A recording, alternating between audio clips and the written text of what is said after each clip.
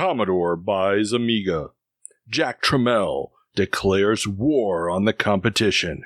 And Nintendo announces US NES launch plans. These stories and many, many more on this episode of the Video Game Newsroom Time Machine. I've been waiting a long time for a chance to say this. Stop the presses. Requiescat in pace.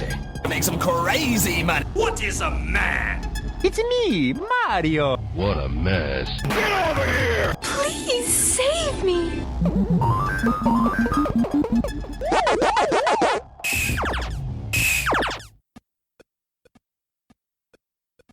Welcome back, everybody, to the Video Game Newsroom Time Machine, the show where we travel back in time to find out what was making headlines in the home computer and video game industries of yesteryear.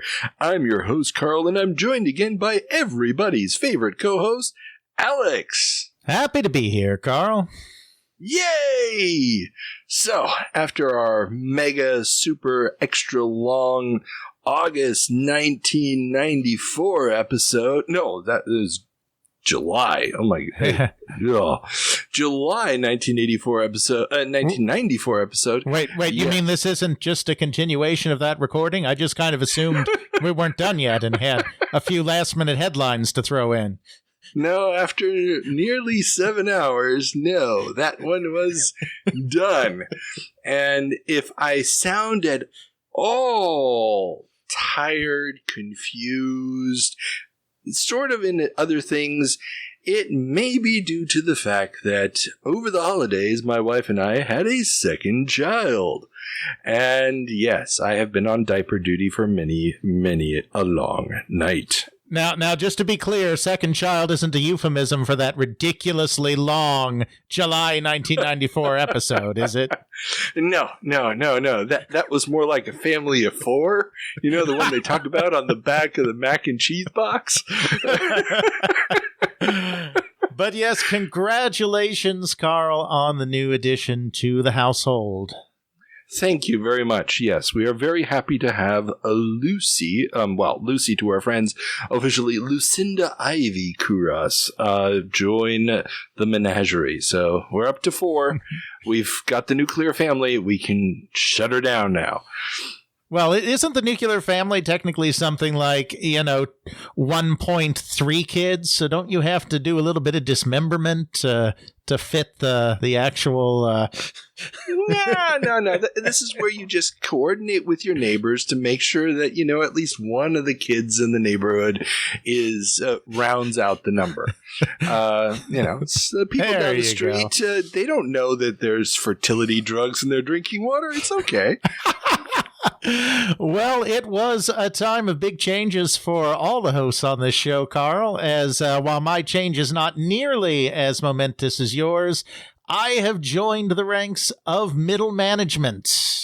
Ooh, congratulations, Alex the man. That's right. I'm leading my team of technical writers now, so... somebody gave me authority. Wow. I won't even let you write copy on this show. Holy shit.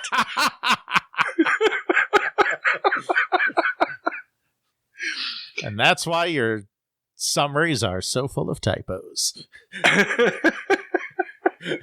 I will not let the AI take over the Video Game Newsroom Time Machine. Never! Yes, and this is true. If I ever get a book deal like you have, I fear having to go back and fixing all of them, especially because I'm an English teacher. Fuck. Okay. Yeah, so that happened.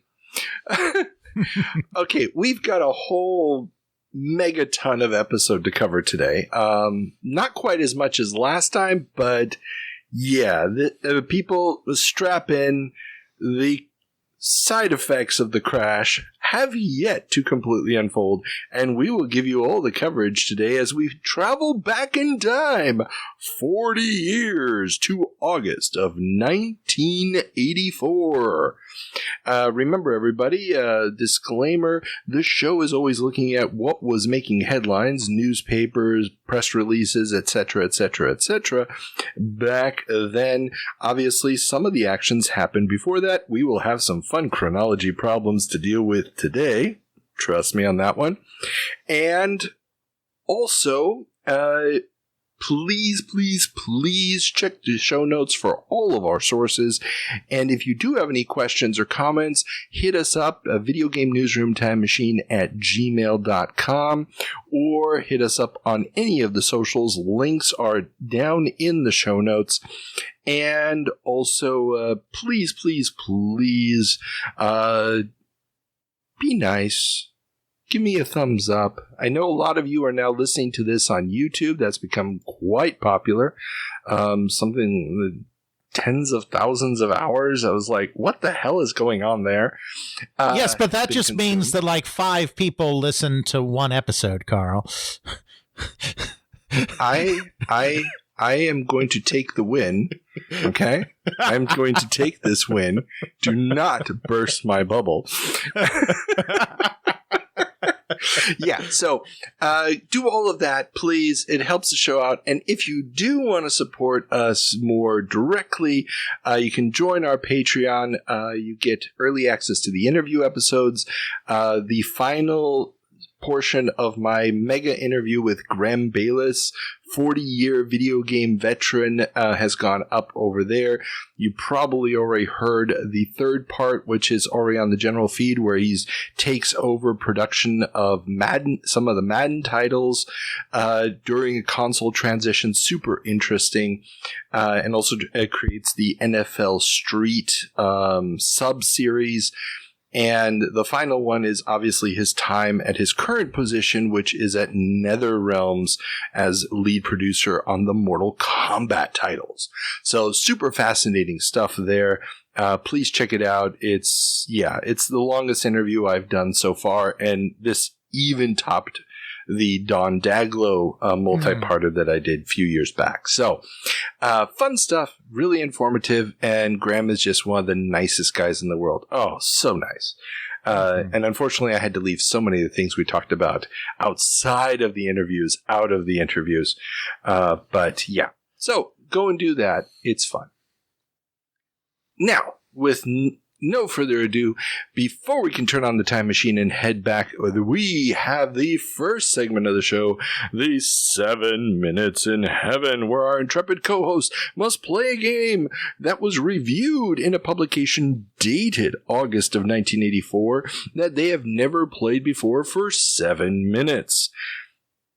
We have many wonderful titles. For example, Dukes of Hazzard for the ColecoVision, 7 Cities of Gold, the absolute classic, Dragon's Keep, Monty Mole, the English are really coming to their own, the dark, Evil Dead conversion, Football Manager for the Commodore 64, finally one of my all-time favorites. Punch-Out comes to the arcades. Lords of Midnight creates massive worlds. Saber-Wolf, which may or may not have inspired a little game called Legend of Zelda. Bruce Lee. And, of course, I had to throw it in there because why not? Print Shop comes to the Apple II because that's worth 7 minutes of your time. So, what did you choose, Alex? And you chose Saber-Wolf from Ultimate Play the Game. That's right, Carl. Being a Yank myself, I have never been exposed to any British exclusive games, any Spectrum games, anything like that, ever, other than the couple of previous ones we've done in these 7 Minutes in Heaven. And Ashby Computer Graphics / Ultimate / Future Rare has such a reputation on the system that, for better or for worse, I definitely should be exposed to those as part of our 7 minutes journey here. Well, and if it is as good as its reputation, then exposure will not be a bad thing. Although exposure quite often sounds terrible. So, okay. Is that what you told the judge, Carl? Hey, there were mitigating circumstances. It was a very windy day. Now, okay, so with no further ado, let's get started.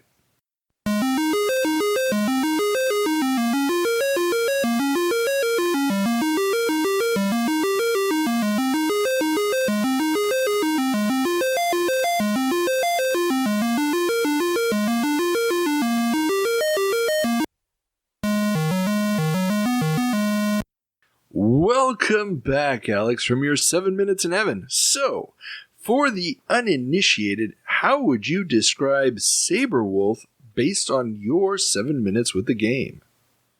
Well, Carl, Saberwolf is adventure on the 2600 if adventure had far more impressive graphics and far more frustrating, constant, randomly spawning enemies.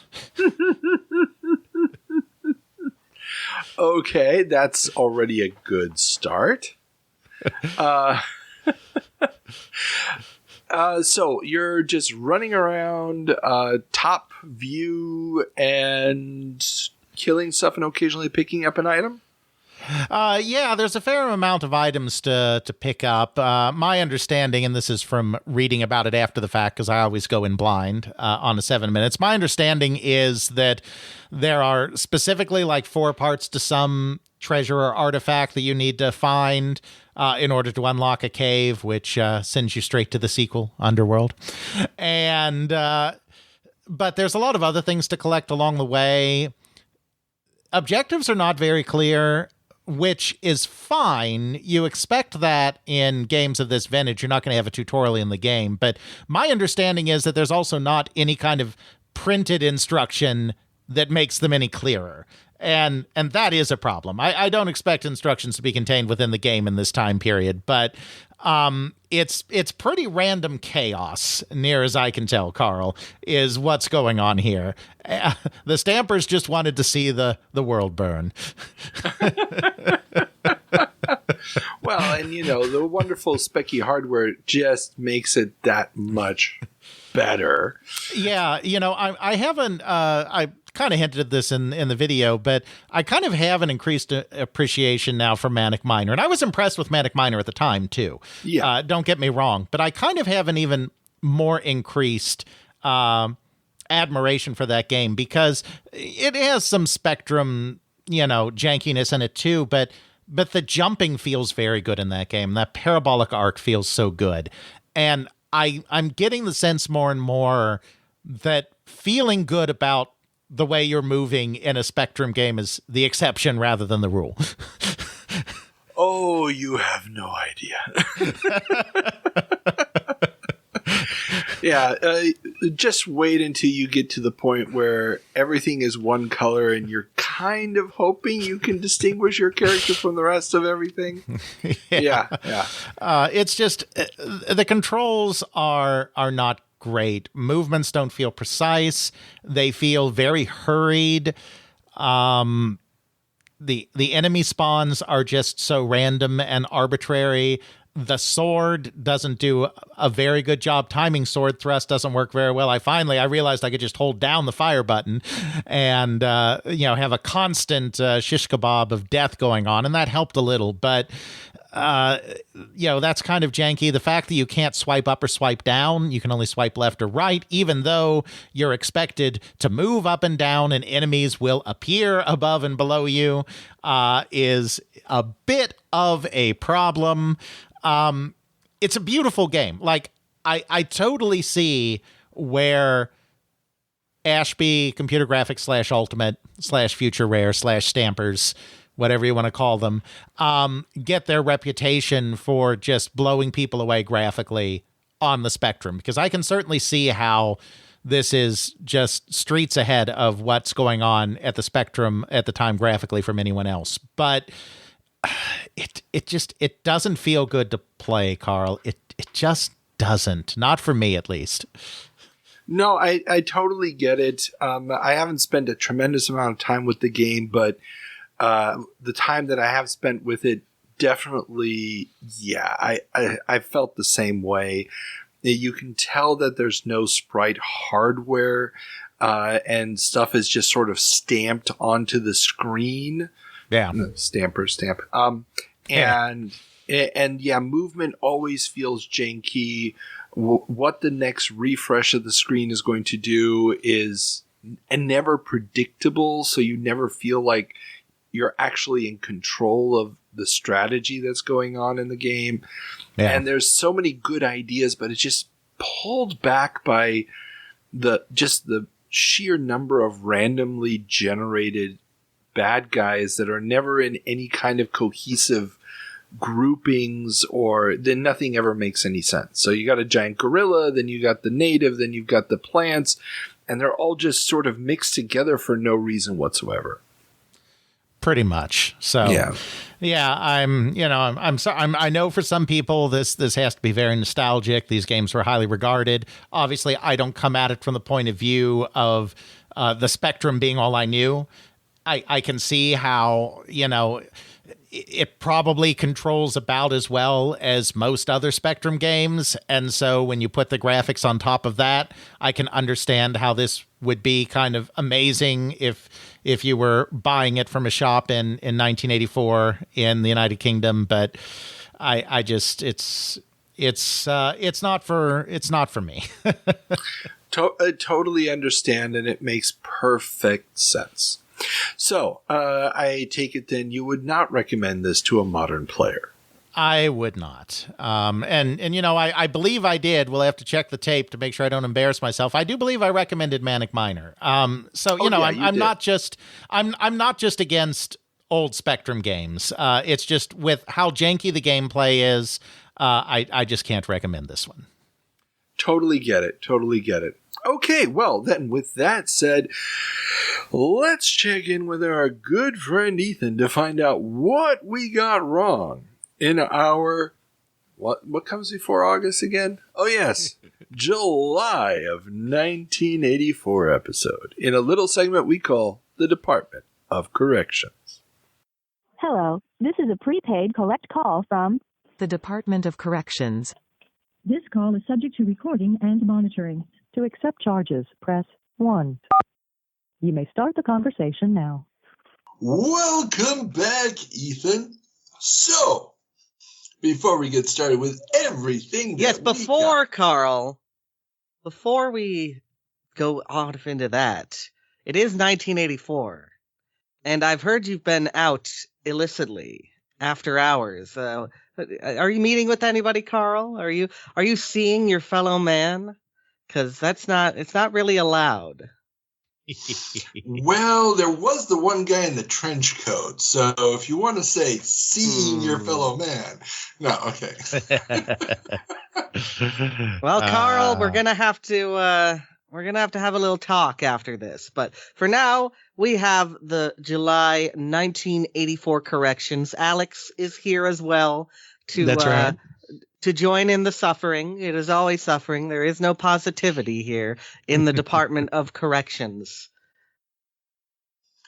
So, I guess there might or may not be an Alex comment?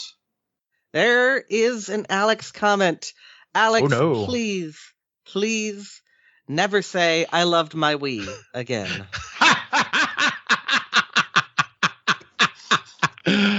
Touche.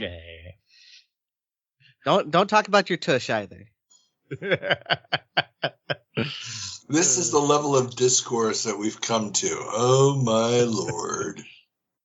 Carl, you lost him a long time ago. Whoever is still here, they'll put up with anything that you do. That is probably correct. And you'll put up with anything that I do to you. You think I'm trying to push him away? Nah. Just kidding. I love all of you. Please, I really do. Keep listening. And keep sending feedback to Video Game Newsroom Time Machine. There you go. But Carl, we have sat you down. The interrogation lights are blaring in your eyes. Are you ready to answer for your crimes? Why not? All right. We'll start off with the 74 jump. You were mentioning the Puppy Pong machine, and I was surprised Alex did not bring up that this Puppy Pong was originally going to be a Snoopy branded version of Pong. But then they looked at it and they're like, oh yeah, we need to actually get rights for that. So they didn't. But there is actually a prototype of Snoopy Pong around somewhere. I don't know where it is, but it existed at some point with a Snoopy on top of the doghouse and all that stuff. That's a totally meaningful cross-licensing thingamabob. Well, I mean, the idea behind the Puppy Pong was to go into doctors' offices and, have like a little recognizable character with it. It made sense. Yeah, they were trying to expand into more of a children's market with it. Jump forward to July 1984. You were talking about the Tarzan game, and VGHF actually did a write-up on that Tarzan game last year. Video Game History Foundation. Yes. Okay, cool. Kevin Bunch, particularly, a friend of ours, talked to a whole bunch of people who worked on it and gave kind of a insight into Coleco's development apparatus. It's a pretty good article, so check that in the show notes. Yeah, I have actually met Kevin Bunch in person twice, which is 2 more times than I can say for either of you. That is true. Then again, who knows? Maybe we bumped into each other at a Dragon Con once. Our time is coming. It is. Oh, it is. If there's still a country to go to at that point. Okay. Then you were discussing the Photon early laser disc, or no, it's not laser disc, laser tag thing, and you said, it wasn't even popular enough to get a video game, but in fact it did get a video game, Carl, on the Famicom. Didn't I mention that? I thought I did say that it got a video game. I do not believe that. I was fairly certain that I said that Photon got a video game, because that's even on the Wikipedia page. It's been too long. I don't remember. I mean, I had a hard time remembering half of what these Department of Corrections were even about. And speaking of that, I believe you're talking about C.A. Robinson, the coin-op distributor, and you were wondering which Bettleman took over after I don't even know which one died. And it was Ira Bettleman who took over. I think it was Al Bettleman that was the other Bettleman, and then Ira took over, who just died not that long ago, right? Last year. Yeah. Sandy Bettleman's still around, and I did have a contact with him at one point, but just never quite got that interview. Yeah, I put in a request to interview Ira years ago, but I never got a response. Then we did all we could. Yep. But Sandy was receptive, so we can still try him. He was Ira's brother. Yeah. Flipping over to the UK, I believe you were trying to figure out what the name of Acorn's, low-price computer was. That is the Acorn Electron. Okay, yeah. The one that's famously piled up in the warehouse in Microman. Mm-hmm. Indeed. I mean, the QLs were too, but you just don't get to see that part. Yeah. Right. Well, because the QL, well, that's a mess. But okay, we'll get to that today. Just imagine Martin Freeman looking very dejected on the show today. If you haven't seen Microman. Yeah. Mm-hmm. Then you mentioned a book, which I thought was very odd, and I did go and verify this. The Daniel Cohen video games book. For some reason, you're talking about it now, but it came out in 1982. Yeah, there was a review of it in a publication dated July of 84. And that's where we looked it up, and we did see that there was a copyright date of 82 on it, but we couldn't figure out when it was actually published. Yeah, I did. I believe I looked at newspapers. I believe it was somewhere around the middle of the year. Mm-hmm. But it was just an odd placement, Carl. Very odd. Well, it was an odd placement because they reviewed it, and then the final chapters. We do have the disclaimer. We do have the disclaimer at the top of every episode that content is dictated by the publication date of the sources being used. Exactly.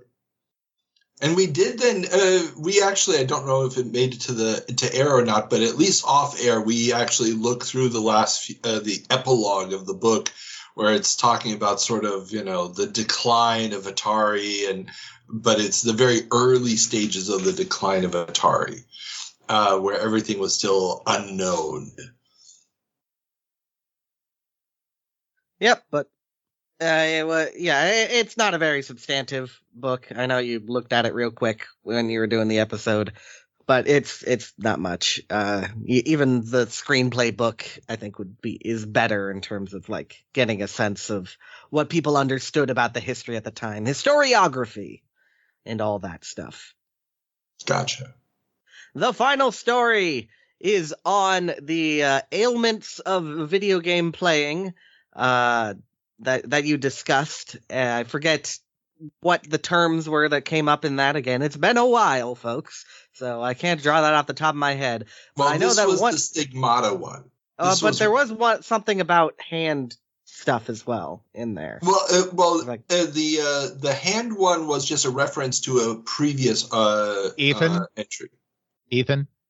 Yes. Never in the Department of Corrections ever mention doing hand stuff again. Oh, he got me on that one, folks. You see, I razz them and they razz back, but whatever was said, the cramping of the dextral fingerness, and I'm trying not to say hand here because Alex has called me out. In some places it was called arcade arthritis. Was a term used. There was once upon a time on the CBC website there was an archive of old footage that they had and old newsreels, and one of them was on this thing about arcade arthritis, but they've taken that down since. I do have a copy of it saved, but it's no longer on the website. And you also mentioned something about someone got injured using a trackball, and you're like, that has to be Missile Command. Carl, it could also be Centipede. Come on. Mm-hmm. Good point. Good point. Yeah, that is valid. That is very valid. I'm trying to remember if there was a date on his injury, because this was coming out in a medical report, so it wasn't like this guy just got it and news reported on it. This comes out in a medical report, I believe, in a medical journal. So it would have been. Well, if it was any time in the last 3 years, it could have been Centipede. Yeah, that's right. That's right. And technically, it could have been Atari football as well, but less likely. Gotcha. That is all we have for July 1984 for the Department of Corrections. You may stand and hobble out because there is no strength left to you. And we will see you next time for July 1994. And wait. Just so we're clear, this was a 4-hour and 46-minute long episode. That's all you got? Hey, Alex catches you when you're going astray, okay? I feel that is a lame excuse. I feel very good about this. All right, well, we'll see about next time, Carl. Don't put your head up too high. Yeah, because the next episode was like 7 hours long. Oh, I've already seen the notes. They ain't any longer. So, Ethan, as always, thank you for your service. Goodbye, bye. And with no further ado, let's turn on the time machine and head back to August of 1974. 1974. You'll talk to the computer. After the eyes flash.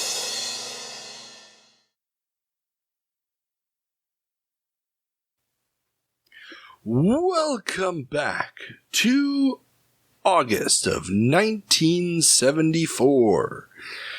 Alex, what's our first story? Well, Carl, Atari sells Japanese manufacturing to Namco. Atari has announced that they have sold their Japanese manufacturing operations to Nakamura, and I'm going to kill this, Seisakusho Company Limited, making Nakamura one of the most formidable games operations in Japan. I think it's probably Seisakusho, but I am also probably butchering it horribly because I often do that with Japanese as well. Yeah. So this is the company that will be known later on as Namco if they're not already using the trade name in some capacity. Absolutely. And this is a big moment for them because they are still a relatively small operation at this point. And they're not really in the video game business. They've been helping out a little with Atari Japan over the past few months.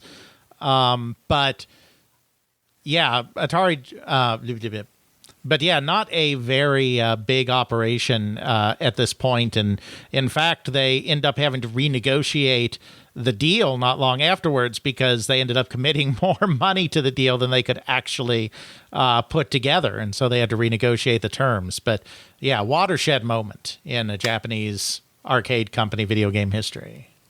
Oh, definitely. And this is really just as the Japanese are starting to find their footing in the video game industry. As we've talked about a couple of games already, and one that we mentioned last month as the first Japanese design game to come over to North America. And that one is making some waves. Indeed, Carl, it appears that Basketball a hit. Coin-Op distributor C.A. Robinson reports that Midway's TV Basketball is a huge hit with operators and factory deliveries are lagging behind demand. The large size of the players and the baskets themselves are innovations that are producing huge collections. Absolutely. And of course, distributors and Cashbox are always a bit of the self-promoters as well, because they're also trying to sell more copies when they say things like this, since magazines like Cashbox go to operators, and then operators are like, oh, the game's a big hit. Well, I can't miss out on that. But of course, they do have a reputation to maintain. If they did that and then every game that they promoted was terrible, then they wouldn't have customers long. So the truth is probably somewhere in the middle. I mean, in the grand scheme of video game history, it's not one of the biggest sellers of the era, but I think it did probably do all right. And of course, this is, as you said, kind of the first time a Japanese video game has come over to the United States and done some business. Exactly. And we've talked about this, obviously, in our 40-year jumps over the last few years, but they have licensed it out to Midway for manufacturing. Now, here's a question I have for you. Maybe you've run across this in your research. Is Midway and are companies like this just importing manufactured boards, or are they actually building the boards themselves in their own factories in the U.S. around this period of time?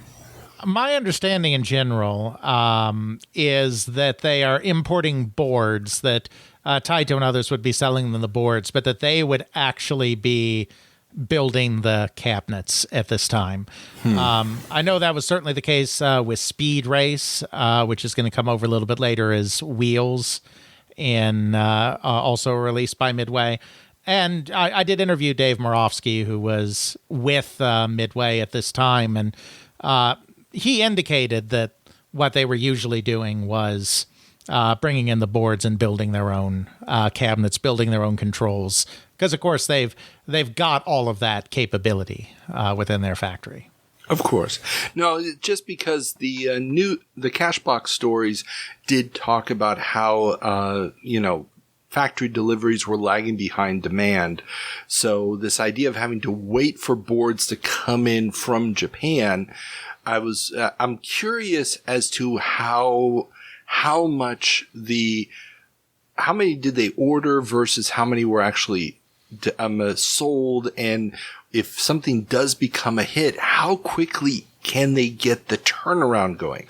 I'd love to get some insight from somebody from the time or from documentation about that ability to turn around and get additional boards. Indeed. So, okay. Well, maybe somebody out there knows. Ethan? Wink, wink, nudge, nudge.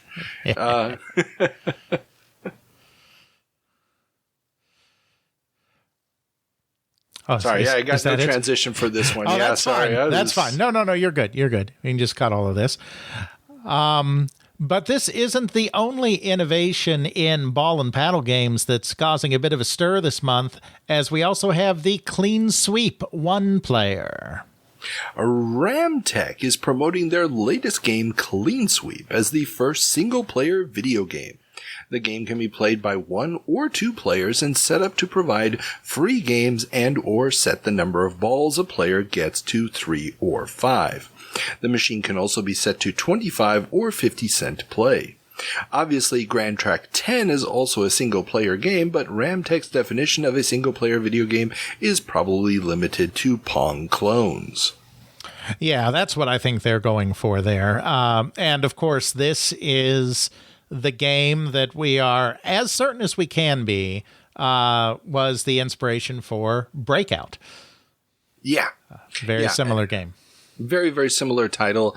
Different play mechanics, as far as I can tell from some video footage.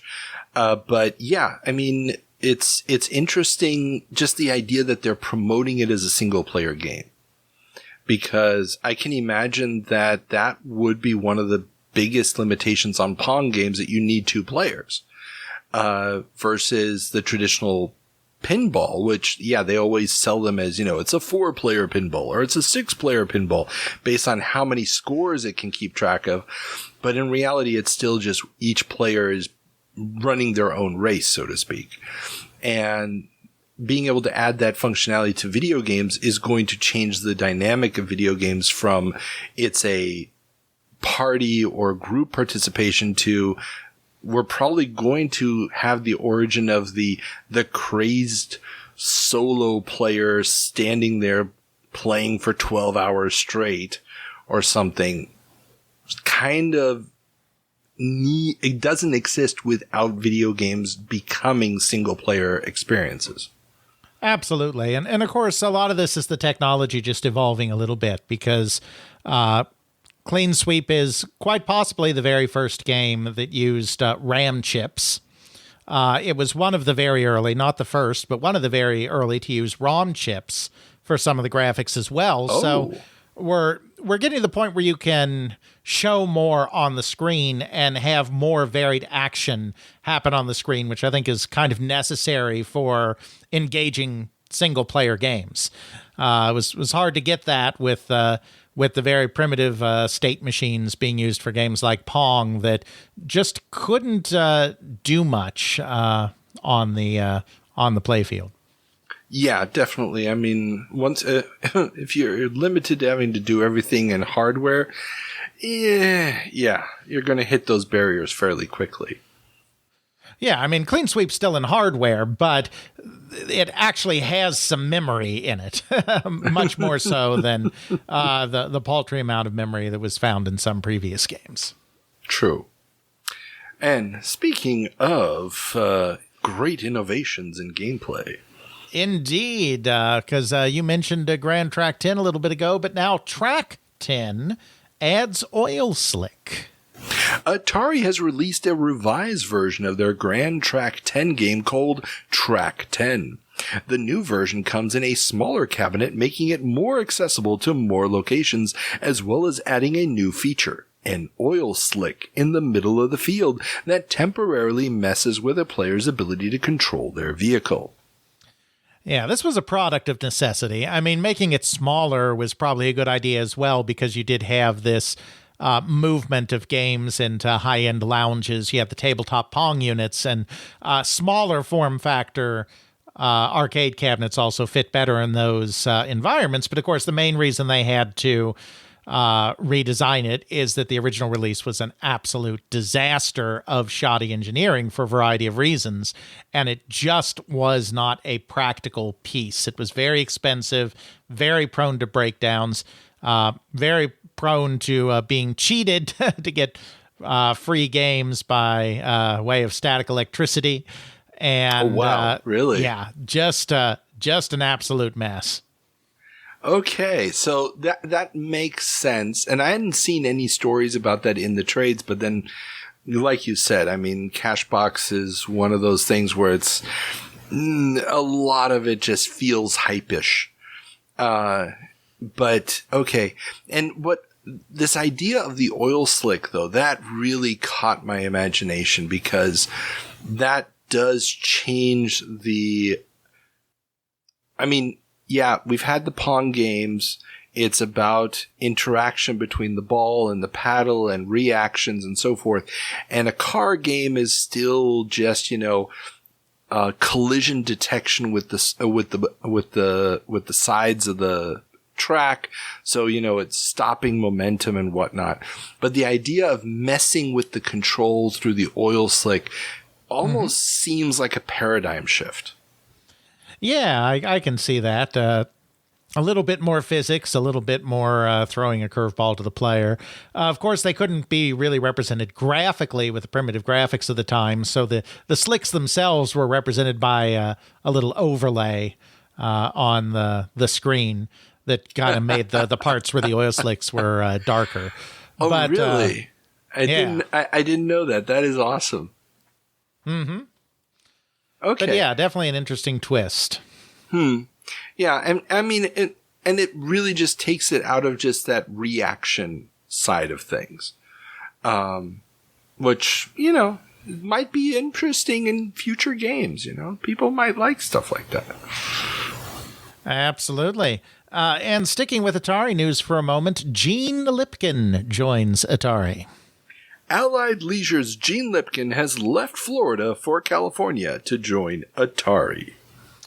That's right. I interviewed Gene Lipkin before he passed, and basically, Allied Leisure had great success with their Pong clone, Paddle Battle, and Gene Lipkin was head of sales down there, and he had been promised a commission on units that he sold, and then when the game sold way more than even I think Allied Leisure expected, the commission did not materialize as expected.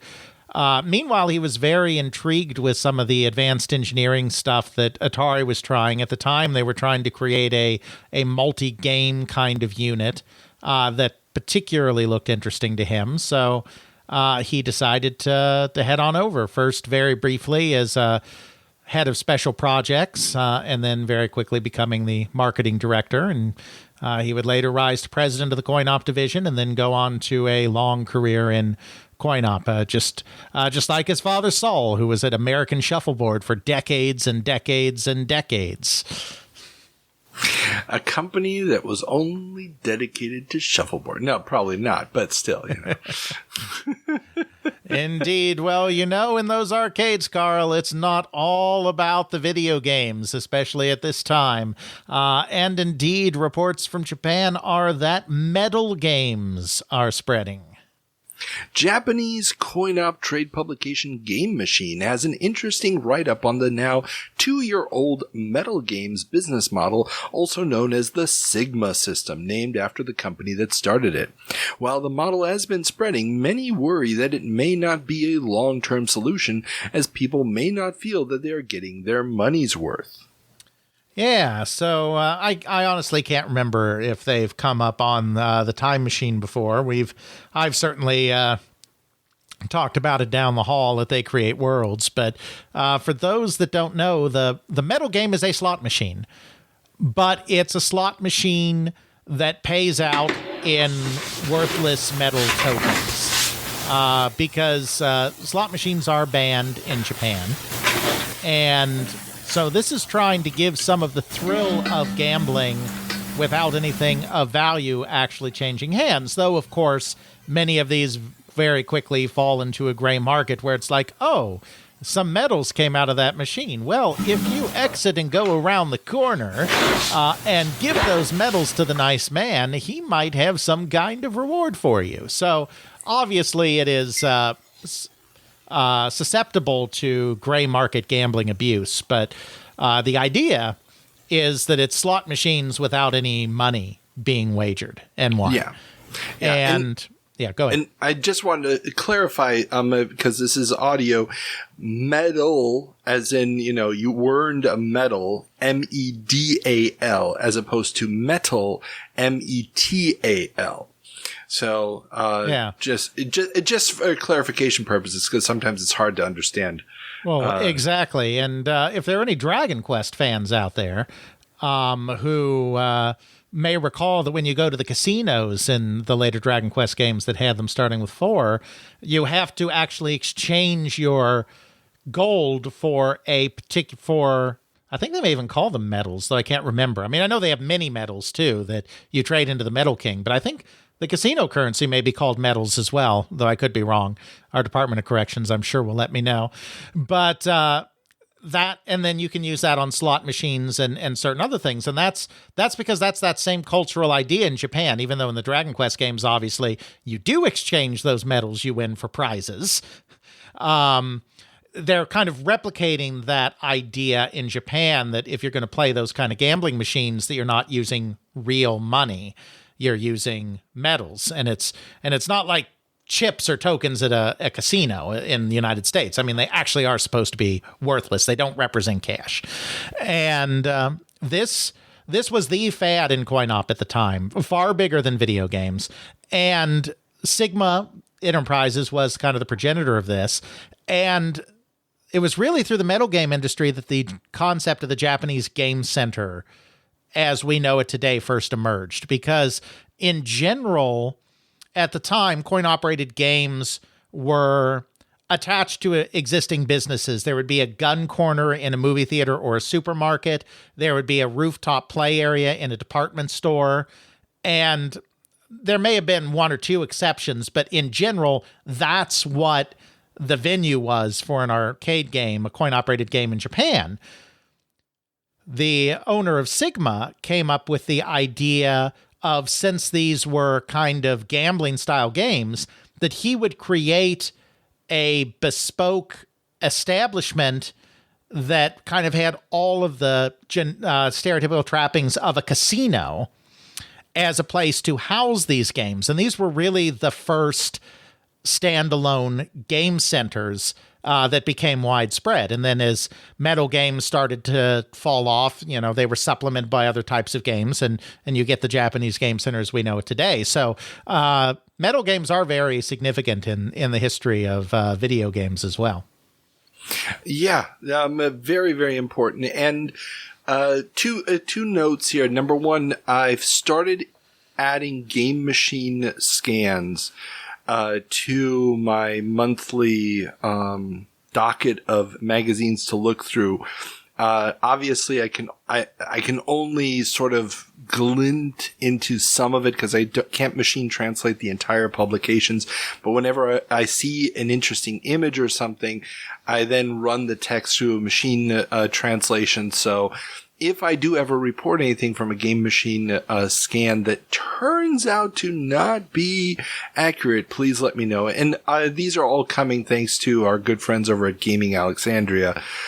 Please go and support them. If you're not going to support this podcast, or you can't support both of them, then please at least support them. They're doing some great work gathering materials and getting them online for preservation purposes.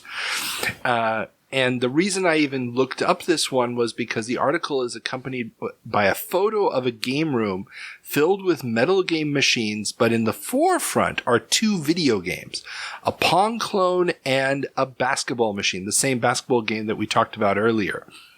And there's also an explanation write-up about how video game systems use ICs, integrated circuits, to create images like balls and paddles on screen.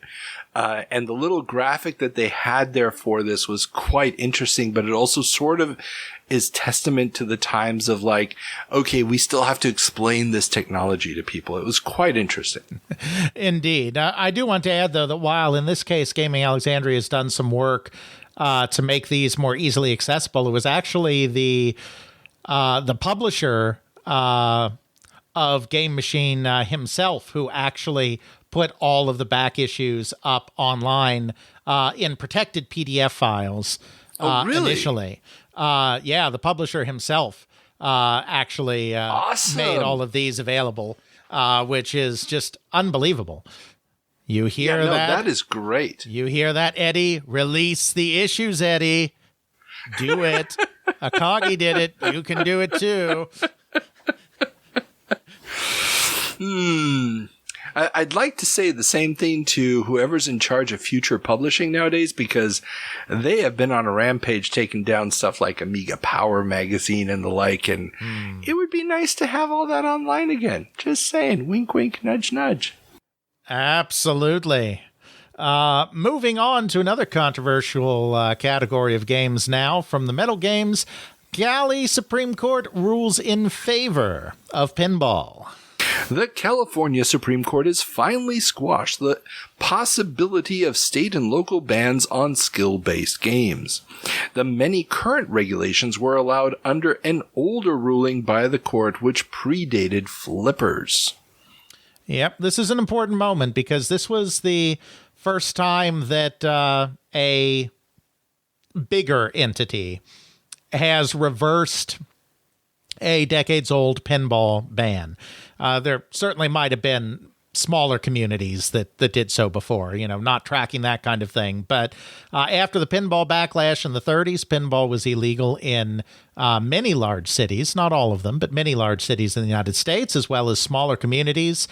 And now that is starting to be reversed. And the Supreme Court ruling here means that pinball will be legal in Los Angeles, where it had been banned based on the Supreme Court ruling, the previous one that this overturned. And so Los Angeles becomes the first of like the really big cities in the United States to walk back a pinball ban, and gives a strategy for local operators and distributor organizations to start trying to challenge other bans in places like, I don't know, New York City and Chicago. Ah, yes. Bring it on. Of course, all of that 10 years later will be, or almost 10 years later will be reversed when everybody goes, video games are destroying the children. And they were going to start the bans all over again. Yes, time is a circle indeed. But at the moment, coin-op is on an upswing of legitimacy, with the video game actually being a very large part of that upswing in legitimacy. And it's even gotten to the point that coin-op can appear on The Price is Right. Cashbox Magazine reports that 2 arcade games, Bally's Circus Pinball and Atari's Grand Track, will both be appearing as prizes on the upcoming fall season of the show currently taping in California. These won't be the last coin-ops to appear on the show. The hope is that the appearance of the machines will help improve the industry's image. That's right. That's pretty big when you're appearing on the daytime TV that the housewives watch. I mean, that's just big from the point of view of this has to be absolutely, completely inoffensive to everybody. Yeah. And I even remember this. I mean, my grandmother, she was wheelchair bound. And so when we went to visit her and my grandfather over Christmas every year, she would watch copious amounts. Price is Right was just on every day. I still do not know why, but I want to spay and neuter pets. So, but I always was super excited because like it felt like at least once a week there'd be an arcade game on there. It was almost always a Midway arcade machine. Things like Arch Rivals and games like that would show up as part of the prize packages. And it would be also the first time I'd ever know what one of those machines was supposed to be worth. Aha, yeah. That's an excellent point. And even though you did steal my thunder slightly here, Carl, just a reminder to all of our listeners to spay and neuter your hedgehogs and bandicoots. And not your Italian plumbers? That's what we call a morally gray area, Carl. Oh, come on. It's not like he's ever actually going to find the princess. She's always in a different castle. Moving on, we end our look at the 1970s with a little human interest story from the Hartford Courant. 13-year-olds simulate life on computer. The Hartford Courant reports that two 13-year-olds have been using computers over the summer at Talcott Mountain Science Center to create various programs, including a life simulator that simulates the growth and death of organisms on a 2D plane, represented by asterisks on a printout. The fate of the asterisks depends on their proximity to one another. Too close or too far away, they die. Just right, they multiply. One of the young men, Stephen Perlman, wants to join the various printouts into a movie. There's lots of, and this is a quote from him, there's lots of things you can do with a movie. It'll be easier to explain what's happening. One generation will pop into the next. Now, of course, these young kids are just doing John Conway's Game of Life. The Hartford Courant reporter doesn't necessarily know this, but this is a program that's not original to them. This is just something that has been spreading around since John Conway invented it back in 1970. But there's still a very good reason that we are highlighting this little human interest story, which, Carl, would you tell the people? Well, this young man, Stephen Perlman, will go on to design several computer systems, including 3D graphics chips, lead the group that designs the very first version of QuickTime at Apple. He worked on X-Band and ran the company that developed the 3D scanners used for films like Benjamin Button. Yeah, so that whole idea of, there's something with these movies and computer images. I'm not sure what it is yet, but there's something there. And it was just freaking cool, to run across this. Absolutely. That's really great. Yeah. Yeah, I mean, I sent him a request. I want to interview him because this would be absolutely cool to sort of get this perspective on the evolution of the technology, of just the idea that he's got this image in his head of, I want to combine these things at 13 is just awesome. Just from playing Conway's Life. I mean, not even from playing something that you would normally consider particularly cinematic. Just from Conway's Life. And he's not doing it on a system with a screen. I mean, if he was doing it on a screen, I could almost understand it. There's just, there's a spark in this kid. I mean, there's just something cool about it. Indeed. A nice story to end our look at August 1974. That's right. So it's buckle up, everybody. Let's turn on the time machine and jump forward 10 years to August of 1984.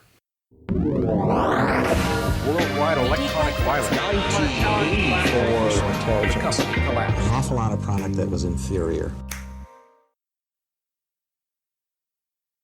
Welcome back to August of 1984.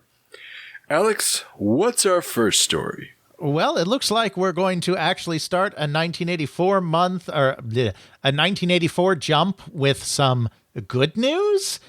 No, say it's not so. As Silicon Valley proves resilient. The massive number of bankruptcies and layoffs resulting from the computer industry downturn has not phased optimism in Silicon Valley, according to US News and World Report. Despite the collapses of companies such as Osborne Computer, Victor Technologies, Actrix Computer, and Atari, many in the Valley see the shakeout as an opportunity to concentrate on new fields such as biotech and telecommunications.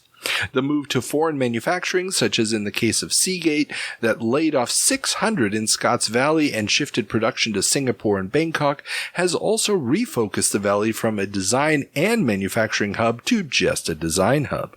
According to DataQuest analyst Kenneth McKenzie, quote, many of those hurt in the shakeout were marginal players and shouldn't have been in business in the first place, end quote. Bruce Davis, president of iMagic, which saw its payroll shrink from more than 200 to just 42, said, quote, most of those laid off have already found other jobs. The rest are either consulting or starting their own companies, end quote. Santa Clara County has, despite all of this, one of the lowest jobless rates in the nation at just 4.8% in June, down from 7.9% a year earlier. One local paper has more than 40 pages of high-tech help wanted ads in its Sunday edition. Advanced Micro Devices has 700 positions to be filled, with Hewlett-Packard sitting on a similar number. Yeah, so, I mean, of course, one of the things that has always fueled the Valley and continues to fuel the Valley is the tradition of not having non-compete clauses in contracts when you hire people into these companies. So when a bunch of companies like Atari and Osborne and all these others hit trouble and do have to lay people off, those people can just turn right back around and do the same thing at a similar company. It's part of what kind of fueled Silicon Valley's success and I think made it resistant to these kind of downturns. And as the article hinted at, biotech is starting to become a really big thing right now. It's not something that we focus on so much when we're looking at the video game industry or the internet or whatnot, because it's a completely different area of business. But biotech also, predominantly started in Silicon Valley, with Genentech being the biggest company. And it was just a few years before this that the first synthetic human insulin was produced. And so, yeah, there's always growth opportunities in the Valley, even as the video game business does its thing, even as the home computer business does its thing. Obviously, both of those businesses are going to come back in a big way in a few years. But even in the valleys, pun intended, there's seems to always be room for more tech of one kind or another in Silicon Valley. Yeah, and I think the big thing here is also this shift away from manufacturing. Mm-hmm. Which had been there. I mean, they were making the chips and everything there. And that is leaving the Valley. That is no longer going to be the driver. It's going to just be these extremely high-end design jobs, which, I mean, is going to have also a massive impact on the demographics. I mean, the lower educated factory workers and stuff are simply going to be squeezed out of the Valley. And absolutely, it's going to cause a part of the massive problem with overpriced housing and so forth that they suffer from today is because there's simply such a demand for these people with very, very high incomes, and there's just no room anymore to keep, relatively reasonably priced housing going in the area. Exactly. And, it's so funny that obviously we still refer to it as Silicon Valley to this day, but it wasn't called Silicon Valley just because there was technology there. It was called Silicon Valley because that's where all the chip factories were. So, yeah, it's losing its identity. It's not really after this and never again going to be Silicon Valley. But of course, we still call it that, despite the original meaning of the name being lost, because it just becomes a stand-in for the idea of high-tech things going on. That's true. That's true. Hey, we still call them the Green Bay Packers. Not a lot of meat packing going on anymore. But oh well. Uh-oh. Careful. You do not want the city of Green Bay getting mad at you, Carl. Oh, Lord. Oh, I know. Sorry. You are playing with fire there. Speaking of playing with fire, it appears that Warner's second quarter losses are massive. The sale of Atari and other operations have hit Warner Communications Incorporated's bottom line hard. WCI has reported second quarter losses, this is just one quarter, of $437 million, with most of that coming from the sale of Atari to Jack Tramiel, despite massive film and music incomes with hits like Police Academy, Gremlins, Sudden Impact, and Greystoke. Yeah, absolutely. I mean, Warner should be fine in the longer term, but as we talked about when we were going through the sale, they didn't recoup any money from selling Atari. That was really just getting these bad assets off the book. They sold it for debt. Yeah. So it's not a surprise that they would take a charge against that, but it is interesting to talk about these massive film and music incomes. And, this is one of these things. I'm not a social historian, so I can't say this with any certainty. But of course, this is the exact period of time when movie studios discover that there is actually a young audience for movies that want to watch movies about themselves, about young people, which is something you didn't have really before the late 70s, early 80s. Movies were about older people in the 70s and their problems. It wasn't about young people. Well, you had movies for young people like cartoons, or you had like the beach blanket movies of the 60s, but they weren't about young people living real young people lives and tackling real young people problems. You didn't have young people dramas. That's true. That is true. I mean, yeah, you didn't have something like The Breakfast Club exactly. from the 70s. And I really wonder if it was the massive success of coin-operated video games with teenagers that kind of woke these people up to like, wait a minute, teenagers have way more money than we thought they did. Maybe we should try marketing other products to teenagers a little more as well. Well, there was an article, we talked about this maybe a year or so ago here on the show, and I'd have to go through the notes to find it, where there was an analysis about how the changing demographics, mainly in the lower birth rates and the lower size of the Gen X population, meant that there was a lot more purchasing power in the teenage audience than in previous generations. Right. Plus, and that is really having a major effect right here.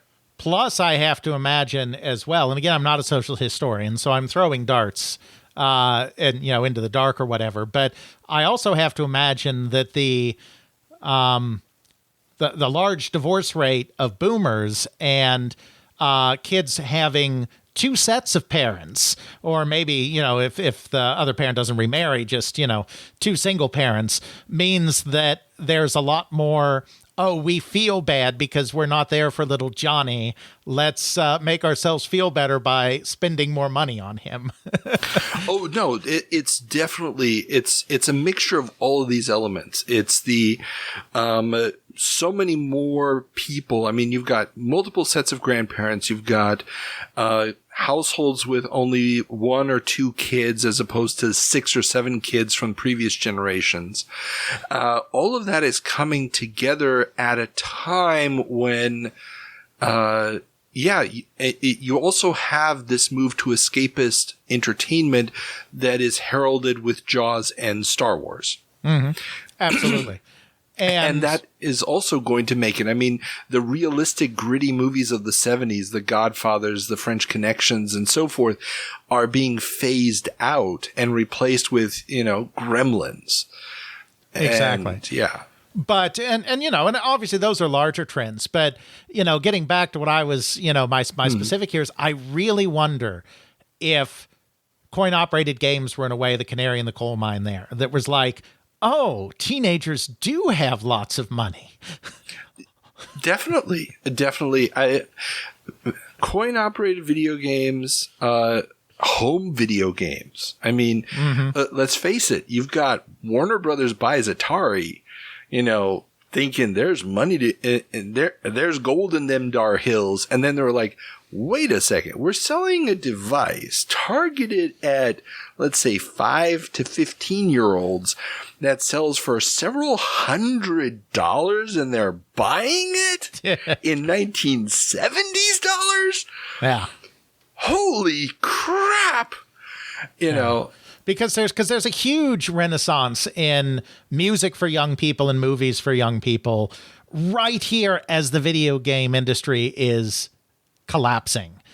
And and we're going to see it. And there's another factor here, which we're going to be talking about. There's going to be several. We're going to be talking a lot about how the other entertainment industries are impacting video games this month. Mm-hmm. But there's another factor here that all of these movies also have the VHS releases on the horizon. Mm-hmm. And they are part of the idea. And getting back to this idea of, we're going to target a movie at the younger audience and spending big money on stuff that used to be kids' entertainment, cheap kids' entertainment. Greystoke. Have you ever seen Greystoke? I haven't seen Greystoke, no. It is a super serious retelling of the Tarzan story with Christopher Lambert. Mm. It is big, glossy movie. You would have never bothered to spend real money on Tarzan productions prior to this. The fact that they're going big on Tarzan is exactly what you were talking about.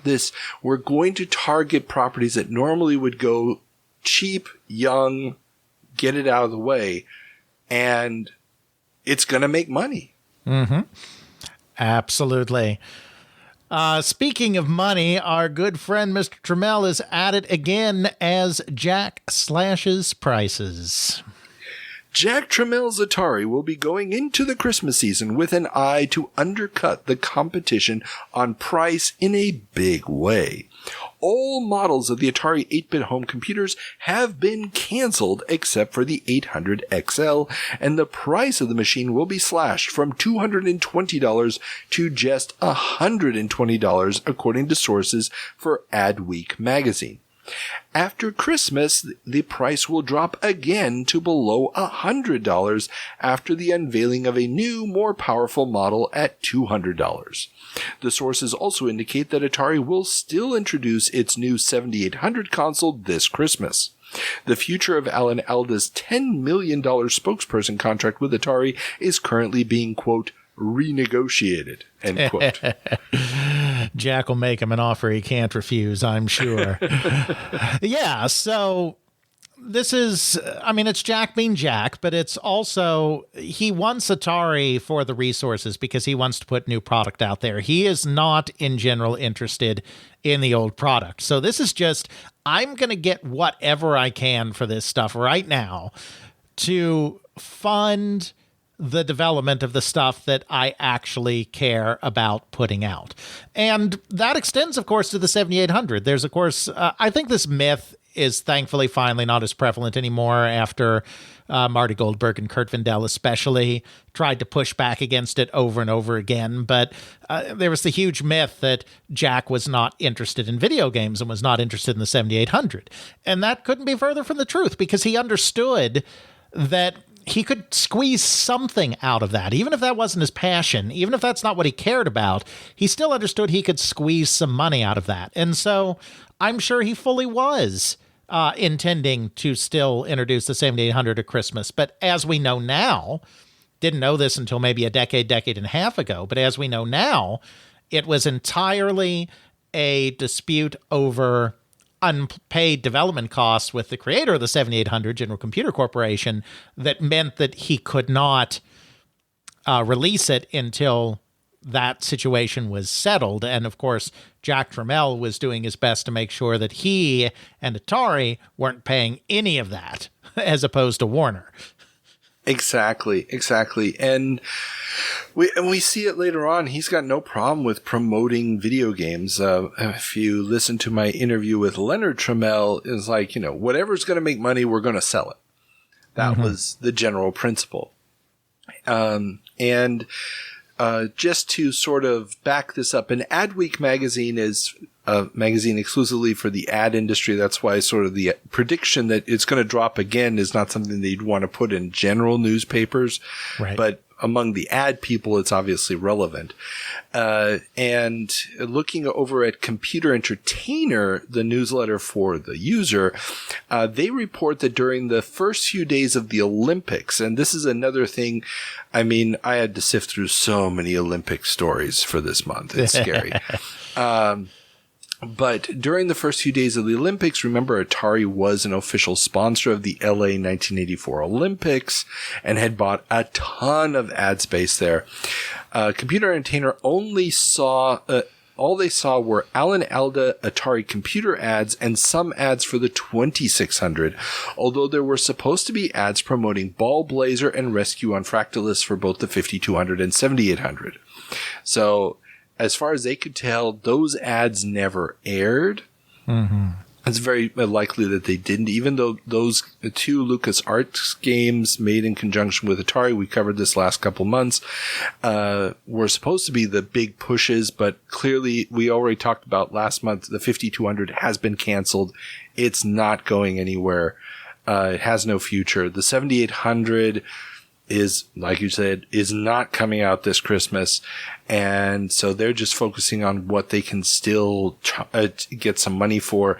Atari, we talked about last month also, was trying to sell off some of the ad space it had already purchased in order to recoup some of those losses, because there's no way that they needed to be spending that many millions on TV ads. But yeah, fallout of the crash. Absolutely. And meanwhile, while Jack is trying to resurrect his version of Atari, his old stomping grounds have been a little busy as well as Commodore to buy Amiga. On August 16th, Commodore International Limited announced that it had agreed to purchase Amiga Corporation. According to the New York Times, Amiga showed off its new color Macintosh-like computer 2 months ago. The machine would retail for $1,500 compared with the $2,500 Mac. Yeah, this is just an absolute necessary move for Commodore at this point. Jack, while he was there, had already scared away almost all of their chip people. Chased them away, I should say. Not scared away. Though Jack attacks can be pretty scary, I hear. And the company had been unsuccessful. MOS Technology, the Commodore subsidiary, had been unsuccessful in extending their chipset into 16-bit. There is a 16-bit version, upgrade, enhancement, follow-on, whatever, of the 6502. Yeah, we talked about it last month. But no. So they failed to come up with their own hardware. Their chip people are mostly gone, and now many of their technical people that were left were all left with Jack when Jack left to join him at Atari. So Commodore's pretty gutted at this point. They know they need a next-generation system. The Macintosh is a thing. The IBM PC is a thing and only going to get more sophisticated. The day of the 8-bit home computer has clearly just about run its course, and they have nothing up their sleeve anymore. So it makes perfect sense that they would want to buy a company like Amiga and buy next-generation hardware for themselves. Oh, definitely. And I mean, we've talked about their moves the last few months, like they have a license to manufacture chips from Intel, but they're very old chips. They purchased a Canadian company to make PC clones, but ultimately those are not future prospects. They're not going to be moving the dial. They need something to replace the Commodore 64. Now, granted, soon as CES rolls around, we're going to see the 128 come out, be announced, and all this other stuff. But, you know, you said it right. The 8-bit generation is over. And without a 16-bit extension of the 6502 chip, which MOS Technology originated, they're kind of up a creek. Exactly. So, yeah. There's just, however, one tiny little problem about Commodore purchasing Amiga, and it is the subject of our next story, as Atari sues Amiga. Jack Tramiel's Atari filed suit on August 13th against Amiga Corporation just as news broke of Commodore's planned acquisition of Amiga became known in industry circles. The three parties said nothing of the suit before reports of its existence began circulating on August 20th. Atari claims that Amiga had been paid $500,000 by Atari to develop 3 microchips for Atari, but just days before Tramiel bought Atari from Warner Communications, Amiga canceled the deal, returned the money, and told Atari that the chips did not work. Leonard Schreiber, Atari's general counsel, said, quote, "What Amiga advised the old Atari around June 29th was that it could not complete the chips. They offered to return the initial advance, and Atari accepted, taking their word on good faith," end quote. Schreiber declined to explain how Atari knows that the chips did in fact work, but did say that the suit against Amiga was filed before they knew that Commodore was going to acquire Amiga. Irving Gould, chairman of Commodore, declined to comment on the suit, but said that it would, quote, "still be some time," end quote, before the acquisition of Amiga was complete. The terms of the deal have not been announced. Yeah, so regardless of your feelings of the Amiga as a computer, or Jack Tramiel as a businessman, or anything else, what Amiga did here, as will become clear through the discovery in the court case, and et cetera, was some really shady shit. Yeah. Yeah, I mean, it's quite clear, and we talked about this in the last couple CESs when we reported on them, that Atari was hyping up their next generation machine, and they never said they were going to be using the Amiga chipset, but it's pretty clear they were planning on using the Amiga chipset for that next generation of systems, and it was going to be based on the 68,000. It's also fairly clear Amiga was trying to keep their options open. And now, whether or not Amiga ditches Atari because they've heard rumors that Jack Tramiel might take it over, which is what some Amiga people have suggested in interviews, or whether or not they saw Atari going down in flames and decided they didn't want to get stuck there, or they were offered more money by Commodore and decided to get out and use this lie, or whether or not the lie never actually happened. Obviously, the depositions would strongly suggest that it did happen, that they did lie about it. None of this ultimately ends up mattering because, there was no way Atari was going to be able to produce a machine with this complicated set of chips with the resources that Jack Tramiel had available. Absolutely. But yeah, I mean, they broke their contract and lied to try to stop from being liable for that contract break, because if the chips truly didn't work, then they would be free and clear of the contract, no questions asked, because that happens, and that was an out that they had. And but the chips clearly worked, and they could have clearly delivered them on the schedule as agreed to in the contract, and they chose to make up this story. And I do believe it was friend of the show Leonard Tramiel, correct, that discovered the canceled check, right? I believe so, yes. If memory serves me right, he ran across it, or he was one of the first people to find it, yeah. Exactly. So Jack and his people discover that canceled check for $500,000 in the old archives, because they didn't know. I mean, because they're just buying the company. Like, Jack had looked at Amiga, too, as a potential place to invest in. He had no idea when he bought Atari that this deal had existed and then had been canceled, because the deal was not current by the time that Jack bought the company. But then they discovered that canceled check in the records, and they're like, oh, wait a minute. Yeah. Maybe something happened here. And flip side, whatever you think about, Amiga doing something a little ethically dubious like this, there's no doubt that Jack never passed up an excuse to sue somebody for violating a contract. That was one of his preferred pastimes. So he did seem to enjoy that, yes. So there was no way, once he discovered this deal had existed, that he wasn't going to sue. Even if Amiga had been a little more above the board in the way they ended the deal, he still probably would have sued to get the full details of what exactly went on and try to extract something from the situation. So, well, also he's already announced he's going to be making a machine that's going to be looking a lot like that. Yes. And the last thing he wants is Commodore going up against him because, well, let's just keep going with the stories. But the one thing I wanted to say here before we keep going, because the next couple of stories, again, the timelines here all got kind of blurry and messy.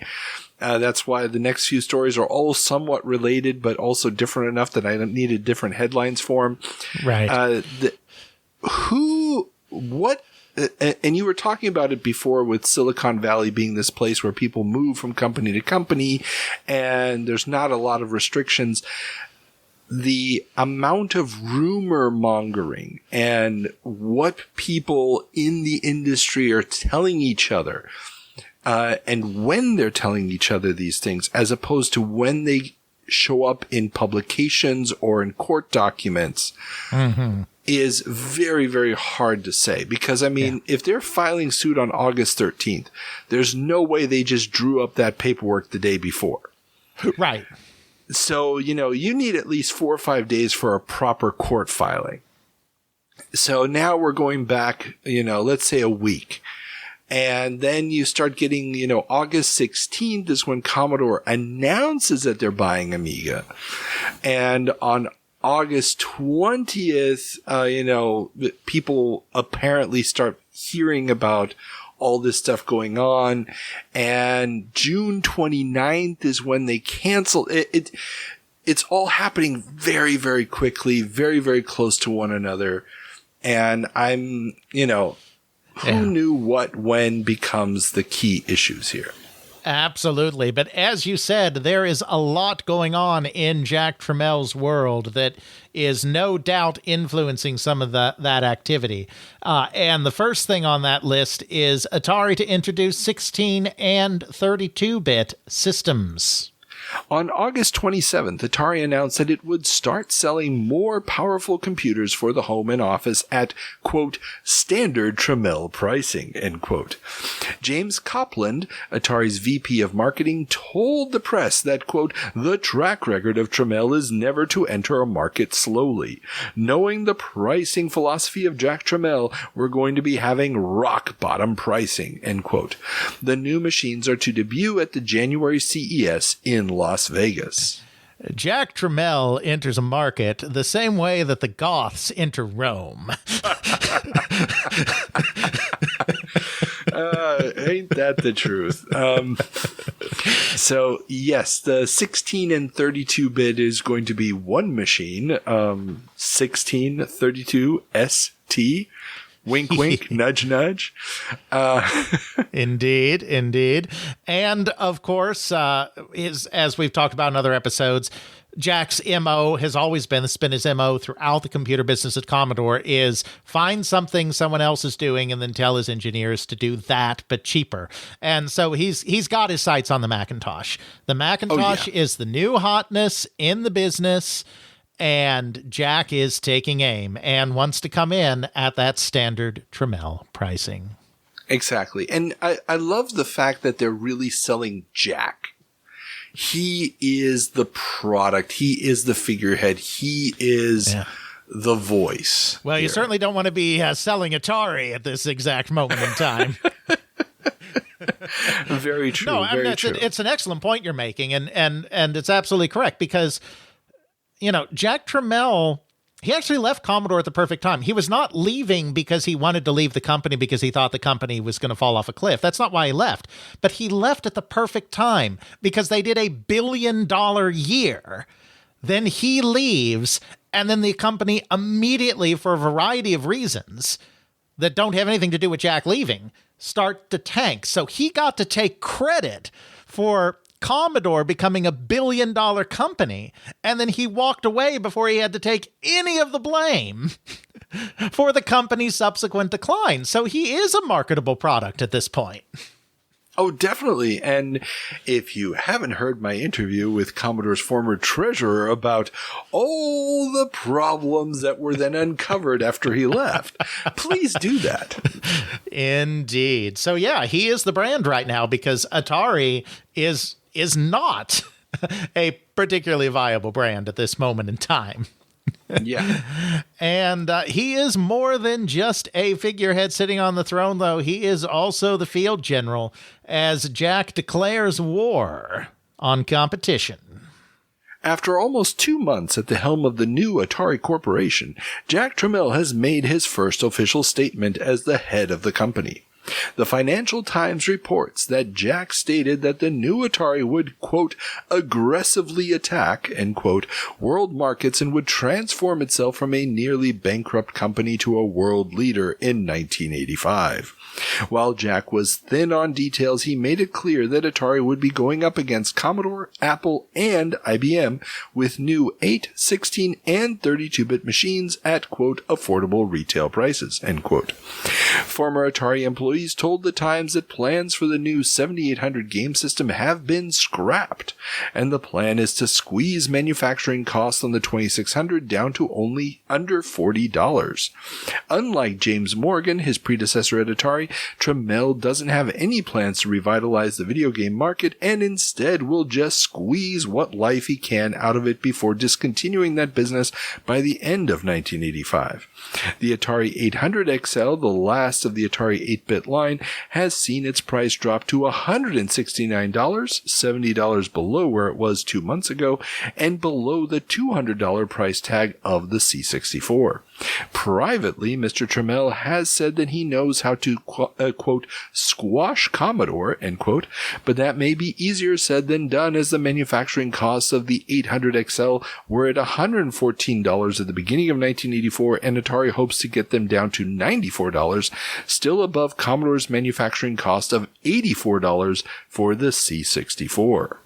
Vertical integration, something that Jack deliberately set up at Commodore after he got burned in the calculator wars, which is giving Commodore that little bit of price edge, which is another reason why Jack cannot be happy to see Amiga entering the fold, where they have designed a bunch of their own custom chips as well, and they may be able to replicate some of that vertical integration in the next generation market that is proving so vexing when looking at the disparity in manufacturing costs of the 8-bit computers here.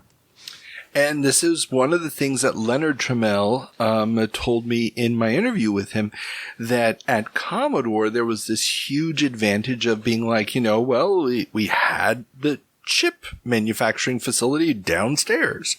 We wanted to do a prototype. We wanted to make a change. Boom. You almost immediately had it there.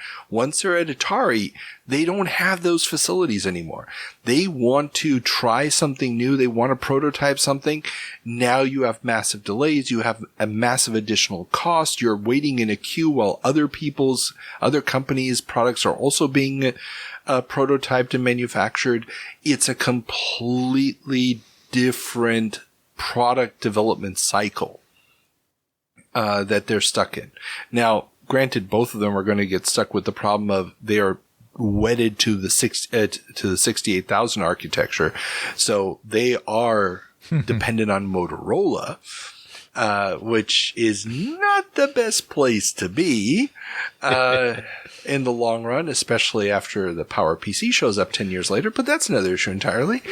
And but yeah, you're right.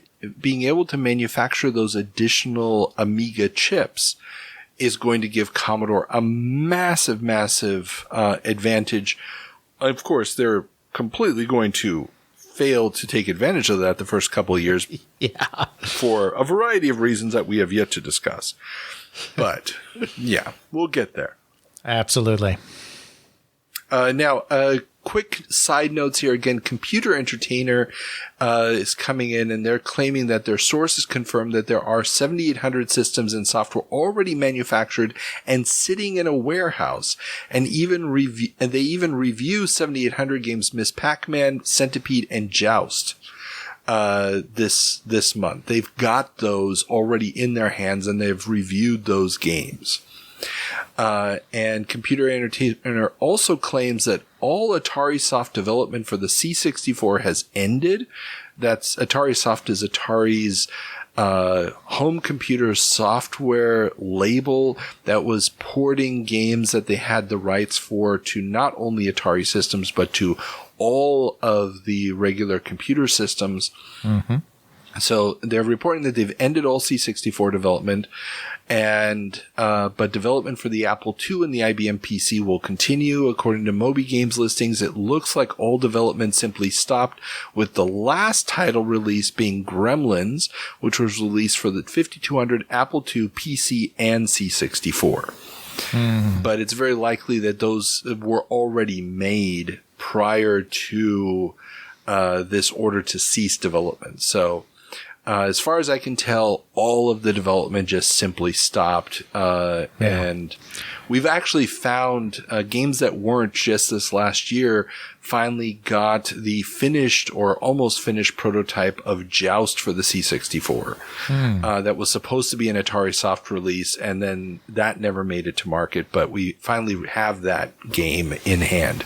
And it's quite a good version of it. I mean, it would have been nice to have it back in the day. And these were all sensible moves because Jack had very limited resources at this point. The company really did need to focus on one goal, and he was perfectly happy to keep releasing stuff that the company already had, that had already been developed, because that raises capital. But he didn't really have the men or the money to be developing products outside of his goal of getting that new 16 and 32-bit system that he wants to market. So, Jack doesn't always make the smartest decision when it comes to software, because it's not a field he ever cared about or really understood. But I definitely see where he's coming from here. Oh, yeah, no. And I mean, the way that's portrayed in Computer Entertainer, it's more like, well, we're not supporting Commodore anymore. Right. But everybody else. But yeah, their simple reality is it's just not a business that they want to be in. And as we've talked also before, it's going to become a rights issue as to what rights to which games has Atari Corporation, the new entity, actually purchased from the old Atari assets, and which ones haven't they? Because we can't forget, Warner still holds Atari Games, the coin-op division, at this point. And it's going to be a few years before they finally clear out and say, okay, you guys actually have the rights to all these old games. Yeah, there's going to be some lawsuits. Imagine that. Now, of course, another reason that Jack may be kind of interested in suing Amiga is I think he's hurting a little bit for cash, too, because as is pointed out in our next headline, Jack can't collect. The LA Times has reported that, according to unnamed sources, Jack Tramiel has asked Warner Communications for $50 million in cash because the new Atari has only been able to collect $30 million of the $300 million in outstanding payments from retailers that the old Atari had at the time Jack took over the company. Jeffrey H. Holmes, Warner vice president, called the report, quote, absolutely absurd, end quote, but refused to comment about whether Tramiel had requested any amount of cash from Warner. The Times quoted the sources as saying that Warner might heed such a request for fear Tramiel would back out of the purchase deal. The source at Warner said, quote, he could fold his tent, end quote, which would be worse for Warner than if they hadn't sold Atari in the first place because they thought they were, quote, bailed out, and they're not, end quote. Yeah, because as we said, Jack bought Atari for debt, and a lot of that debt was Warner giving up receivables that theoretically still had value, emphasis on the theoretically, And so they were actually giving potentially Jack a valuable asset that just wasn't worth something right now. So, I'm not an expert on these kind of business deals, but I presume if Jack just said, I changed my mind, I don't want to do this, there's not really anything they could get out of him, because it was just, convertibles and debt and everything. Like, there were no assets. It's not like, Jack wouldn't be asking for $500 million back, and there's nothing that Warner could, a value that Warner could sue to say, you broke our contract, you owe us these damages. And it's like, what damages? I took a bunch of debt off your hand. You should be happy I did that. Well, and it's not him personally doing it. It was Tramiel Technologies, which has now been renamed Atari Corporation. Also true. So, they could sue Tramiel Technologies, but it's just a shell company. Right. There's nothing there. Owns the old Atari assets and debt, and we already talked about this last month, how Warner has taken over a lot of the Atari debt which hasn't been passed on to Atari Corporation. Right. And these receivables are there. And we have to remember that a lot of these receivables are basically in the hands of toy retailers, or at least department stores, treating them like toys. And if you've listened to my interview with Don Daglow, after he left Mattel, because he was one of the, not original guys on the Intellivision project, but he was there early on at the Intellivision project. When he left, this was a great anecdote. It stuck with me for all these years now. He said he went to one of the CESs right after the crash, and there's this big Mattel booth, and it's like, yeah, and television is going to keep going. Everything is great.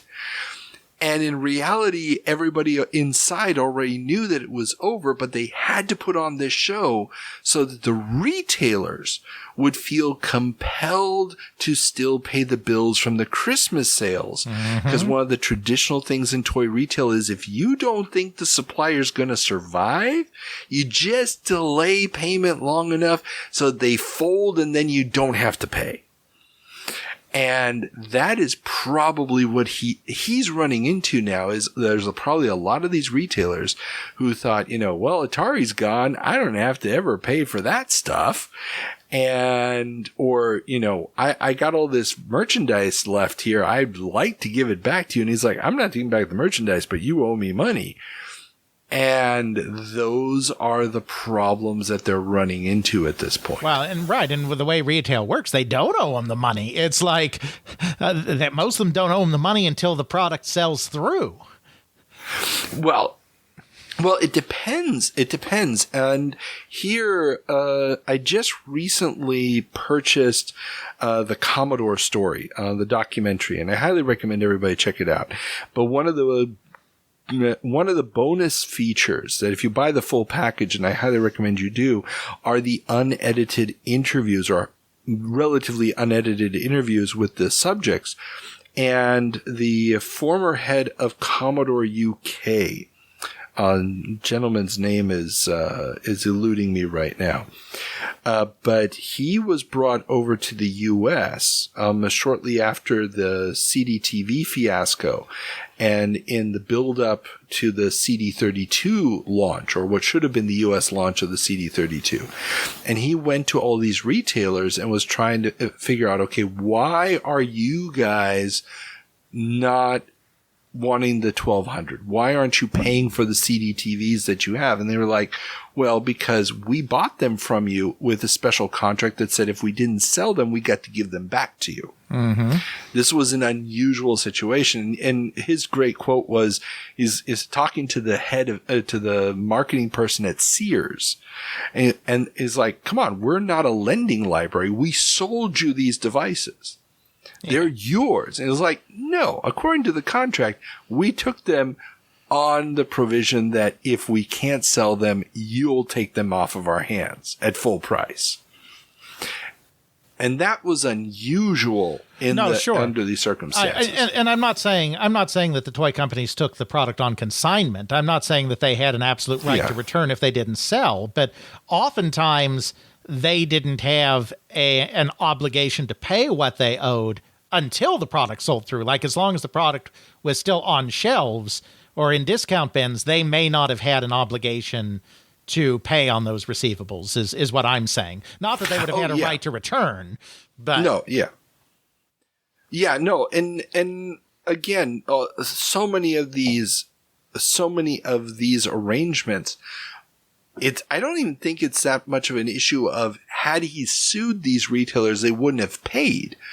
But the cost of going to court to try to get the payment is going to be bigger than the money he has available. And he also knows that he's going to need some of these companies in the future, because he is always about releasing his computers through mass market retailers. And if he pisses off all the mass market retailers by suing them over the Atari stock, that's not going to go well for him. They are not going to want to take his computers when he comes back later and is like, hey, I got this new thing for you. Because that's the dance between retail and manufacturing all the time. It's like the contract may say one thing, no this, no that. We can do this, we can't do that. But keeping the relationship going can be something very different. And a great example of this, Console Wars has so many problems as a book, but every so often there's a great story that peeks through.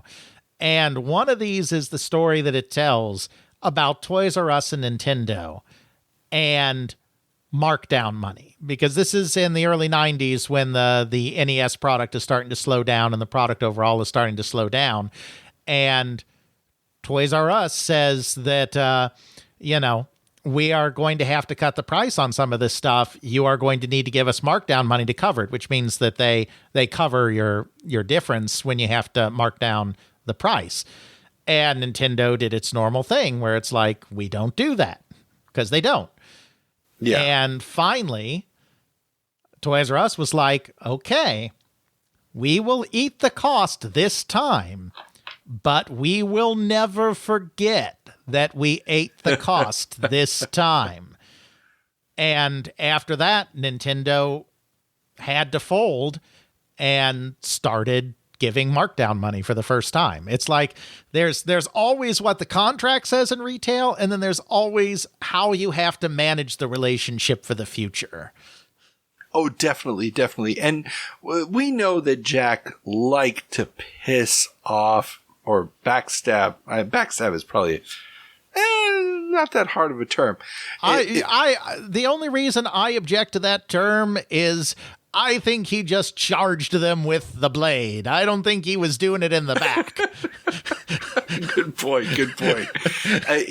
He's left enough carcasses on the behind him that it's going to mess up both Commodore and Atari's ability to get into retail space in North America going forward, regardless of what he does here. I mean, it's really, regardless of this, getting the Atari ST and the Amiga onto retail shelves is going to be almost impossible.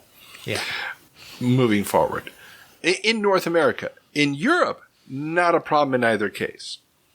But in North America, these things are going to be hard to find at retail. Indeed. And speaking of Europe and the United Kingdom, there's some shenanigans going on there, as well as Imagine Mega Games up for auction. We reported last month on the many shenanigans surrounding Imagine's fall from grace, and the fact that some of the owners had set up a new company, Finch Speed, and transferred assets such as hardware and the rights to Imagine's two Mega Games, Bandersnatch and Scilapse, over to the new company. Well, the bankruptcy court has put the kibosh on those antics, and the rights to the Mega Games are now with the liquidators. The transfer contract was deemed invalid. Former Imagine director Dave Lawson said, quote, "We are currently writing software which will be ready for release in 2 to 3 weeks' time. However, this is not game software and probably not for the UK market either," end quote. Most of the Imagine developers are working with FinchSpeed, including Eugene Evans. Yeah, that's a fun situation. Yeah, so FinchSpeed obviously is going to become the foundation for Psygnosis. And I mentioned Eugene Evans here because several developers are mentioned, but Eugene Evans is going to be one of the key players in the early Psygnosis lineup of games. So, and them claiming, we're not even working on games anymore. BS. And FinchSpeed was set up, and they'd already been going. We talked about this last month. They'd been traveling to the US to get venture capital for the new enterprise. So this idea that, we're moving away from the UK market anyway, is also nonsense. Yeah. But it's, it is the story that they're telling in order to try to get the heat off their back. Indeed. And speaking of things that are nonsense, what about those mega games, Carl? Well, English magazine Computer and Video Games has a blurb about the mega games. Apparently, no one in the company really knows what the games will be. When CVG visited them, Imagine said, quote, "Not computer games that would be an inadequate description. More a collection of concepts that add up to a total home leisure experience," end quote. Yeah. So what I'm hearing is they don't have games. They have concepts of games. And welcome to our current reality. Jesus Christ. They go on to say that Bandersnatch, the Spectrum game, is clearly further along in development, as there was no discussion of what Scilapse, the C64 title, even is. Yeah, my gosh. They were such an outfit. Yeah, but hey, we found out last month that they had a open running tab with a wine dealer, so there you go. Yeah. But they're not the only ones trying to market themselves out of a bad situation here, as Coleco unveils new marketing ploy. Coleco Industries Incorporated announced their new big marketing push for their embattled Atom computer. $500 college scholarships. We reported last month that company head Arnold Greenberg teased a big, innovative marketing approach for the computer, and this is apparently it. A $15 million TV ad campaign will inform potential consumers of the action. Each purchaser of an Atom computer, wholesale price $650 and retailing for under $750, will qualify those families that purchase the machine between September 1st and December 31st, 1984, to receive a $500 scholarship for one child. The child must be under 18 on September 1st, 1985, and must be enrolled in a 4-year college undergraduate degree program before the age of 19.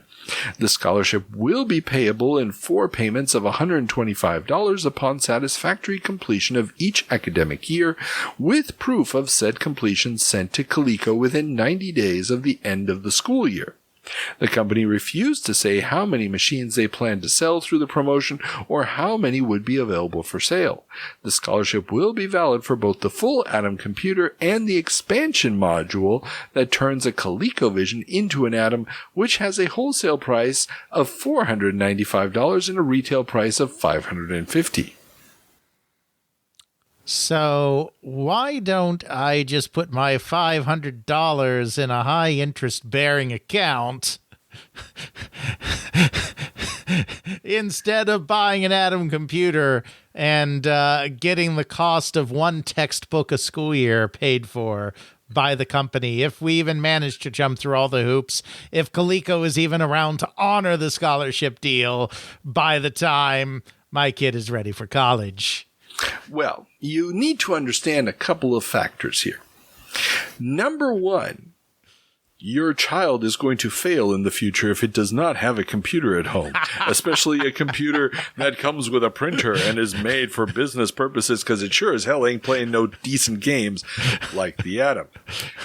Second, as we've reported the last couple of years, the price of universities are only just now beginning to go up after some wonderful changes by the Reagan administration in how funds get redistributed and have been hitting university prices. So at this point in time, $500 as a college scholarship doesn't seem all that unreasonable as an amount. Sure. Because you're only paying a few $100 tuition per semester. But this overly complicated thing of having to send them proof of the college, it's nonsense. It's absolute nonsense. And the other thing I need to also mention with this, and I do believe we'll talk about it a little bit, but for the last couple months, there's been an increasing plethora of voices in the editorial pages of newspapers bitching and moaning about the uselessness of home computers and how nobody can find a reason why you have these things, and and the overhyping of the idea of your kid is going to fail if they don't have a computer. That messaging has already pretty much spurted out at this point, from what I can tell, or at least the popular perception of that message has died. And the fact that they're going to be pushing this, the ads for this. Have you seen the TV ads for this? I don't believe I have. Oh my Lord. There's a link in the show notes. Holy crap in a hat.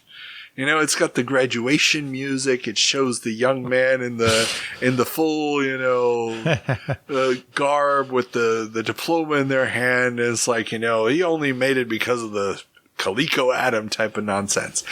It is so 1983. And it is not going to work in 1984, especially not for a freaking Coleco Atom. Yeah. So somebody did not get the memo. Indeed. And that memo is that VCRs and action figures muscle video games out of retail. Oh yeah. One of the big trends in newspaper business sections this month are articles about the staggering growth in both the home video and action figure markets. Newsweek reports that the sale and rental of pre-recorded cassettes racked up an astonishing $1 billion in 1983 from 14,000 locations and could jump to $5 billion by 1988.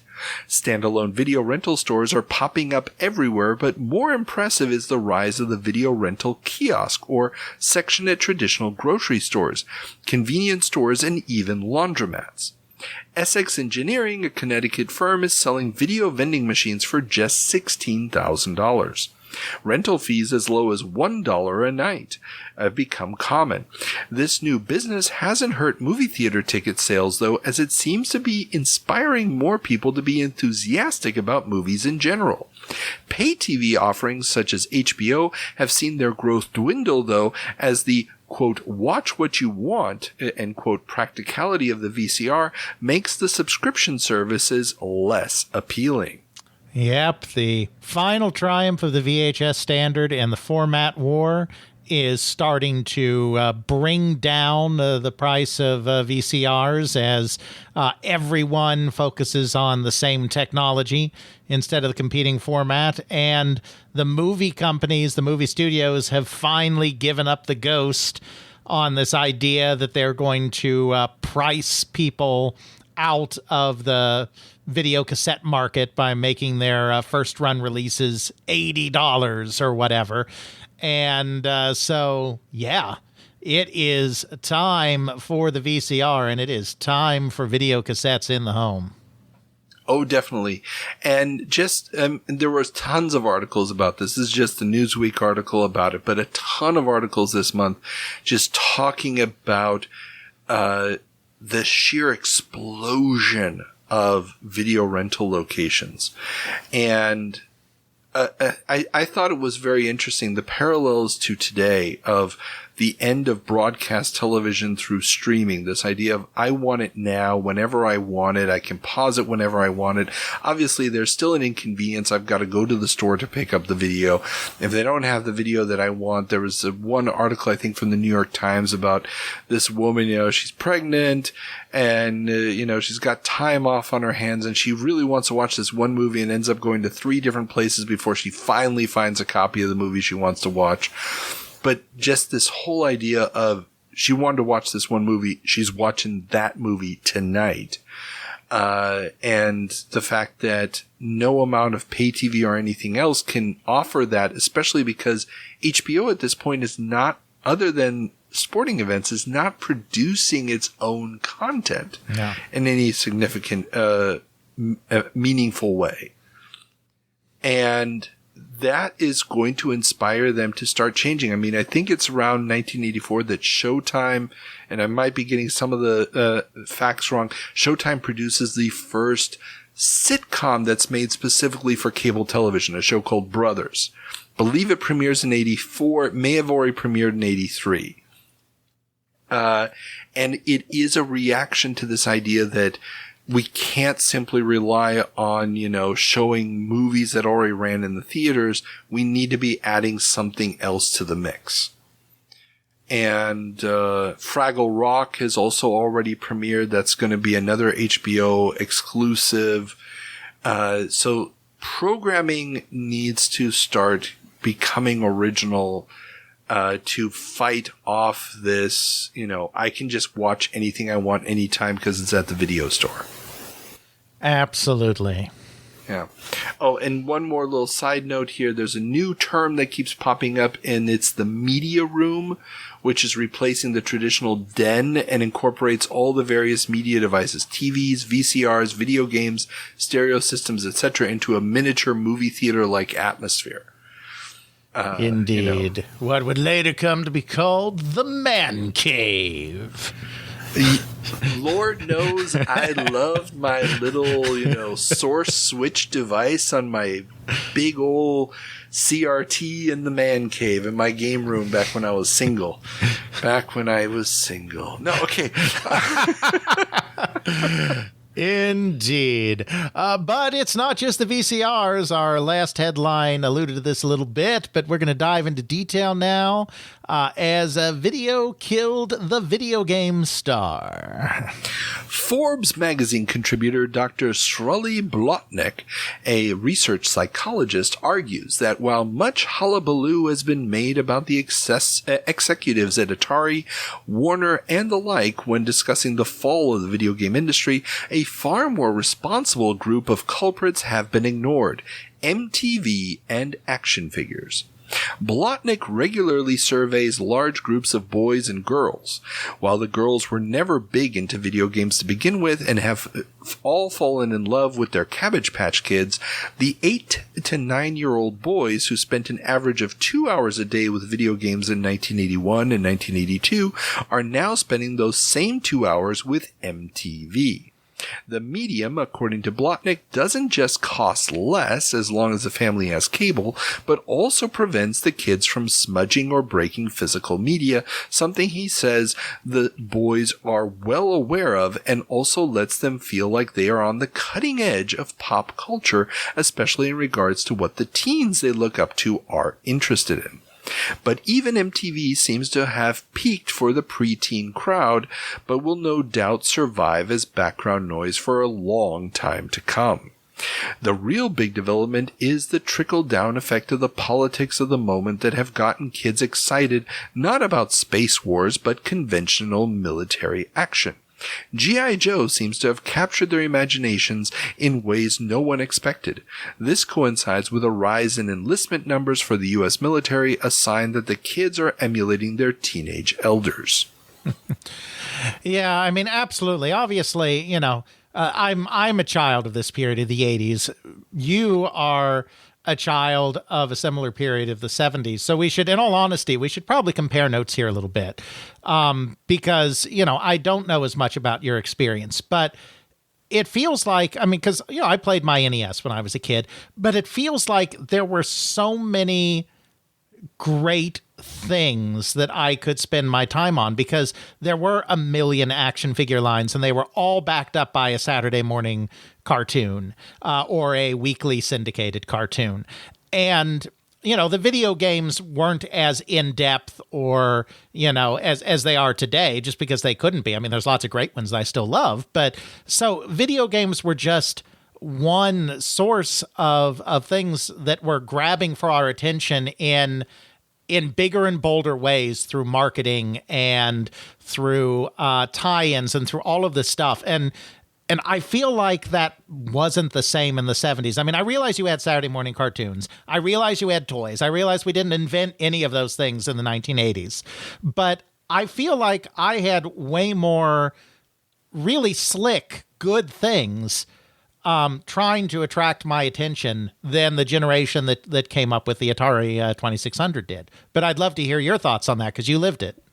Well, I'm born 76, so the 70s kind of passed me by, but fair. In those early couple years of the 80s, I remember the TV landscape prior to the deregulation, prior to the advent of He-Man and the Masters of the Universe. The first time He-Man and the Masters of the Universe comes on, and I was already a fan of the toys before the show premieres. And this is, I guess, a key experience, because for me, those mini comics, that was like, the toy has a meaning.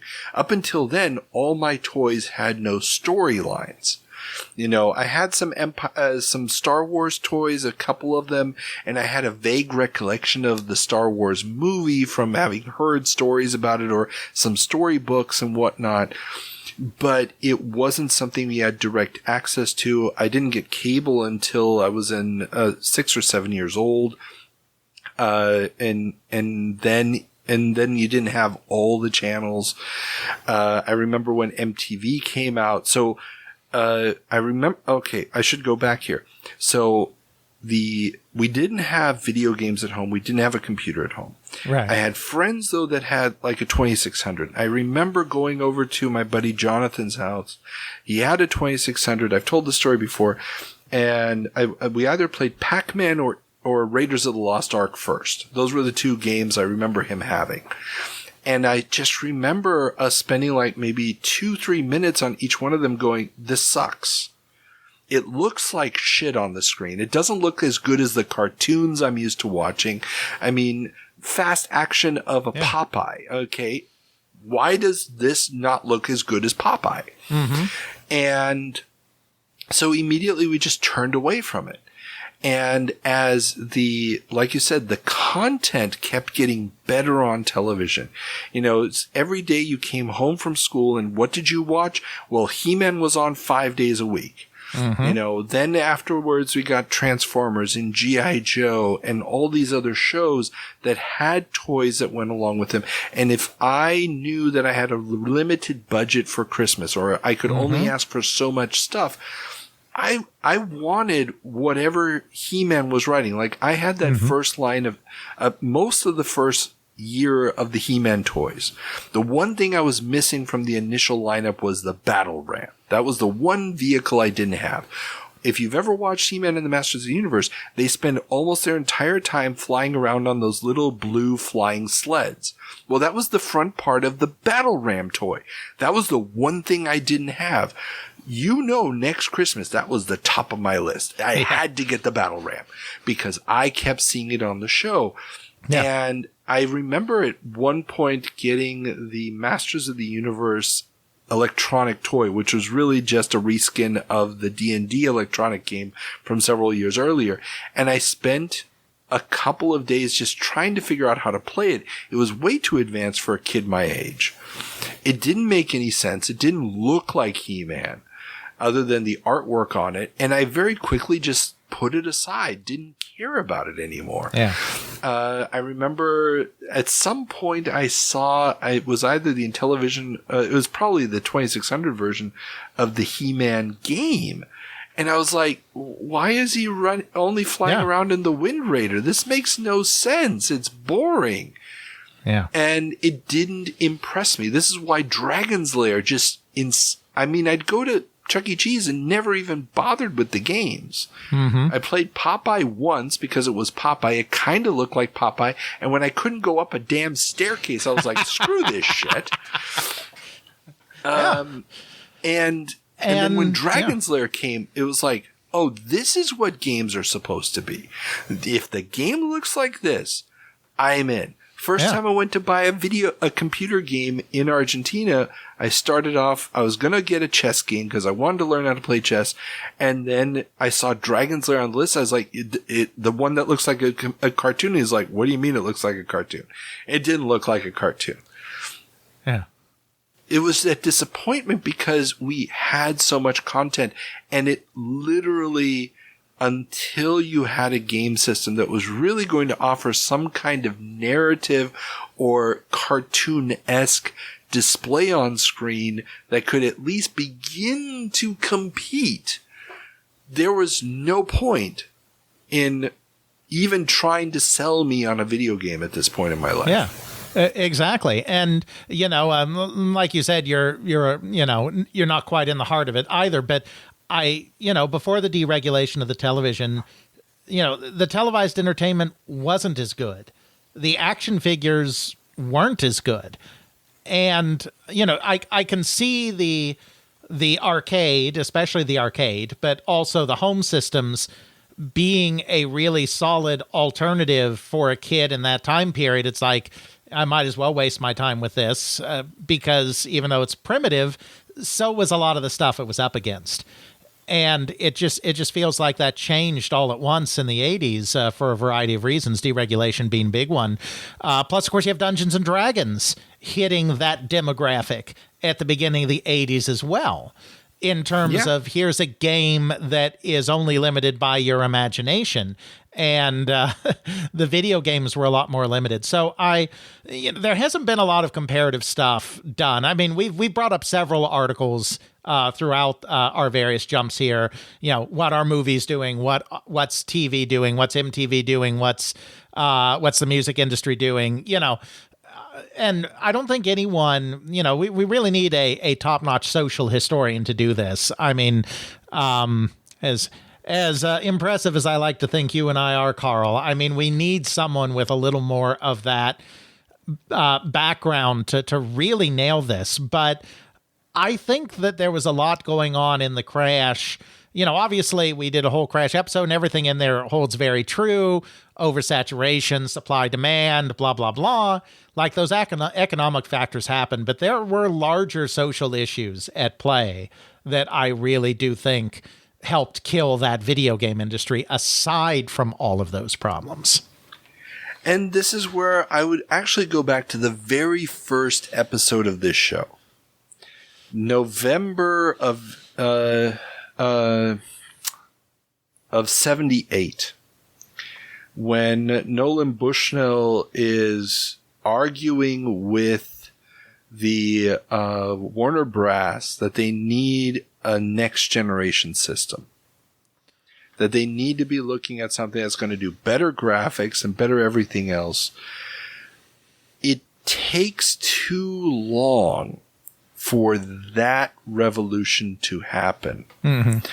And I think that if you look at Europe, where you don't have the syndicated television setup, you don't have the local channels doing the daytime cartoons, because and this is something where, oh man, we can go off on tangents, but for our European listeners, European television tends to be national.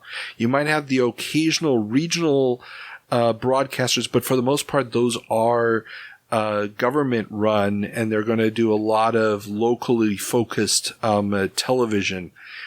And In the United States, though, the model is that even the networks, the big ones, ABC, CBS, NBC at this time, and PBS, they're selling their programming to a local company that still has to fill a huge chunk of the day with stuff that they're buying, and they have to get it cheap.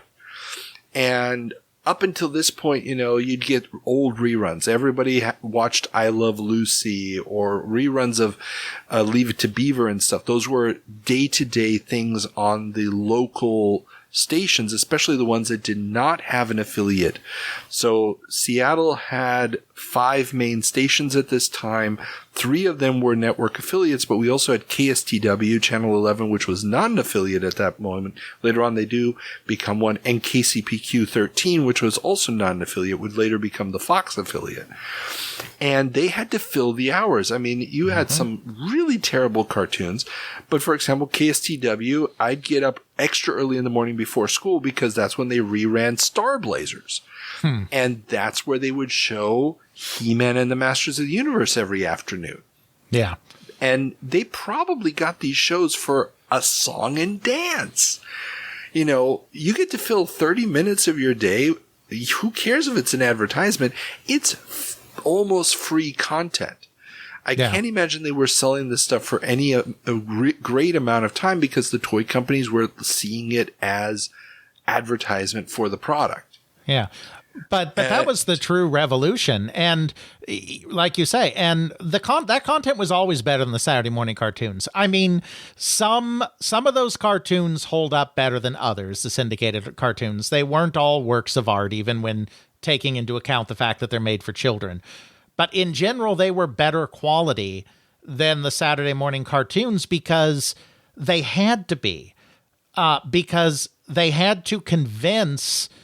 And yeah, the bar was low because, like you said, they were primarily competing against I Love Lucy reruns, but they still had to convince these stations that this was a product that was going to be worth their time. So they had to put more effort in it than the networks who were just like, we're going to show some cartoons on Saturday morning and we're the only games in town. So the kids are going to watch our Saturday morning cartoons, whether they're good or not, Exactly. And I mean, you had the Hanna-Barbera quality, which, was that limited, stilted animation. And obviously Filmation does like 120 episodes of He-Man and there's like 6 poses. Well, I'm exaggerating, obviously. That's He-Man, but then G.I. Joe comes along, animated by Sunbow.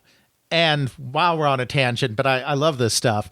And Sunbow brings back full animation to half-hour cartoons. Don't use the word full animation. It is full animation from the technical sense of the term. I'm not saying it's as good as the best Walt Disney puts up on a movie screen, but it's not limited animation in the Hanna-Barbera style. It's really not. That's true. They are drawing each one because they really wanted to get the details from the character models in there. And it's not just 5 poses reused over and over again. Exactly. Now, it is maybe only 1 picture every 10 frames, but you are correct. Right. I mean, I'm not saying, when I say full animation, I don't mean it's as good as what you saw in an old Warner Brothers cartoon or in a Disney cartoon in the theater. I just am contrasting with the limited animation of Hanna-Barbera. No, I completely agree with you there. And then you're going to get Transformers. And when if you contrast Transformers with the Hanna-Barbera produced GoBots, that's when you really see that distinction that you're talking about. Yeah. Because that was a slightly better version of the limited animation that Hanna-Barbera had pretty much perfected. And you really just can tell the difference.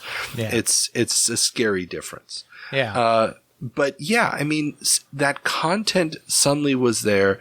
But in Europe, a lot of those shows never get to air. Right.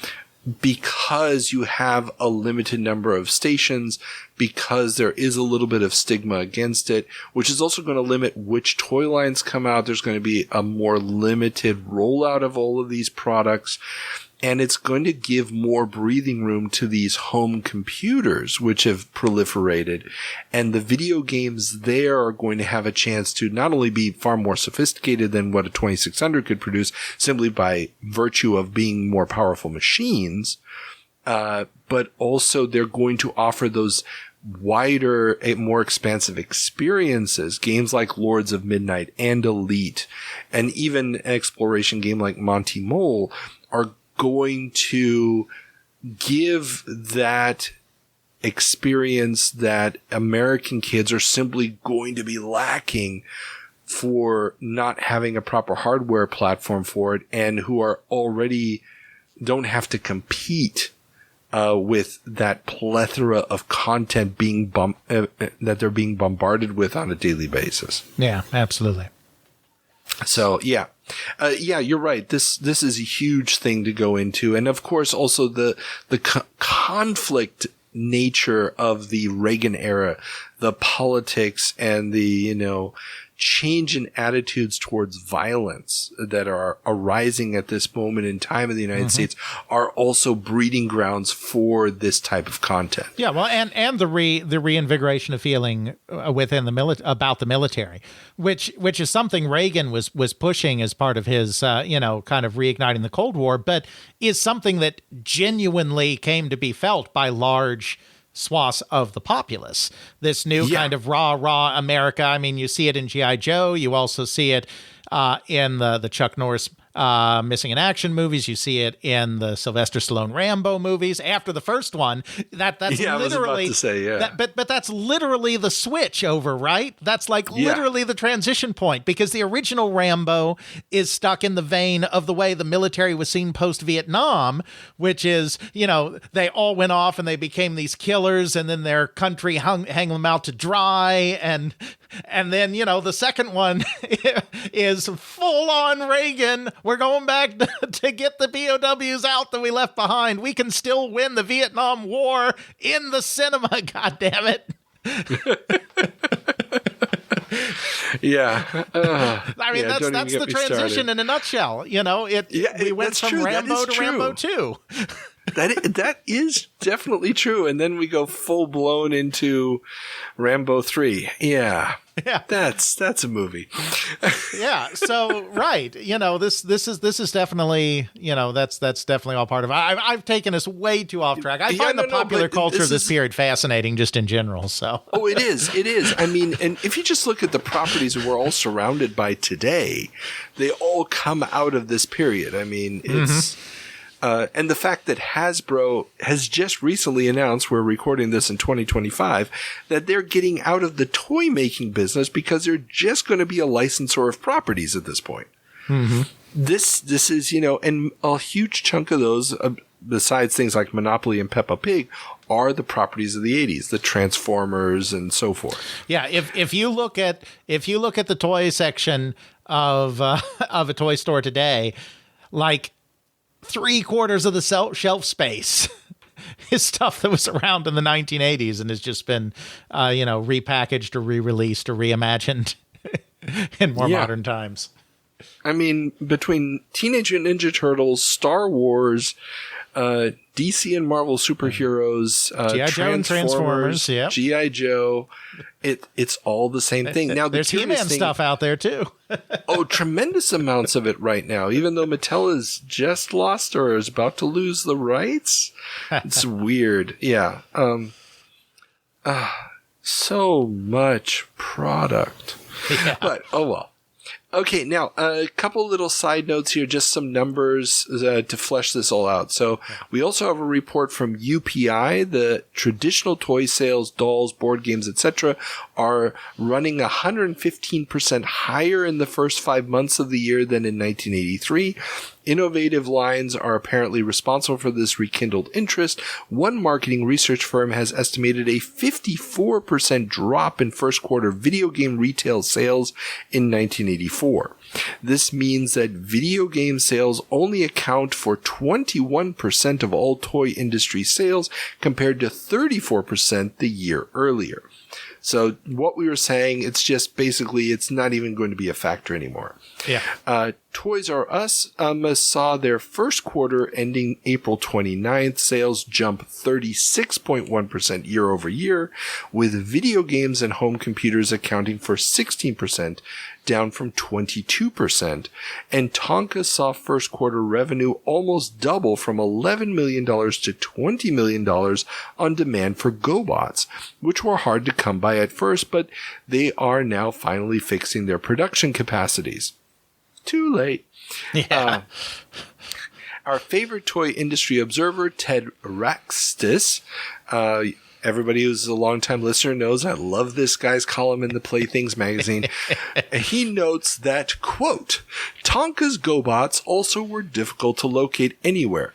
Even so, the robotics void was being filled by Hasbro's Transformers, which were more available than in previous months, end quote.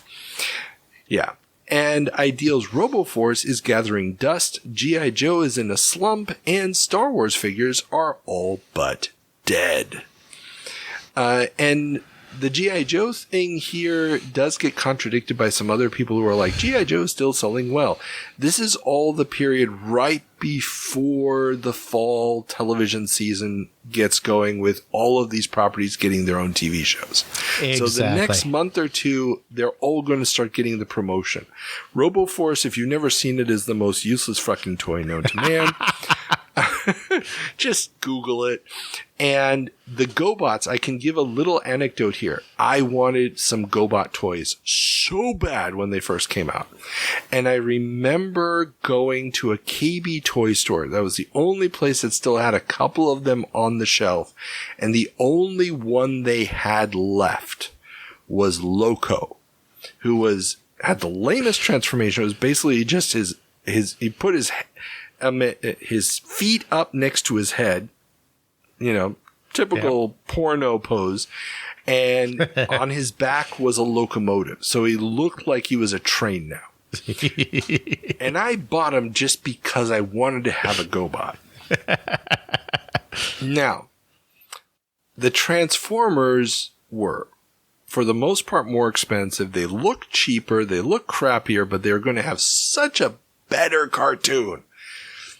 To this day, I will still stand by, Loco notwithstanding, GoBots were the better toys. I ended up buying a ton of them because where I lived in Argentina, we didn't get the Transformers cartoon. We only got the GoBots cartoon. So I was the kid who had all the GoBots that I purchased that next Christmas out of the bargain bin. And I was king of the castle because I had all the figures from the cartoon. Even though they look nothing like the cartoon. That's another issue entirely. But they still look closer to the cartoon than the Transformers did, because Bumblebee did not look anything like that in the toy from what he was in the show. Okay, we're going way off on tangents now, everybody. What I'm trying to say here is I understand Mr. Raxtus in this point. Indeed. And this next headline kind of provides a counterpoint, or a what might have been to all of this, as video game tie-ins come of age. Oh, yeah. Sillywood before Sillywood. The San Diego Union Tribune has an interesting piece this month about movie producer Alan Carr of Grease fame. His new movie, Cloak and Dagger, about a young boy whose imaginary friend is the super spy protagonist of his favorite video game. The movie is, according to Carr, the first movie tie-in license Atari ever struck before a movie was made, something that Carr finds absurd given the number of IP Warner has. Carr says he went up to Atari HQ, saw a game that they were working on called Spy Master, and suggested they rename it Cloak and Dagger and tie it into his movie. The game he saw was actually Agent X. Cloak and Dagger would appear as an arcade game. Home ports would get canceled. Am I correct that this is the movie that has the E.T. kid in it? Yes, this is the movie that has the E.T. kid in it.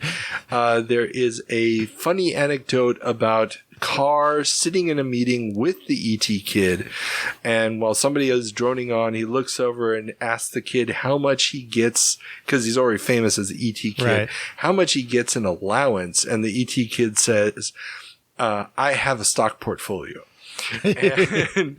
And that's when they started talking about video games, and that's where they came up with the idea for Cloak and Dagger, because they were trying to figure out what to do with this kid. Interesting. That's fascinating. Yeah. But yeah, so here's the interesting other side of this, is that video games probably just missed being part of this same kind of licensing craze because of the crash. Now, the IPs were so underdeveloped compared to IPs like G.I. Joe, Transformers, He-Man, that they may not have competed well in the marketplace. But, you know, the cartoons, like the Pac-Man cartoon and the Saturday Morning Supercade and whatnot, like, these licensed properties were just starting to appear as the entire market was collapsing. So, of course, you know, they vanished without a trace, and everyone went on to bigger and better things like the new toy lines coming out. But it's interesting, you know, if deregulation, you know, if Reagan had won in 76, and I know it was Carter Ford, but Reagan tried to be the Republican nominee in 76. Yes. Almost got there. If Reagan had won in 76 and deregulation had started sooner, like, could video games have actually gotten on this bandwagon? Because they were starting to right as the industry was falling apart, which meant they had no chance. You know what? I think that you're onto something there. Obviously, the development time necessary for a television show is much longer than for a video game at this point in time. Obviously, that's kind of reversed nowadays. But just ask the GTA 6 developers. But, you know, I think that you're right. This is why I liked including this, because this is a little bit of an insight into a development in the industry, this cross-media blitz concept, which is working so well in toys. You know, here's the toy, here's the TV show, all at the same time. With G.I. Joe, it was a comic book, and so on and so forth. But this cross-media promotion, this idea of the thing the child plays with having a larger media presence and deeper story and all this stuff, this should have been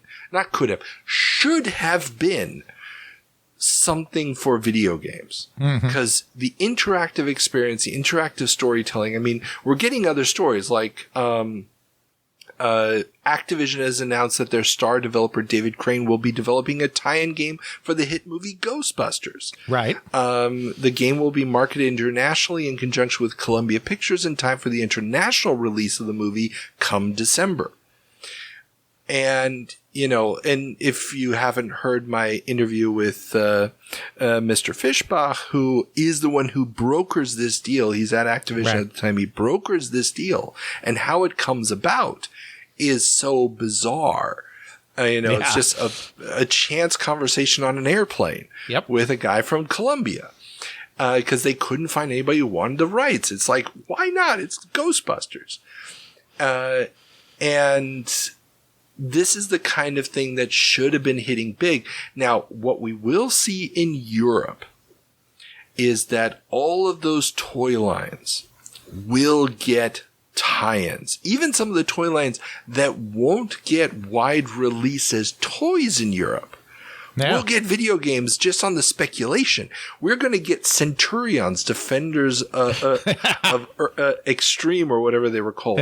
They're going to get a tie-in game on the Commodore 64, which is actually pretty good. It's like a proto Chips Challenge. It's a really good game. Thundercats gets one too. Thundercats gets a game as well, even though they were, the history of that one's weird.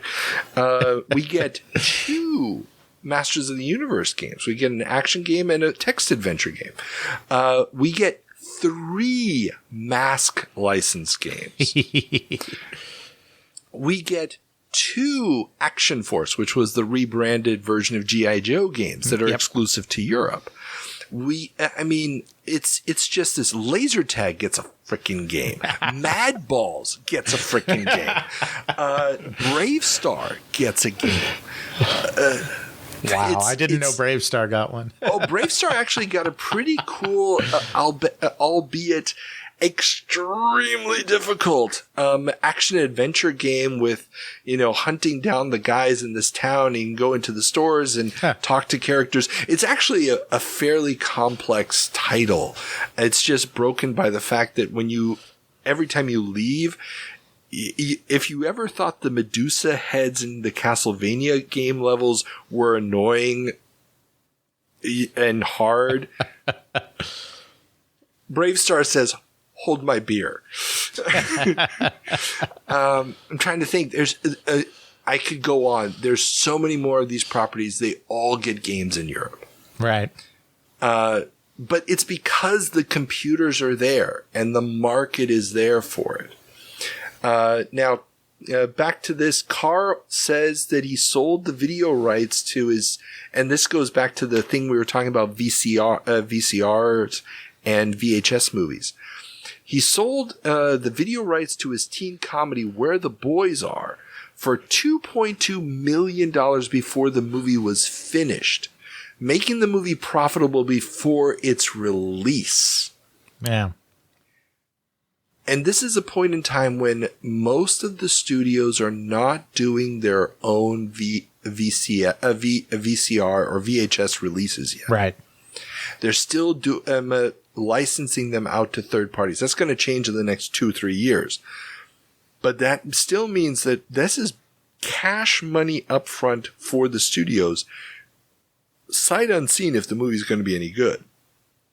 And this is allowing them also to take bigger risks, especially with movies that are going to appeal to the demographic that's a video rental demographic. Mm-hmm. Those teenagers that love to watch the horror movies over and over again, or they're going to want to rewatch the ones that would go to the movies in the summer and rewatch the fantasy movie 10 times. Those are the movies that are going to be very valuable on VHS. We also have a couple more licensing stories here I just wanted to cover real quick. UK's Thames, like the river. Thames Television of Benny Hill fame has signed a licensing deal with DK Tronics, that's a British developer, to give the game's publisher the rights to use its hit TV shows as the basis for games. They haven't settled on which shows will get the game treatment yet, though. Thames has also licensed Danger Mouse to Thorn EMI for a game, and Tynesoft has licensed the blue-collar comedy Auf Wiedersehen Pet for a game. Hmm. And if I had to look this up, but Danger Mouse is a cartoon, and Auf Wiedersehen Pet is about working-class construction workers in England who are unemployed and take a job working at a construction site in Germany. And it's basically all these guys having to survive in this tiny little apartment and not get on each other's nerves while they're doing this work to just make ends meet. Which sounds fascinating. Apparently it was a huge hit. I know Danger Mouse because Danger Mouse and Count Duckula were both staples on Nickelodeon way back in the early days. Exactly. Duckula being another Thames show. And Duckula is also going to get at least 2 games on the Commodore 64. Of course it is. But the weird thing is we do get a Benny Hill game out of all of this. Unfortunately, it doesn't. I don't think it gets a port to the C64. It's only available on the Speccy and maybe the Amstrad CPC. But yeah, I was very disappointed as a kid that I could not get a hold of the Benny Hill game. Being a big fan of the work. And the final one here is Hessware has acquired the rights to make a game based on the Paul McCartney movie Give My Regards to Broad Street. The game publishing rights would ultimately pass to UK publisher Argus. And if you want to hear more about this, check out my interview with Mr. Balakrishnan, the founder of Hessware, as to what went wrong with this one. Yeah. But yeah, the idea that you're going to make a video game out of this movie is problematic. But it's just, yeah, you were right. This is the story that could have been. The tie-in licensing options and possibilities were endless. Indeed. Now we turn our attention to the coin-op industry, or what's left of it, as Nintendo sees coin-op sales plummet. Nintendo Company of Japan announced that their yearly revenues for the fiscal year ending at the end of August will be down 8% to about 70 billion yen. This is in large part due to the decline in its exports to the USA of coin-operated games, which plunged by 37% year over year to 14 billion yen, and of its Game & Watch handheld games, which plunged 64% to 9.5 billion yen. On the plus side, though, sales in Japan are booming with a 350% increase in sales of its family computer system, bringing revenues from the system up to 38 billion yen. The company anticipates an increase in both sales and profits of about 10% in the forthcoming business year, as it will put on the U.S. market new games for household use. Wink, wink, nudge, nudge. Yep, Nintendo transitioning at just the right time here, though that's not luck, that's skill, because Yamauchi really did see this coming. They'd already basically pulled out of coin-op in Japan by this point due to the regulating activity going on there. Coin-op in the United States, of course, is not reliable anymore. Game & Watch was extremely popular, but handhelds as a category are kind of running their course again. But they got that family computer, baby. Oh, yeah. And the announcement that they plan on launching it in the U.S. in 85. It doesn't sound from this report. Now, this report is coming from the Japan Economic Journal. That's an English language business publication in Japan. They're not planning just a little test market in New York. At least they wouldn't be announcing it this much in their financial reporting if it was just going to be that. I agree. And we talked last year or earlier this year, so earlier in 84, about how they got permission to build a brand new big warehouse outside of Seattle. Right. And so that, and we speculated a little bit back and forth about what could that possibly be for. And I was quite adamant it's for the Famicom. Yeah. And yeah, that's clearly what's going on here. It makes sense because we have to remember as well, and obviously we'll get there when we get to some of our later jumps. They introduced the thing at CES in 85. And you also don't introduce a product at CES in that way unless you are trying to entice people to take it. But of course, they have absolutely no success in interesting anybody because of the state of the market, which is why they're really forced to do the test market out of necessity when they can't drum up interest. So I'm absolutely on board with you that 85 was meant to be the launch of this thing. And they were derailed by the complete lack of interest in American distribution and retail because of the apocalypse. Definitely. And just the absolute collapse of Game & Watch in 84 is a 64% decrease. That's just astronomical. Yeah. And I mean, yeah, coin-op, we've been talking about that forever, but it just puts the Game & Watch into a very specific historical niche as far as its importance to Nintendo's finances. They're going to keep making the things for a long time, but they're clearly not really going to be a significant revenue generator moving forward. Absolutely. But it's right in line because outside of the more sophisticated, and in fact, I wouldn't even argue outside of the more sophisticated programmables, so far every single fad in the broader electronic entertainment industry has been on about a 3 or 4 year life cycle. That isn't the total time these products are on the market, but dedicated Pong systems had about 3 years in America and then they were done. They had about 3 years in Japan a couple of years later, and then they were done. Electronic handhelds had about 3 years and they were done. And again, you had a staggering of it because America and Japan were coming at it in different time frames, but in both cases, about 3 years and done.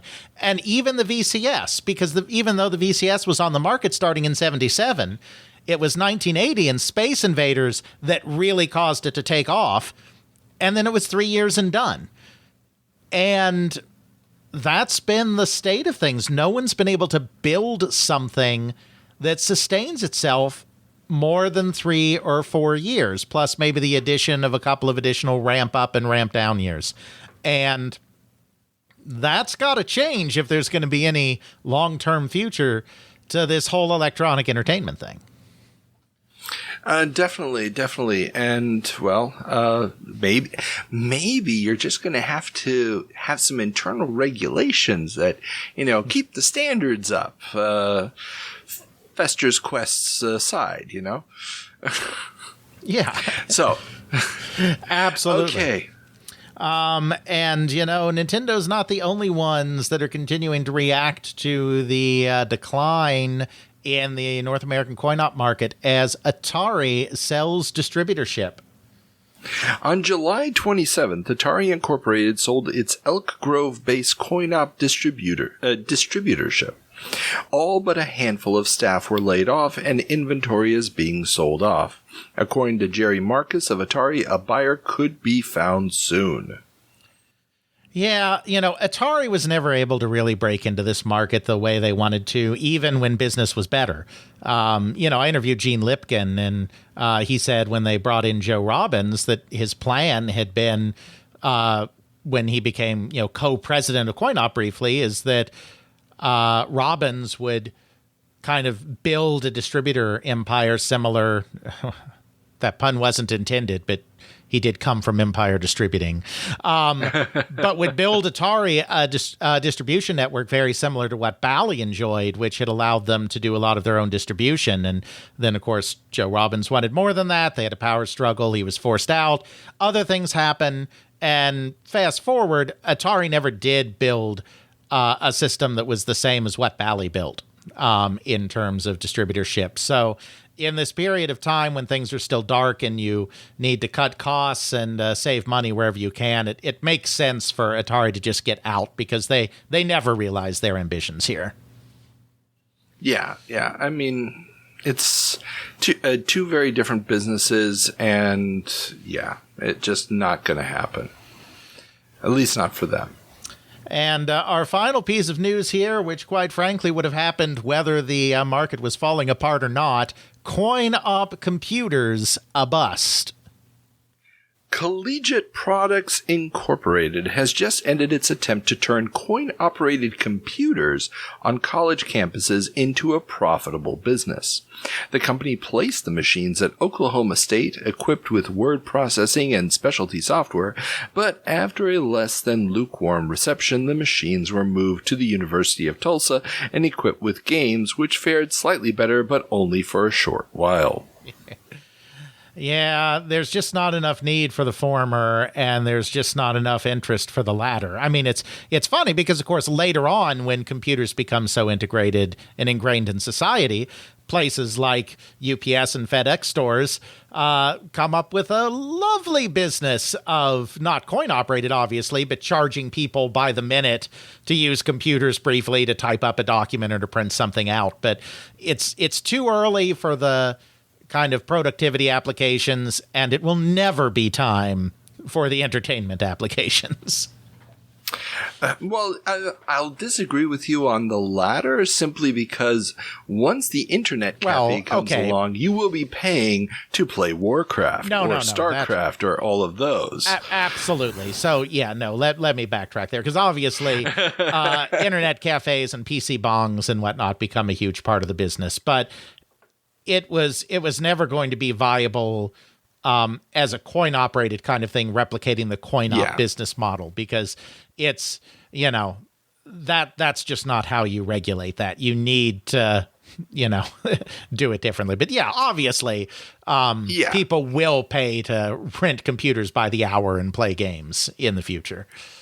Oh, definitely. I mean, it's doing it coin operated just makes no sense. I mean, okay, I'm going to sit down to type something up. What happens with the machine if I run out of quarters and my document isn't finished yet? I mean, it doesn't make any sense. And they were using Apple IIs.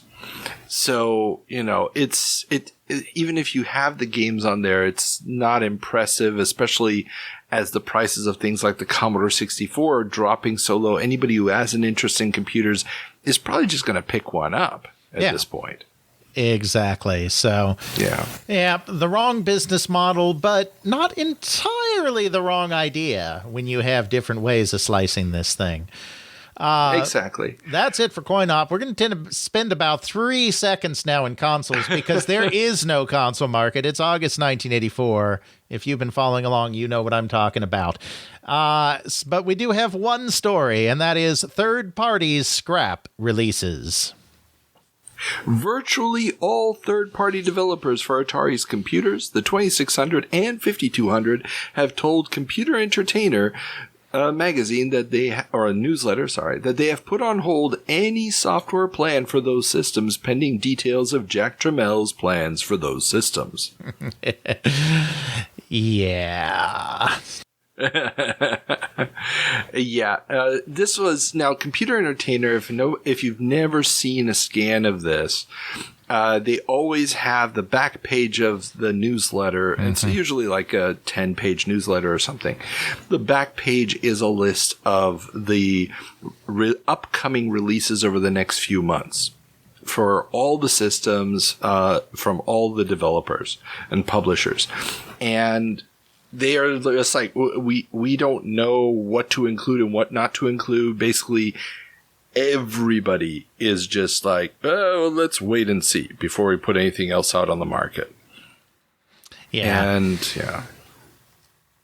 it makes perfect sense from a publisher standpoint to take that wait and see, because if the retail presence of the hardware is gone, you probably can't predict how retailers are going to deal with the software. Exactly. And, quite frankly, even aside from the Jack Tramiel situation, there really is no place for 2600 software at this moment. There will be again, obviously, but we're right in the thick of it. Everything is overrun by bargain bins. Retailers are still desperately trying to clear out what they have.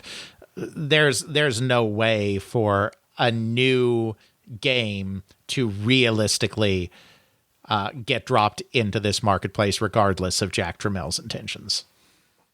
Exactly. It's not going to stop people like Activision, for example, releasing games like Hero, but even the best of games is going to have to rely on a relatively poorly selling C64 port. Exactly. So, and at the same time, Activision has still sold off a lot of their inventory to Revco. Oh, yeah. Turning our attention now to computer news, our first headline, IBM tries to save the PC Junior. IBM announced at the beginning of August that a new PC Junior keyboard will be made available to owners of the system, and that newer machines will have, quote, double the memory of the existing version, end quote, according to industry analyst Robert T. Furtick. The doubling of the new standard 128K of memory will be achievable by a sidecar memory add-on of 128K. Multiple sidecar add-ons can be linked to give the machine a maximum of 512K. So at this point, Carl, why aren't you just buying a darn PC? Well, you see, because IBM still believes that they have a home computer on their hands. Yeah. I mean, it's kind of like a little mini preview of Sega's Tower of Power, but it's wide instead of tall, type of thing. I've seen pictures of this. I include pictures of it in the show notes. You basically just keep adding these boxes on the side of the PC Junior with more memory. It's insane. Delightful. Yeah.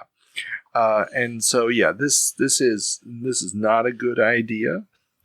and it may or may not help. Now I do have a couple of notes here because these reports are coming out in the normal newspapers like the New York Times and stuff. Now, Computer Entertainer clarifies that only those that purchase their PC Junior through an authorized IBM dealer will qualify for the free keyboard upgrade, not those that purchase their machines through discounters, which apparently was something that was happening. So these machines were going out also through the discounters. Now, how exactly, whether or not it was an IBM distributor reselling them or they were just unloading merchandise. You mean in the middle of a home computer market that was collapsing anyway, a failed home computer product was ending up at the discounters? Yeah, well, I mean, coming from IBM, you'd think maybe they would have been able to prevent it, but probably not. Not in this market, I think, yeah. Yeah, exactly. Now, also expanding the PC Junior to get the 512K will cost $800 in upgrades and sidecar upgrades. The new improved PC Junior with proper keyboard, built-in disk drive, and 256K of memory will retail for $1,475. Yeah, that's the home computer price range right there. Oh, hell yeah. And this is the response to your question. Why aren't you just buying a PC? And of course, there's a little thing called the Tandy 1000 that's right around the corner. Yeah. And then we have one additional side on this, which I thought was great. One additional sidecar, you might say, to our article, our headline here. Terrible. Yeah.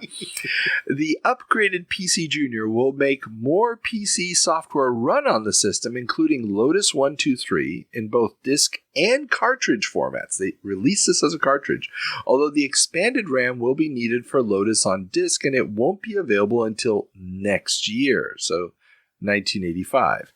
WordStar will also be coming to the PC Junior now with enhanced color coding on screen. Oh boy. Yeah, well, I mean, considering the status of most IBM PCs and PC compatibles being essentially monochrome or CGA at this point. No, that's true. This is a huge thing. I mean, we can't underestimate the marvel that is the PC Junior graphics mode. No, absolutely. I agree with that. And as you alluded to a second ago, the correct route was not to try to take a PC and downgrade it with home features like better graphics. The answer was to take a regular PC and upgrade it with home features like graphics, hence Tandy 1000. Exactly. And just the fact that Lotus 123 came out on a cartridge for a PC, I think is kind of cool in a way. Sure. But that's just me. Yeah. That's just me, But cartridge software. Yeah. But it is not all doom and gloom for IBM in all seriousness, because they do have another big announcement this month as IBM announces AT. IBM has announced their third generation PC, the AT. The new system sports an Intel 802086 processor that will work 2 to 3 times as fast as older models. The cost, of course, is high at between $4,000 and $6,000, depending on the configuration. The base model will include a new 1.2 megabyte disk drive, and the high-end model will also sport a 20 megabyte hard drive. Just as important as the computer, though, is probably the inclusion of network capabilities for the machine.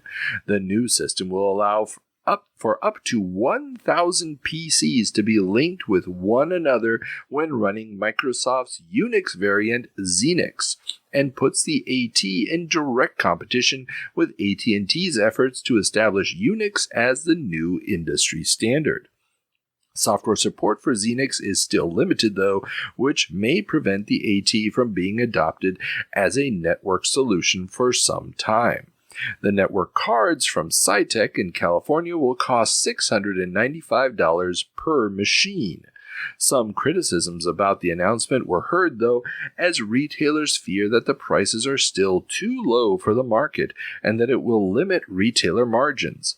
Seymour Marin, president of Computer Works, a Connecticut chain of stores, told the New York Times, quote, IBM could have charged $1,500 more for the machine and not lost a sale. This is a much more complex computer that is going to require more support and sales time, and we are receiving no more money for it, end quote. It's almost like retailers might be incentivized to go to the competition by all of this. But you know, this was, in all seriousness, the high watermark of IBM in the PC business. This is the last time that they are announcing the computer that is the new standard in the PC/PC compatible world. It's a highly successful computer, but it is also the end of the road for IBM being the driver of innovation in the PC space. Definitely. I mean, and the idea that the network administration is going to be taken over by a standard PC, as opposed to what we've seen so far, which was the mainframes. Yep. Is a huge issue. It's a big, This is the game changer, because now it means you do not have to buy a $50,000 or $60,000 machine just to network devices. Now, any of the machines on your system can be that thing. And yeah, granted, $695 just for a network card is absolutely insane, but all these prices are going to be coming down. So, I mean, you want to do network gaming?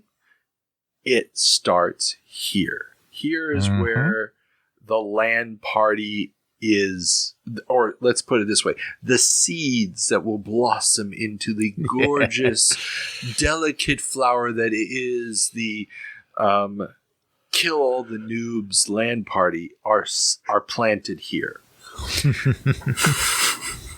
Indeed. And Xenix, of course, is not going to be the future of all this, but it's going to show, Unix will continue to be the fundamentals of a lot of this. Of course, Xenix won't be the future. Everyone knows the future is OS2, Carl. I believe you already mentioned that this is the high watermark of IBM. Spoiler alert, is indeed. It ain't OS2. Now, a couple of notes here. We did mention the whole AT&T thing. So AT&T earlier introduced the AT&T PC 6300, which was a rebranded Olivetti 8 MHz 8086 PC clone, which they were marketing as a Unix-based system. But, it's AT&T, and this is the weird thing, Olivetti, Italian name, but British company, it doesn't really get mentioned in the U.S. press about this. It's just, AT&T has a machine. AT&T has brought something out. They've just licensed it. They're not really going full-blown into this business. And, they're not going to be players for very long in this office space type of thing. Now, another note of interest, we also have an interesting article about an easing of the shortages in the semiconductor industry due to decreased demand for home computer and video game chips, which seems to be offset by an increase in demand for chips in cars and appliances and a shift to more advanced processors such as the 8186 and 8286 chips, which AMD will soon be producing, and IBM has begun producing the 8088 via an AMD license, something we talked about a few months ago, and will also be making the 8286 chip soon. I I sure hope that, when Intel granted those rights to AMD to start making those chips, they did a really good job of drawing up a very clear, unambiguous, and airtight contract. Don't you, Carl? Yeah, it would be terrible if, I don't know, for the next 40 years, they'd still be able to produce compatible chips. It's kind of like they didn't learn anything from the IBM fiasco of clones. But yeah, this idea that there's, this real shortage on chips. That we've talked about. I mean, we had the story maybe 6-7 months ago, it was like recycling old chips from old arcade games was a business and stuff. Yeah. That has finally sort of quelled the number of different types of chips that are really in high demand has decreased. The high-end chips are now going to be manufactured in large enough quantities by various people that you're going to be able to put these 286 chips in clones. There's not going to be that much of a bottleneck on those. And now we're really going to see the industry just take off with some level of evenness until, of course, we get to chip shortages later on with memory chips because, well, hello, NES. Would you like to eat up all of our memory chips? Yes, plus some shenanigans in U.S.-Japan trade relations as the cherry on top. Of course, because, we got to build up China somehow. And one last side note here, as we're talking about, the cutting-edge 286 Intel chip, Motorola has unveiled their follow-up to the 68000, which was originally introduced in 1979, the 68020. Remember how we were talking about high watermarks before, Carl? Well... Yes. Well, the 020 will finally see widespread adoption in home computers in 1992. Yeah, it's going to be a little bit. All righty then, continuing with our IBM news, which we have a lot of this month. IBM and EEC reach agreements. Oh, yes. IBM's PC Junior news comes just as a deal is announced between IBM and the European Economic Community, the forerunner to the EU, that ends a 10-year antitrust battle. IBM has made what is considered a symbolic concession of agreeing to disclose technical information about new models of its large computers several months in advance of their introduction so that competitors could more quickly produce compatible products. The agreement expires in 1990. Yes. Of course, just as the whole market is moving away from large computers, IBM's like, fine, we'll give you information on our large computers. Exactly. And it's interesting because the news about the new PC Junior, that hits the New York Times on August 1st. This news hits the New York Times on August 5th. And the announcement of the AT with the whole details of, you can link everything up through this box hits on August 15th. So, it's like, yeah, sure, we'll give it to you. And a week and a half later, by the way, you don't need those big machines anymore. Yeah. And continuing with this sequence of events, our next headline, IBM announces new business strategy for Europe. IBM followed the news about their agreement with the EEC up with an announcement about a change in its strategy for European markets. The major subsidiaries in Britain, France, West Germany, and Italy will be given more independence regarding how to promote product and build their networks. IBM has long been an outsider in Europe, and they plan on changing that. This comes at a crucial time as the mainframe market is dying, and since IBM launched the PC 18 months later in Europe than in the US and has yet to enter the home market with the PC Junior outside of North America, there is a lot of ground to catch up on. Absolutely. And say what you will about the business of Commodore, and you can say a lot.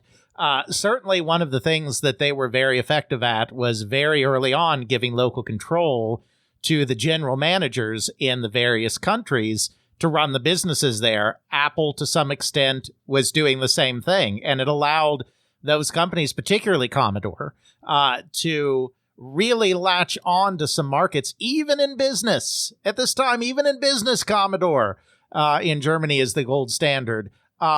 In a way that IBM couldn't. And I'm sure that the antitrust concerns were probably part of the reason why IBM could not follow them in this way earlier. But it's absolutely true that they needed to give more autonomy to the people that were actually there on the ground in order to achieve market penetration, because that's what the competition was doing. Exactly. And this is also going to be reflected in the relatively slow adoption of the PCs in homes. I mean, the PC compatible as a home device, especially as a gaming device in Europe, is going to take a lot longer than in the United States. And it's going to be, like you said, Commodore's got it. Jack Tramiel now controls Atari. He's going to be bringing the same acumen to the Atari computer line, the STs, which we'll be talking about in a few months. And it's going to be the fact that those much cheaper, let's be honest, far more capable machines at this time are going to be controlling it. I've told the story here before, but you know, my GP, a general practitioner doctor, when I was living in Germany the first time in the early 90s, the entire office was running off of STs. Now, you know, they had the MIDI port. You could network them without breaking a sweat. They had a graphic user interface, database. They had one hard drive that everything was connected to, and you were good to go. And you were doing it basically for a fraction of the price of one PC. Absolutely. And one side note here, since we're doing so many fun side notes today, the New York Times article in question also talks about how IBM has only been marginally allowed to participate in research projects and infrastructure development in Europe, as the Europeans are still trying to build up their own companies. And this is a story that we've talked about so much. I mean, we talked about how a bunch of the smaller computer makers in England had petitioned Thatcher to put restrictions on the import of computer chips and computers so, you know, the local industry wouldn't get wiped out. And Sinclair was against it because Sinclair was trying to export machines. And you do have a lot of these local companies still trying to get something going. You've got computer companies in France and Germany and so forth. So that fragmented market and those attempts to build up local industry have probably also not helped IBM. Absolutely. And they are not the only foreign company struggling to make any inroads, however, in Europe, as MSX to Miss Xmas. The expected Japanese invasion of the UK via MSX-compatible computers this coming Christmas has been postponed. Panasonic, Teleton, and Hitachi have all moved their launches to 1985. Mitsubishi, which will have its first delivery in mid-November, too late to make any real impact. Sanyo and Canon will both launch in October with very limited quantities of their machines, leaving only Sony and Toshiba to have proper launches in time for Christmas.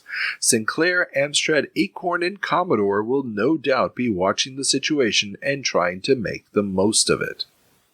Now, this is spoiling our next story a little bit here, but I don't have a lot of insight into what's going on here, but I have to imagine that just as Jack Tramiel coming in very aggressively with the VIC-20 and then the C64 basically derailed the MSX consortium's plans of hitting the U.S. market, I have to imagine that Amstrad coming in so strong at a low price in the UK is playing a role in derailing the MSX consortium's plan to invade the UK market.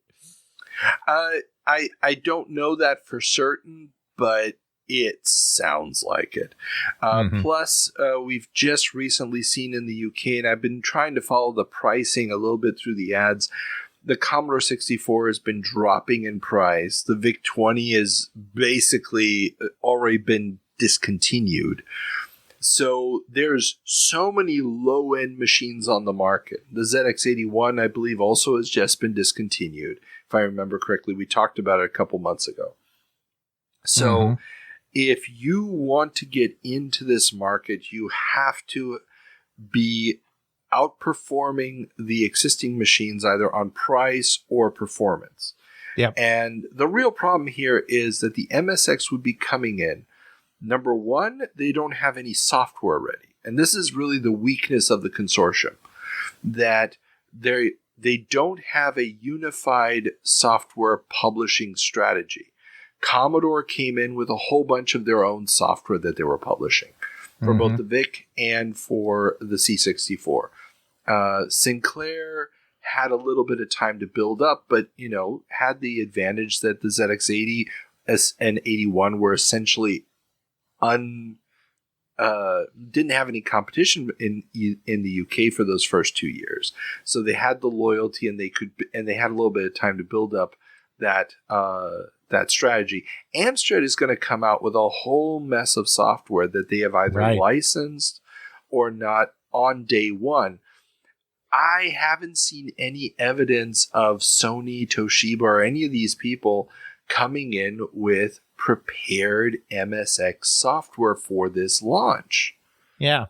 And this is the problem that all these consortiums have. It's the same problem 3DO is going to have when they try to create a consortium. Everyone thought that they could replicate the model of the VHS standard in VCRs and replicate that in home computers or home consoles or multimedia machines or whatever else.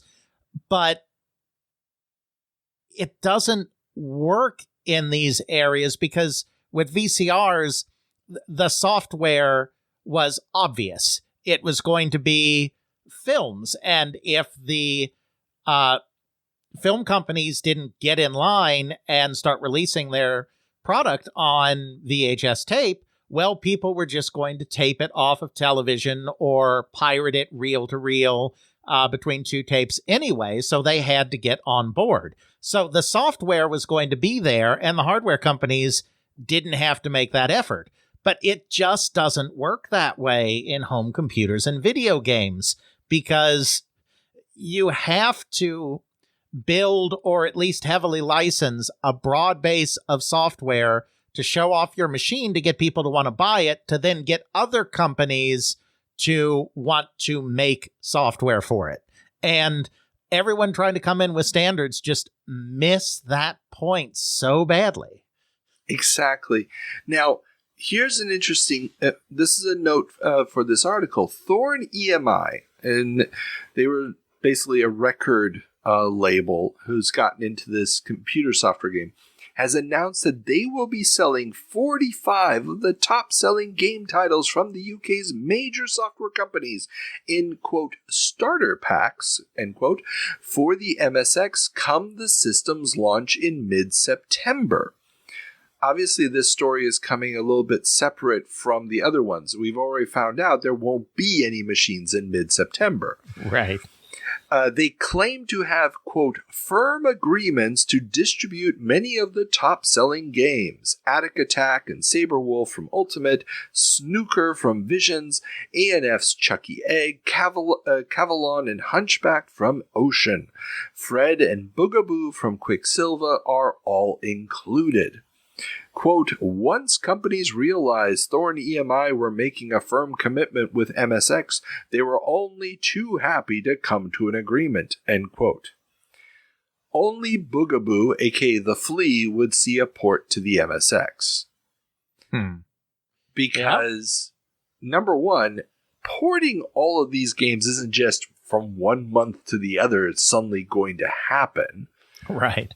And secondly, with no machines actually hitting the market in time, nobody's going to get these put the effort in to get these games done. Exactly. I mean, we see the same thing, and we saw the same thing in our 30-year jumps in the 90s. Everyone was happy to sign up to make Jaguar games. Everyone was happy to sign up to make 3DO games because signing up doesn't cost you anything. It's not like there's penalties if the contract doesn't work out. You just don't get paid, but there's no penalties.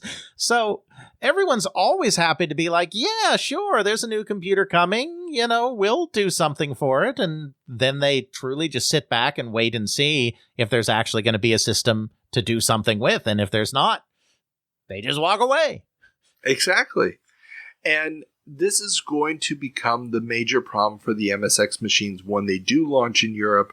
There will be virtually no dedicated software. They're going to do these really, really cheap, quick ports from the ZX Spectrum. They're going to look like ass. They're going to perform like ass. They're not going to take advantage of the sprite hardware or any of the real functions of the MSX. They're just going to be these very quick, straight ports. And, the good software from Japan is almost never going to come over, or when it does come over, you only get it as a gray import, which means it's not going to be translated. So all the complex games are not going to be playable. And it's not going to be long before the MSX1 standard gets replaced with the MSX2 standard, which essentially means you got to buy a new machine. Yeah. And, no. Yeah. The answer is no. Exactly. And part of a big reason why the answer is no is our next story, which I already teased just a little bit, which is Amstrad pricing very competitive. The final pricing for the various Amstrad CPC configurations are out, and they are very competitive, as was to be expected from Lord Sugar. The basic 64K model with built-in tape drive and monochrome monitor will cost a mere £299. The color monitor will raise that to £399, while the disc version, which will also run CPM, will cost $499 in monochrome or $599 with a color monitor. This compares favorably with the competitors as seen from ads in the same issue of Computer and Video Games. A C64 with cassette drive and a 1701 monitor will cost you £475. Upgrading to a disk drive bumps the price to about $630. Yeah, and this is why Lord Sugar is so good at what he does. Why he gets himself a peerage, because he is very good at understanding the market, understanding the categories in the market, and finding ways to supply very competently built, very competently presented hardware that fits into those market niches. And unlike Jack Tramiel, he was able to pivot and understand the value of software because, as we talked about just a second ago, some of the Amstrad exclusives, the Roland games, aren't the most memorable of all computer games that have ever been released, but he had a full suite of software available in all of the important categories for this computer as well. Exactly. And, I mean, CPM, we've joked many times, it's an outdated operating system. But if you're looking for word processing and all this other stuff, the ability to jump to CPM is a huge, huge selling point in an environment where the IBM PC or its compatibles simply are not players yet. Mm-hmm. I mean, CPM is only not a player because of the IBM PC. Right. And the IBM PC isn't a player in Europe yet, so guess what? CPM is still your game. Mm-hmm.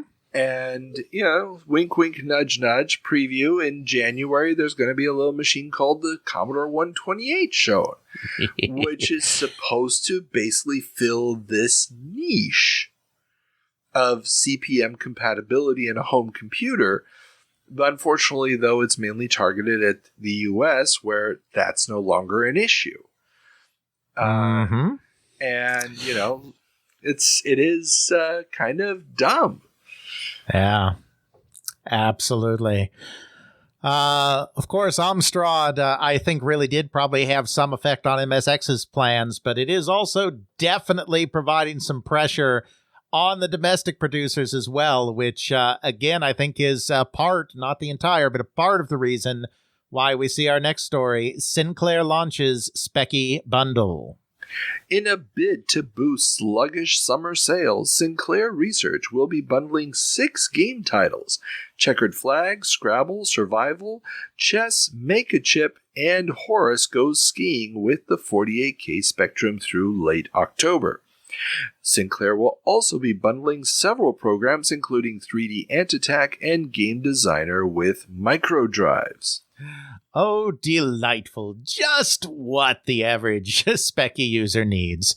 Again, obviously, there will be some viable Spectrum games for a few years after this, but, the Spectrum had a place in the very early market that it launched into when the only alternatives in Britain were, like, very, very expensive imports, like the Apple II, or relatively more expensive domestic product like the BBC Micro. But now Commodore has come in with a pretty reasonably priced and slicker import, and Amstrad is now coming in with a very competitively priced and slicker domestic machine. And so it's no longer the Micro and the Apple II and the Electron. It's the C64 and the CPC. And it's hard to see a place for the old Speccy in that world.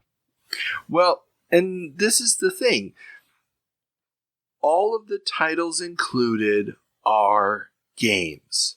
This is the concession, which Sinclair himself apparently really did not like. There's the I don't know how apocryphal it was, but it's in Micromen where he's like, I don't want to be remembered as the guy who brought you Jet Set Willie. Right. This is the concession. We know the only purpose of this machine at this point is games. Yeah. It's got to be cheap. It's going for the kids. That's it. And we're going to give you a bunch of games to make it look like you're getting even more value for money. And it's going to start this trend of the bundle, which is going to be so powerful in Europe. Less so in other countries. I mean, my Amiga 500, when I bought it in the States, did come with a very limited bundle of software, which included Indiana Jones and the Last Crusade, the action game. Yeah, like everybody wanted to play that. And I believe it was the US version of Crazy Cars 2, which was F1 Pursuit or something. Oh, it was absolutely god-awful. But in UK, I've got one word, Carl, for you. Batman. Batman. Yes, exactly. Exactly. But this is where these bundles, you buy the computer, you get a bunch of games, bundle starts. And it is a game changer for that marketing. Now, Sinclair also announced that production of the 16K Speccy would end. Makes sense. Yeah, because it's a nonsense device. And Sinclair also announced that mail order of the QL would end September 1st, when the retail sales would begin, but that production of the QL and the Pocket TV would still be limited. 2 new subcontractors have been found to manufacture Spectrums, though, increasing production to more than 200,000 of the machines a month. Yeah, the subtext there is very clear. It's like, we think people may still buy your Spectrums, so we'll make those for you, but no one's buying your QLs or your Pocket TVs. Good day, sir. Exactly. They could not find somebody else to take that risk. And yeah, and they're still going to be in limited quantities, even though they're apparently at mass retail. Yeah.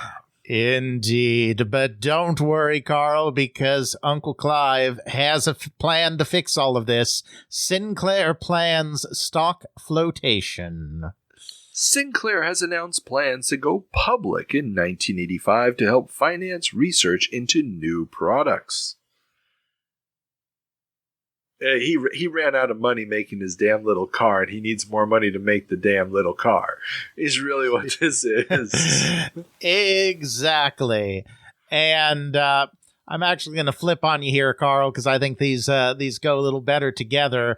I'm sure everyone will be super excited about this stock flotation when they hear Sinclair earnings miss expectations.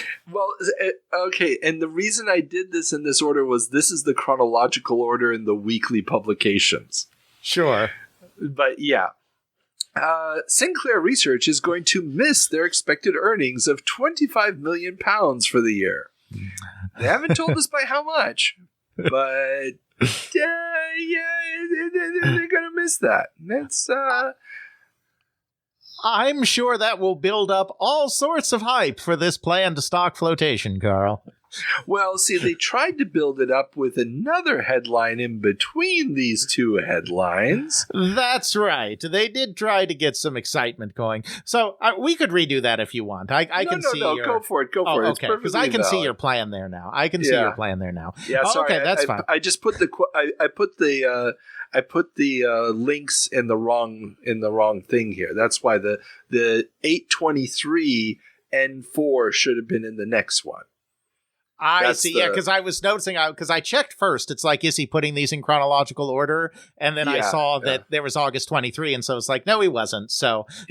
Sorry, So, my bad. It was like, I'm reading through them and going, wait a second, wow, stock flotation, wow, they're going to do chips, wow, oh, they're missing their earnings, oh, fuck. Yeah. Indeed. But yes, Carl, I'm sure that if that earnings report doesn't exactly excite investors, they'll be very happy to know that Sinclair wants to get into chip manufacturing. Sinclair Research's Metal Lab. I wonder who used that name later on. Metal Lab in Cambridge is busy working with several UK universities to develop a, quote, fifth generation, end quote, computer. The new chips will hopefully give Sinclair the kind of independence from chip import companies like Commodore enjoy. The first product to use the chips would be a QL memory expansion unit. Yes, because we definitely want the company behind the Blackwatch and the microdrive to be building the next generation of microchips. Yeah. Something tells me I don't want my computer to explode. I mean, this is obviously just a pipe dream. Yeah. There's no way that they're going to be able to get this. And Cambridge obviously is well known for chip development. Oh, yeah, absolutely. But it ain't happening through good old Uncle Clive. Exactly. I'll put my money on Messrs. Curry and Hauser, thank you very much. Exactly. Indeed. One final piece of UK computer hardware news then from the also-ran department. Dragon goes to España. Eurohard, another thing you probably should never say, Eurohard, a privately held Spanish company that has backing from the Spanish government, has purchased the assets of Dragon Data, the Welsh computer maker, and plans to open a new 100-employee factory in Caceres, 150 miles southwest of Madrid, to make the machines. Estimates for demand for the machine are 60 to 100,000 a year.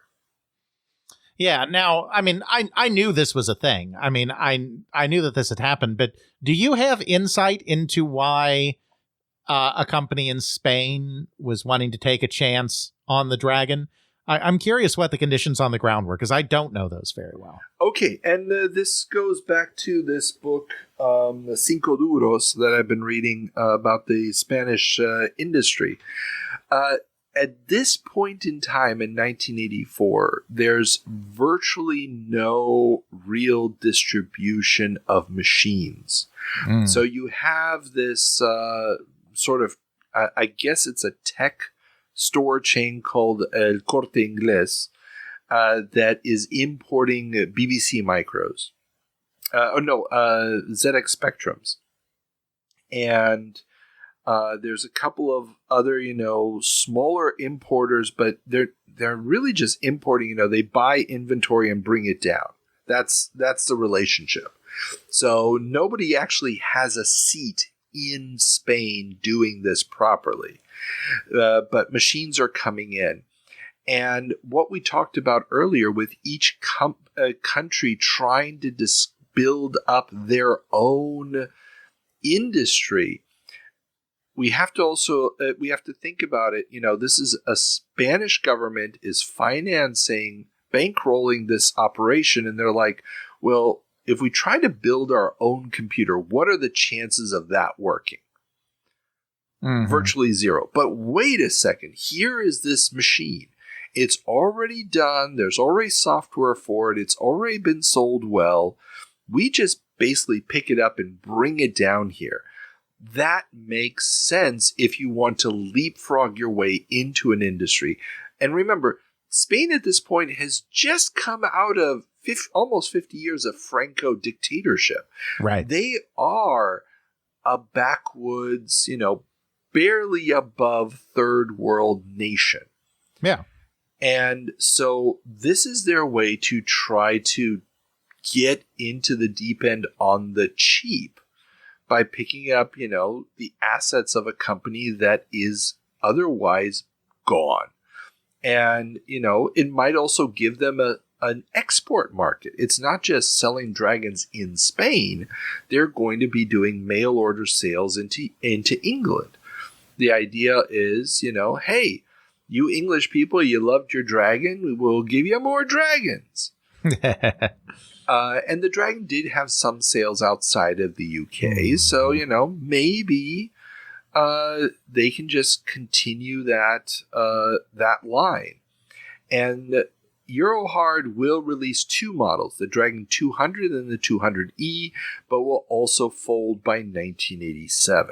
Yeah. So they'll hold on for a little bit. Yeah. All right. Well, thank you for filling us in on all the details there, Carl. Moving our attention. Sorry, I should give one other historical parallel to this evolution. And this happened maybe about 15, 20 years ago at this point. We're recording in 2025. The Argentine government bankrolled the creation of a BlackBerry factory. BlackBerry as in the phones, in southern Argentina. It was basically, there's not a lot of industry in southern Argentina. Bring that factory down. The country had these very stringent import rules, which essentially meant that you couldn't import an iPhone into Argentina. This was already the iPhone was established. BlackBerry is on the decline, but the BlackBerries were still importable into Argentina, but the iPhones were not officially importable into Argentina. And so the idea was, well, if we make them here, our people get the jobs. A part of the country that is very, very backwards would get good jobs. And we could then supply the local market with these machines. The only problem is it costs them way too much money to build the factory. By the time they have it all up and running, it's tooled to make like 2 or 3 year old versions of the BlackBerries. And everybody who could afford an iPhone was finding gray import versions of it. I know because I helped smuggle a few in. Yeah, how's the statute of limitations on that looking, Carl? They can't get me. It's Argentina. So the idea is, so this kind of was a very big parallel. It was the entire smartphone industry has passed us by. There's no way we're going to get any of the manufacturing of that into the country, except we do it this way. And it's similar to, I think, what Spain thinks here.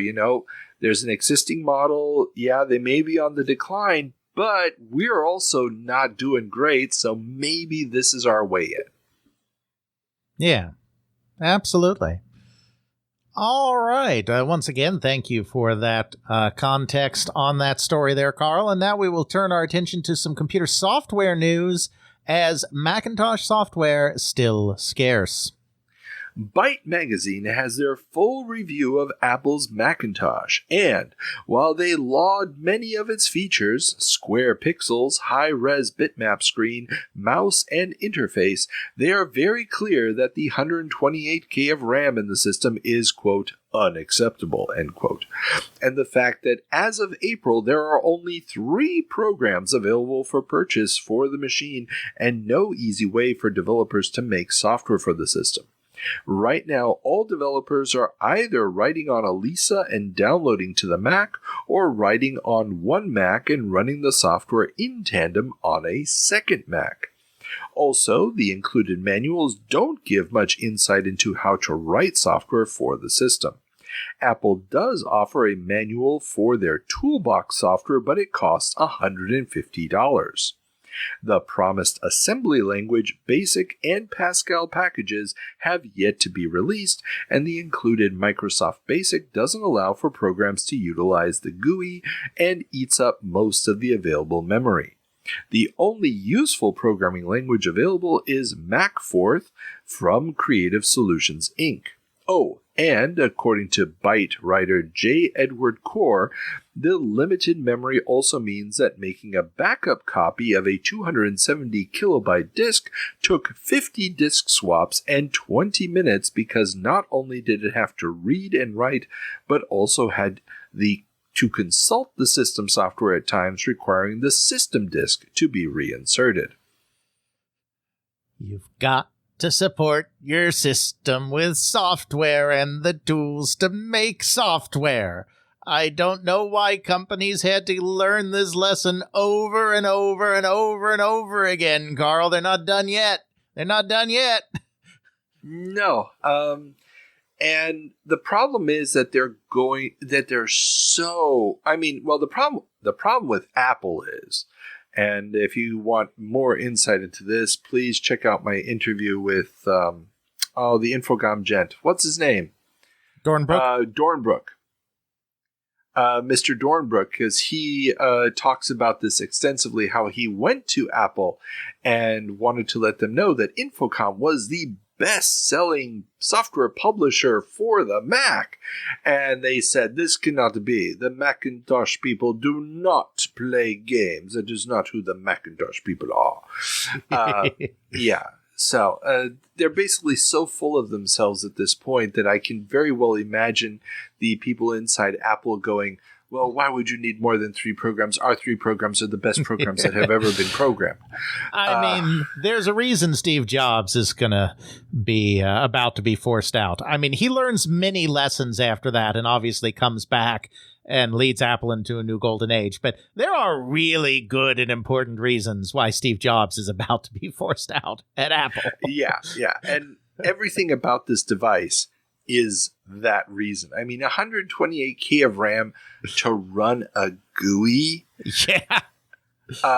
Not with these programmers, boy. I mean, I ran a GUI on a Commodore 64. It ran better than on a Mac. Okay? Well, that's okay, Carl. We'll just buy some more RAM, open up the case, and put it in, right?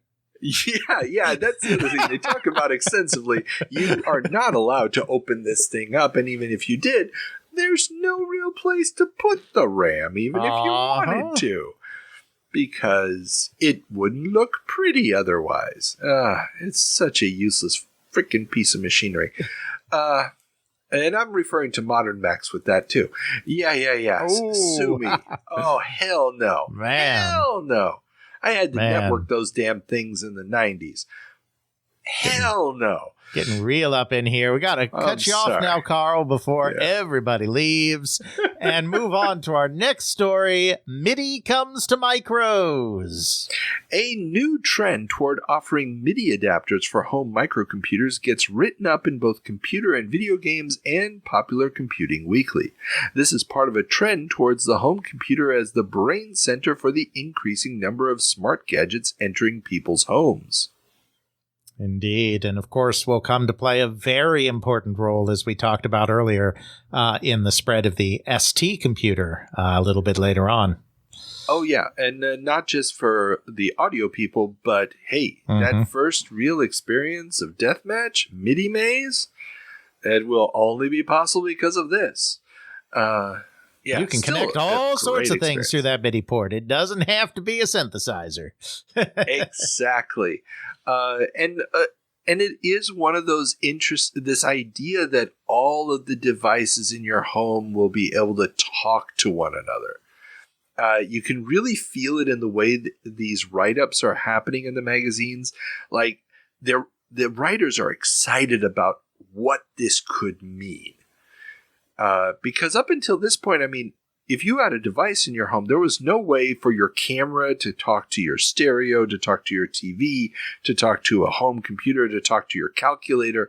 These were all separate little universes. And this idea that they might all be connected with one another, that your phone is connected to your computer, there's a real sense that the digital age is coming, and it means all of this integration.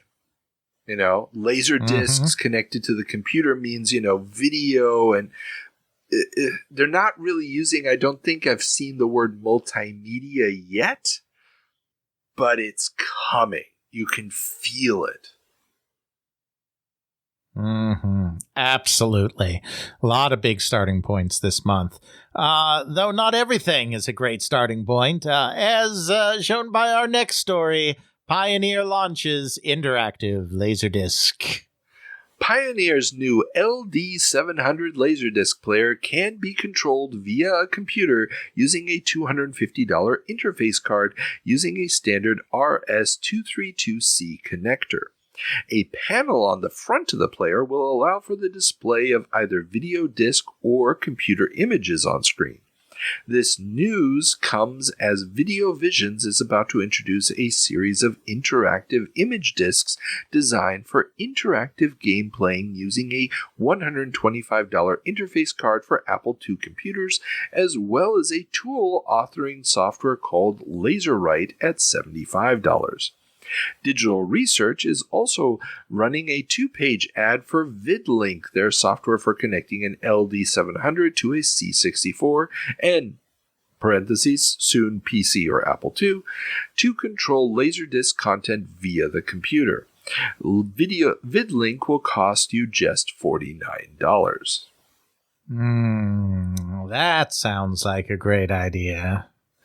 I mean, in theory, it's not the worst idea. I mean, we've talked before on the show years ago already, you know, of the first Laserdisc game that shows up in Creative Computing, where, you know, you control the Laserdisc through software that you made in homemade controllers.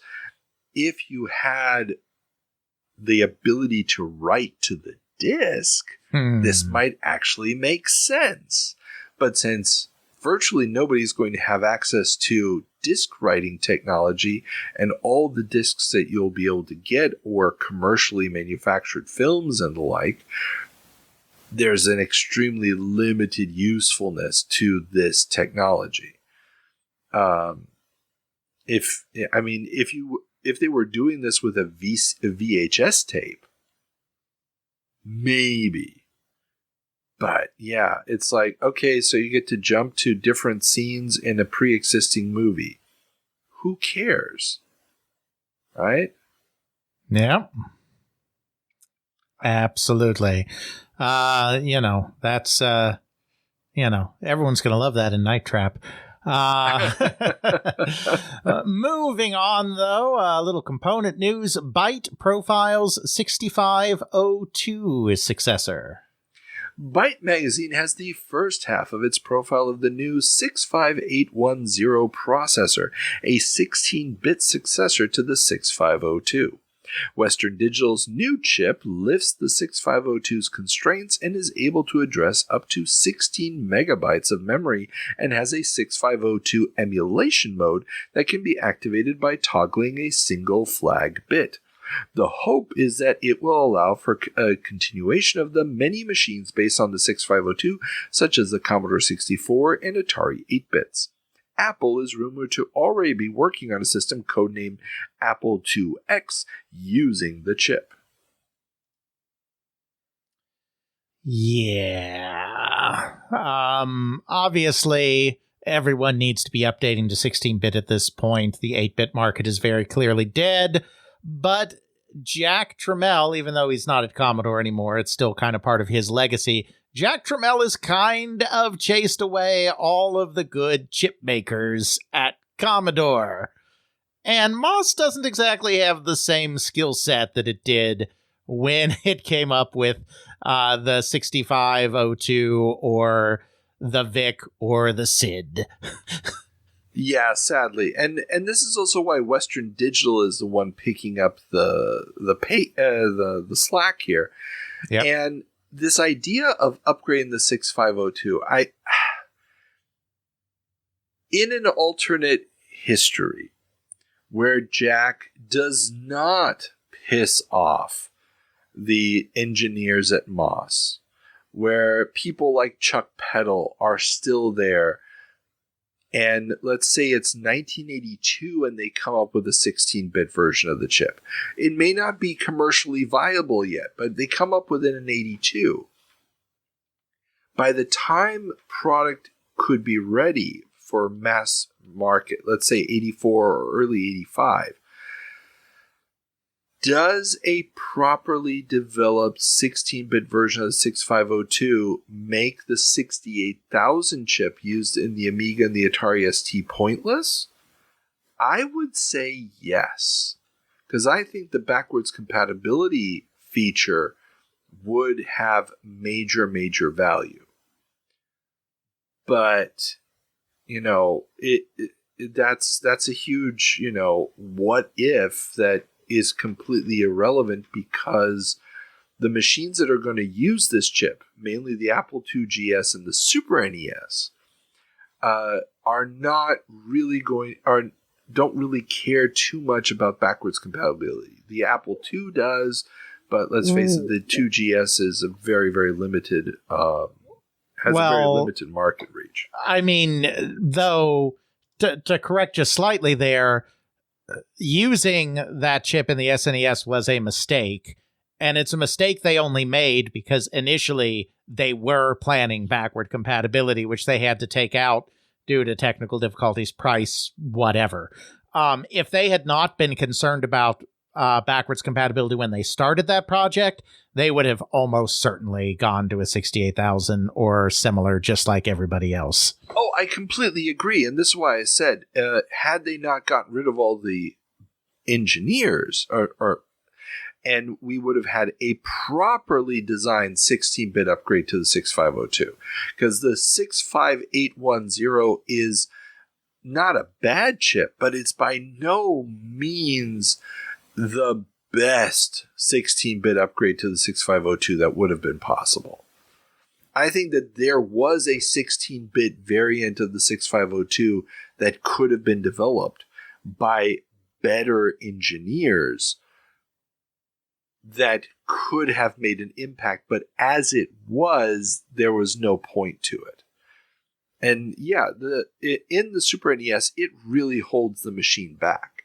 But this built-in emulation mode is clearly what motivated them. They wanted to be able to run NES carts or Famicom carts, and ultimately, what was the point?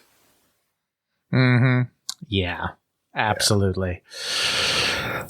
All right, then. Moving on to some game news. Great Space Race budget breaks records.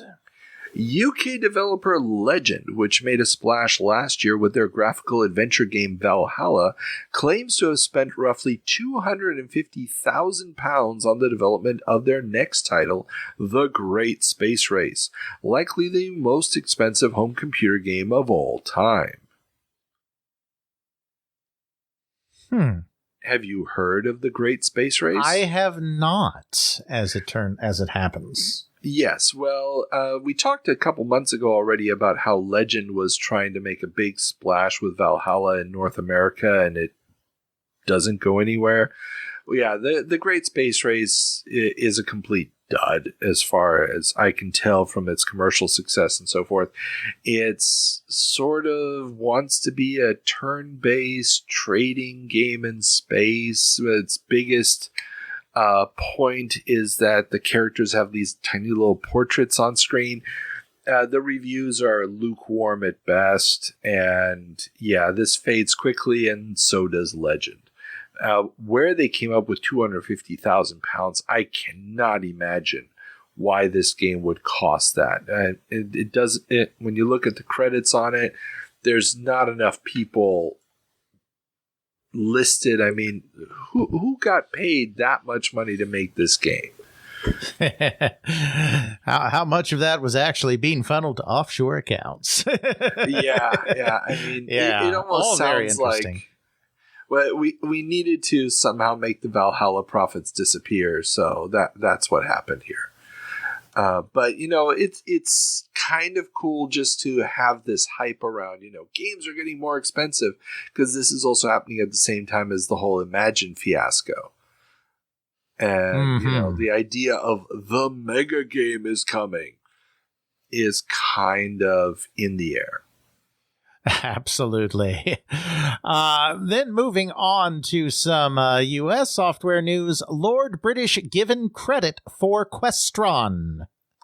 SSI's latest RPG, Questron, gets reviewed this month in Computer Gaming World, and they go out of their way to highlight how Lord British seems to be very busy, as he not only worked on Questron, but also Ultima 3, both released at the same time. Indeed. So yeah, there's a very interesting story behind this. Questron was created by a gentleman by the name of Charles Doherty, and according to Doherty himself, you know, yeah, of course it was an Ultima clone, but there were 1 million Ultima clones at the time. But what sort of happened is he was writing the game based on Ultima, but trying to make changes to make it more distinct. And then Ultima 2 came out, and it turned out that he had made a lot of the same choices that Richard Garriott had made in changing around, updating things, and so it actually looked more like Ultima 2. Now, he shops this game around, and Broderbund agrees to publish it.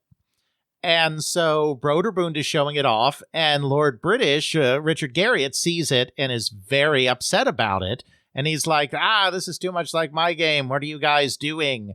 And Broderbund, being kind of nice, don't ruffle feathers kind of guys, I think, are like, I don't know that we need this hassle, so we're not going to publish it.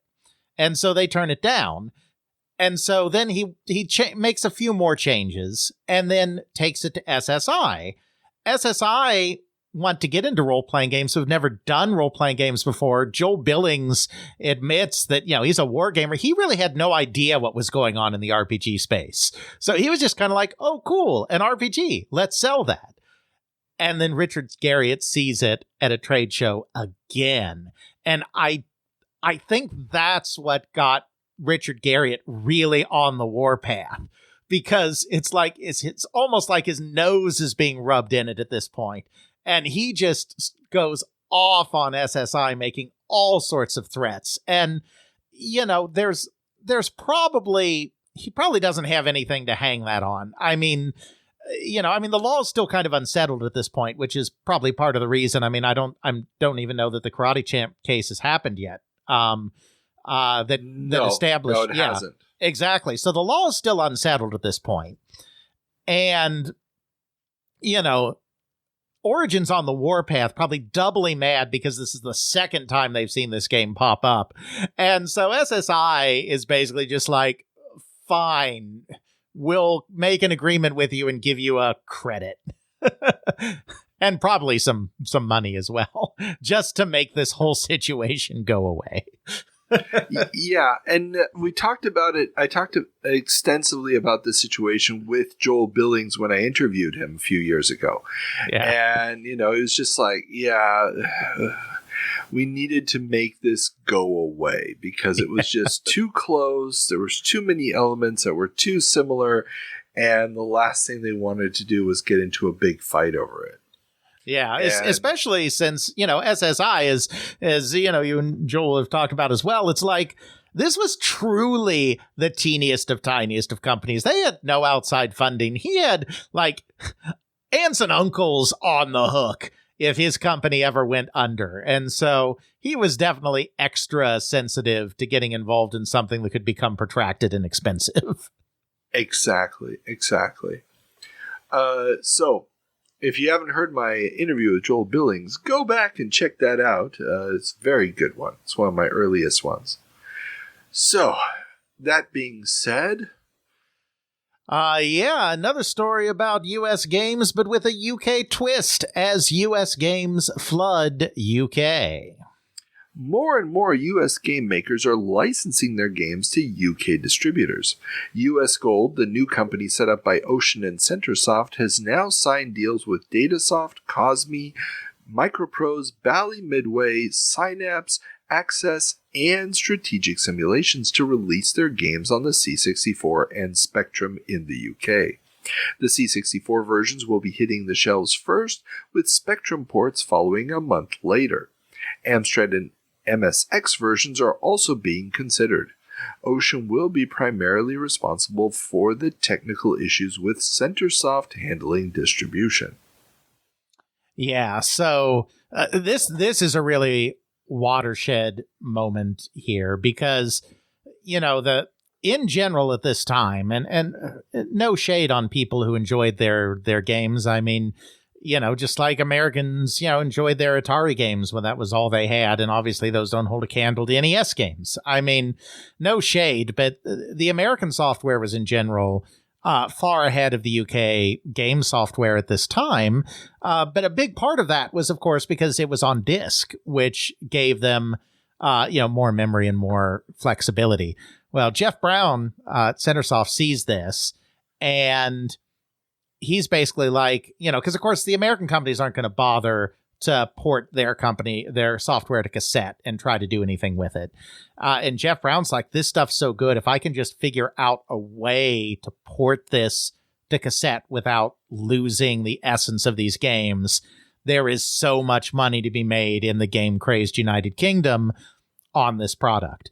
And yeah, this is kind of, I'm sure there are isolated examples here and there outside of this, but this is the real beginning of getting a lot of that American software in. And then, of course, a lot of those American companies will figure out, as Bill Steely likes to say, is like, I came to the UK and, met my contact, and he was driving a Porsche and I wasn't driving a Porsche. So, yeah.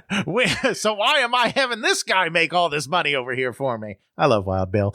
Oh yeah, he is awesome. And of course, start taking that in their own hands when they realize there is a market for their games in the UK. But it really took Jeff Brown, setting this all up to make everybody realize what a good thing they could have going here. Oh, definitely. And it's not just going to stick to the UK. I mean, US Gold is going to be distributing throughout Europe. There's obviously going to be different distribution outlets. Areola Soft in Germany is going to be one of the big ones. That's a division, I believe, of BMG at the time, Bertelsmann Group. Or at least they buy them up at some point and so forth.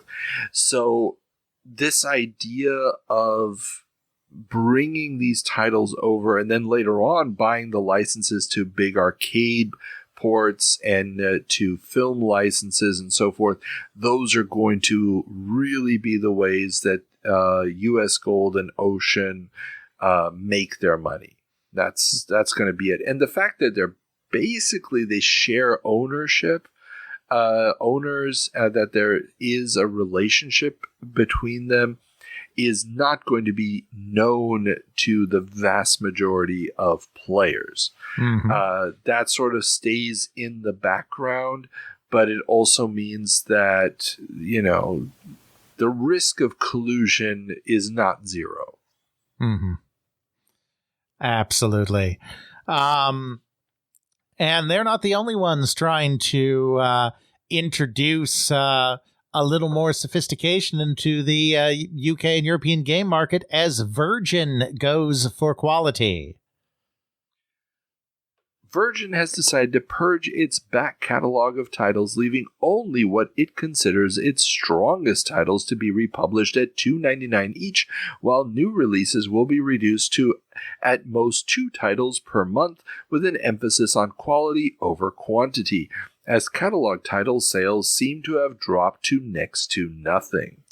Yeah, I mean, Mastertronic redefined the UK industry when it introduced budget software. And then it almost took the entire computer game market in the United Kingdom down with them because they introduced budget software. Because there was a race to the bottom by everybody to keep up.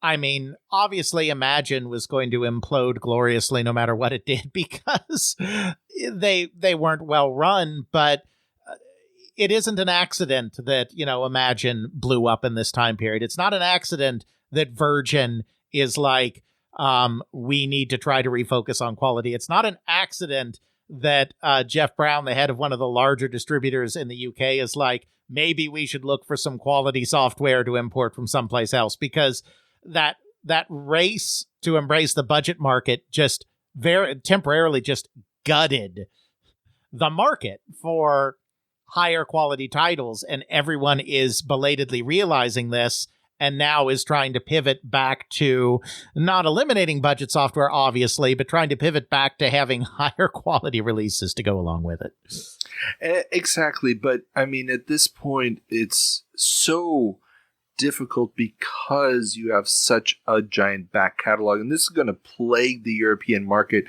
all the way through the 16-bit generation, even to this day. I mean, if I go to, for example, a German retailer like Saturn, that's basically like our version of Best Buy, there's these massive racks of budget titles for PC. I mean, I can go in there and for $5, I can just pick up any number of AAA titles from the last 10, 12 years for next to nothing. And this starts already at this point. These back catalog greatest hits at throwaway prices. And, if you can still be playing, the best of the best from 2 years ago, there's very little motivation to buy the latest best titles. Mm-hmm. Absolutely. But it's not just existing companies in the British market that are looking to turn back to higher quality non-budget games, as Domark launches with big contest. UK games publisher Domark, founded by ex-advertising account managers Mark Strachan and Dominic Wheatley, will be launching their first game, Eureka, at the Personal Computer World Show. The game, developed by Hungarian developer Andromeda, will be available via mail order for £15 and be promoted by a £25,000 reward for the first player to solve the game and put together the secret telephone number at Domark's offices and call it.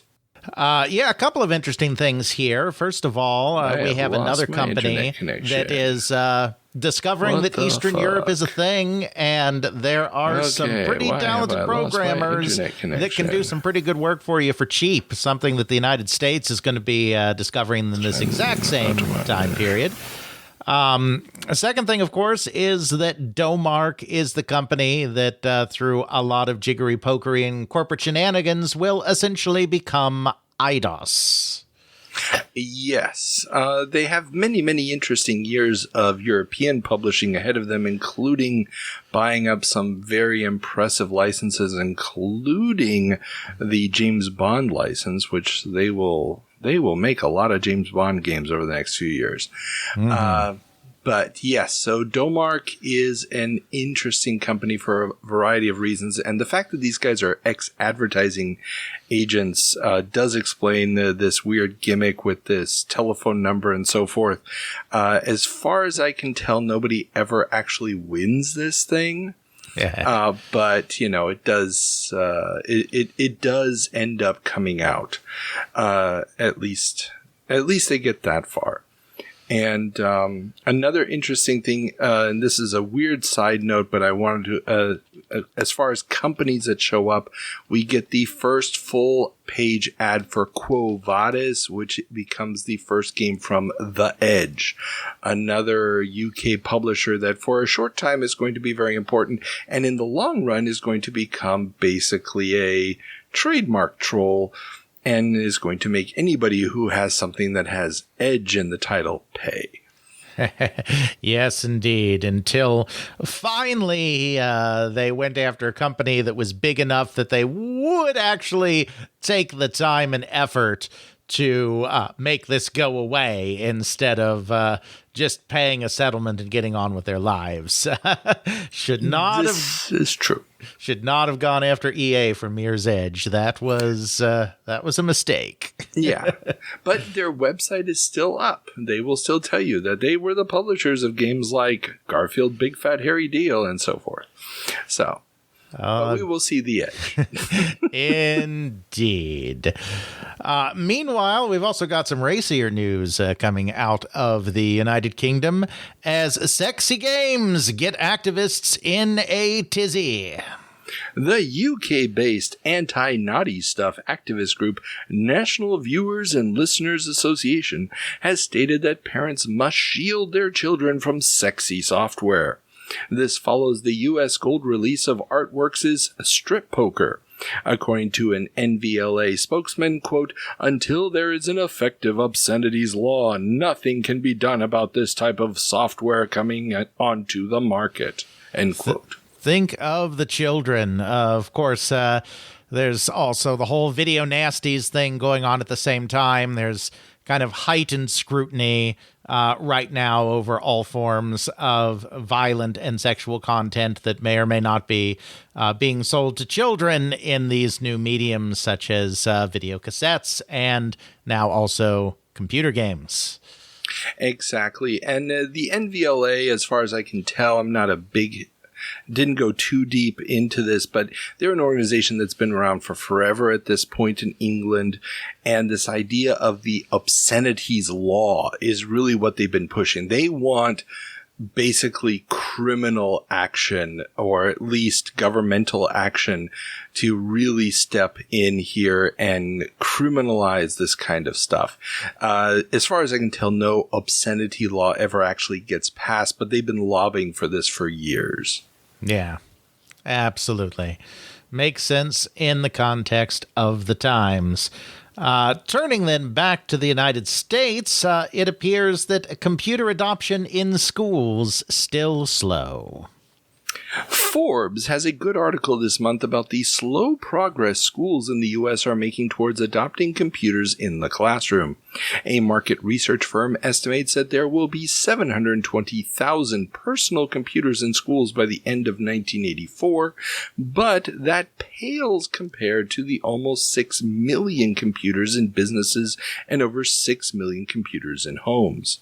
Schools are afraid the machines will be little more than novelties unless they can achieve a critical mass of one computer for every 3 to 4 students, a costly plan given the price of the hardware. The increased number of high-quality educational programs may incentivize the investment, though. Acorn Computers gets a mention as well as their push into the U.S. market with a machine designed for educational purposes. Indeed. Of course, it's much harder for a country the size of the United States with such balkanized local control of school systems to introduce computer education in the same way that the United Kingdom was just kind of able to wave their magic wand and get the national school system to adopt it with propaganda provided by the national television station to get people behind it. But I do think that there is an interesting crossroads that's going on here, because we've been seeing a lot of edutainment or educational software in our last few jumps starting to pop up in this exact period. And I think that and I talked about this before in other jumps, but I think everyone is kind of realizing now that the home computer thing has gone bust, like educational software is the last non-purely game thing that may still have some kind of life in it outside of, really advanced, business uses. And so I imagine that some of this is a chicken and egg thing where Forbes is reporting on this now as much as anything because companies are starting to take notice of this vacuum and everyone's trying to figure out a way to kind of extend this market, because there doesn't seem to be a lot of top-down interest from educators like there was in Thatcher's Britain, where the government is like, we have to train all of our people, all of our children on how to use computers. Feels like it's more coming from the business end. So reading through articles like this one in Forbes in the U.S. about the fears that industry have concerning computer literacy for future workers, as well as articles in the British press concerning computer education and how it's seen as an important step there. I think the big differences are in the larger macroeconomic situations in both of these countries. In the United States, the situation that the United States is the number one producer of computers, computer software, and so forth, is undeniable. They are the leader in all these fields. Nobody even comes close.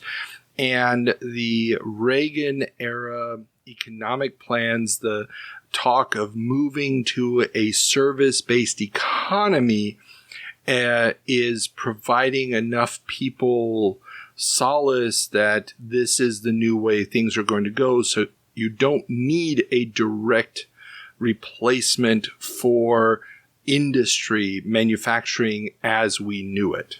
But it's not just existing companies in the British market that are looking to turn back to higher quality non-budget games, as Domark launches with big contests. UK games publisher Domark, founded by ex-advertising account managers Mark Strachan and Dominic Wheatley, will be launching their first game, Eureka, at the Personal Computer World Show.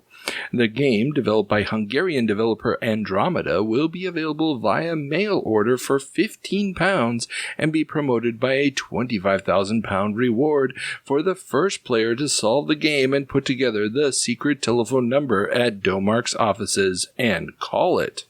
A couple of interesting things here. First of all, we have another company that is discovering that Eastern Europe is a thing, and there are some pretty talented programmers that can do some pretty good work for you for cheap, something that the United States is going to be discovering in this exact same time period. A second thing, of course, is that Domark is the company that, through a lot of jiggery-pokery and corporate shenanigans, will essentially become IDOS. Yes. They have many, many interesting years of European publishing ahead of them, including buying up some very impressive licenses, including the James Bond license, which they will make a lot of James Bond games over the next few years. Mm-hmm. But yes, so Domark is an interesting company for a variety of reasons. And the fact that these guys are ex-advertising agents does explain this weird gimmick with this telephone number and so forth. As far as I can tell, nobody ever actually wins this thing. Yeah. But it does it does end up coming out. At least they get that far. And another interesting thing, and this is a weird side note, but I wanted to, as far as companies that show up, we get the first full page ad for Quo Vadis, which becomes the first game from The Edge, another UK publisher that for a short time is going to be very important, and in the long run is going to become basically a trademark troll, and is going to make anybody who has something that has Edge in the title pay. Yes, indeed. Until finally they went after a company that was big enough that they would actually take the time and effort to make this go away instead of just paying a settlement and getting on with their lives. This is true.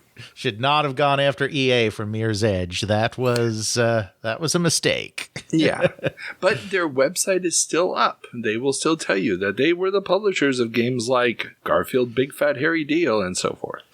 So, but we will see the Edge. Indeed. Meanwhile, we've also got some racier news coming out of the United Kingdom as sexy games get activists in a tizzy.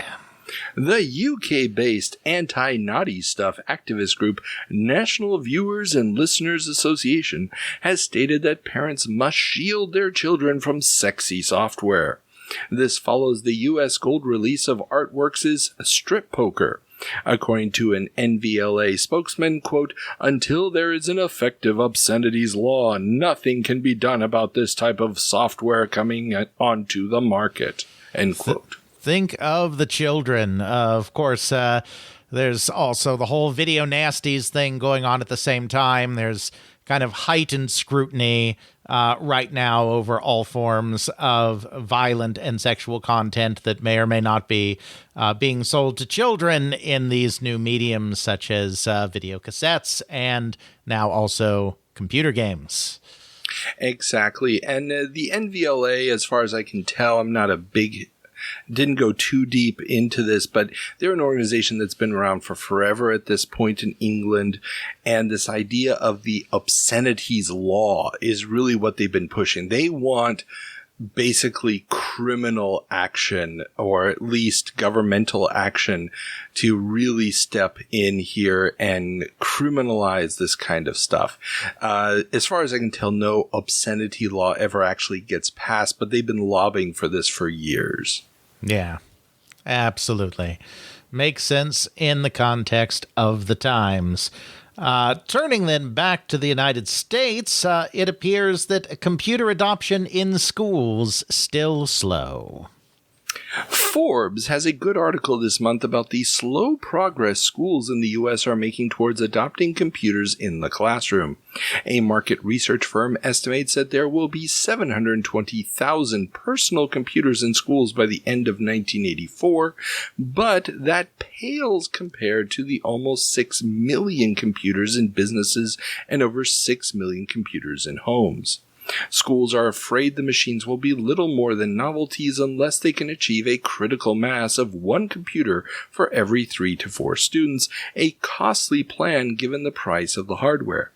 The increased number of high-quality educational programs may incentivize the investment, though. Acorn Computers gets a mention as well as their push into the U.S. market with a machine designed for educational purposes. Indeed. Of course, it's much harder for a country the size of the United States with such balkanized local control of school systems to introduce computer education in the same way that the United Kingdom was just kind of able to wave their magic wand and get the national school system to adopt it with propaganda provided by the national television station to get people behind it. But I do think that there is an interesting crossroads that's going on here, because we've been seeing a lot of edutainment or educational software in our last few jumps starting to pop up in this exact period.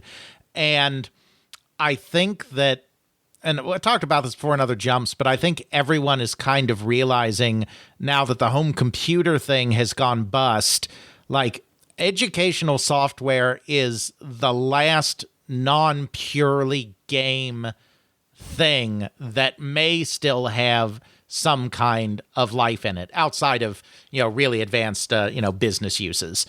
And so I imagine that some of this is a chicken and egg thing, where Forbes is reporting on this now as much as anything because companies are starting to take notice of this vacuum, and everyone's trying to figure out a way to kind of extend this market, because there doesn't seem to be a lot of top-down interest from educators like there was in Thatcher's Britain, where the government is like, we have to train all of our people, all of our children on how to use computers. feels like it's more coming from the business end. So reading through articles like this one in Forbes in the U.S. about the fears that industry have concerning computer literacy for future workers, as well as articles in the British press concerning computer education and how it's seen as an important step there. I think the big differences are in the larger macroeconomic situations in both of these countries.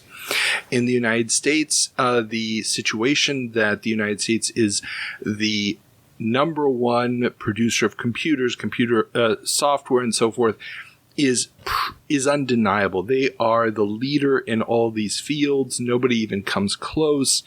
And the Reagan era economic plans, the talk of moving to a service-based economy, is providing enough people solace that this is the new way things are going to go. So you don't need a direct replacement for industry manufacturing as we knew it. In contrast, the UK seems to be talking about this all as if it's a question of survival of the nation. That if they don't take a leading position, not just in using computers in an office space or automating everyday service jobs, but truly producing the chips, the computers, the software, that, the empire is going to die. And it's partially a recognition that the empire is all but dead. The Falkland Islands and a few other small territories being an exception. But this ever-diminishing position of the UK is driving this fear. And the fear is driving the adoption in the schools, the adoption into the education, even though it's going to be very, very apparent very, very quickly that this is not the panacea that's going to save Britain. So I think that's really where this is coming from.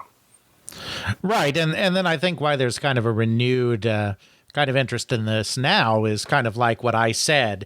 It's with the home computer market collapsing, the software companies have turned to education as what they see as the last viable use for this kind of thing. And now that they are putting a lot of educational software on the market, they want to build a market in schools for all of this stuff that they're creating, because that could be a major revenue stream for it if they can convince schools to get on board.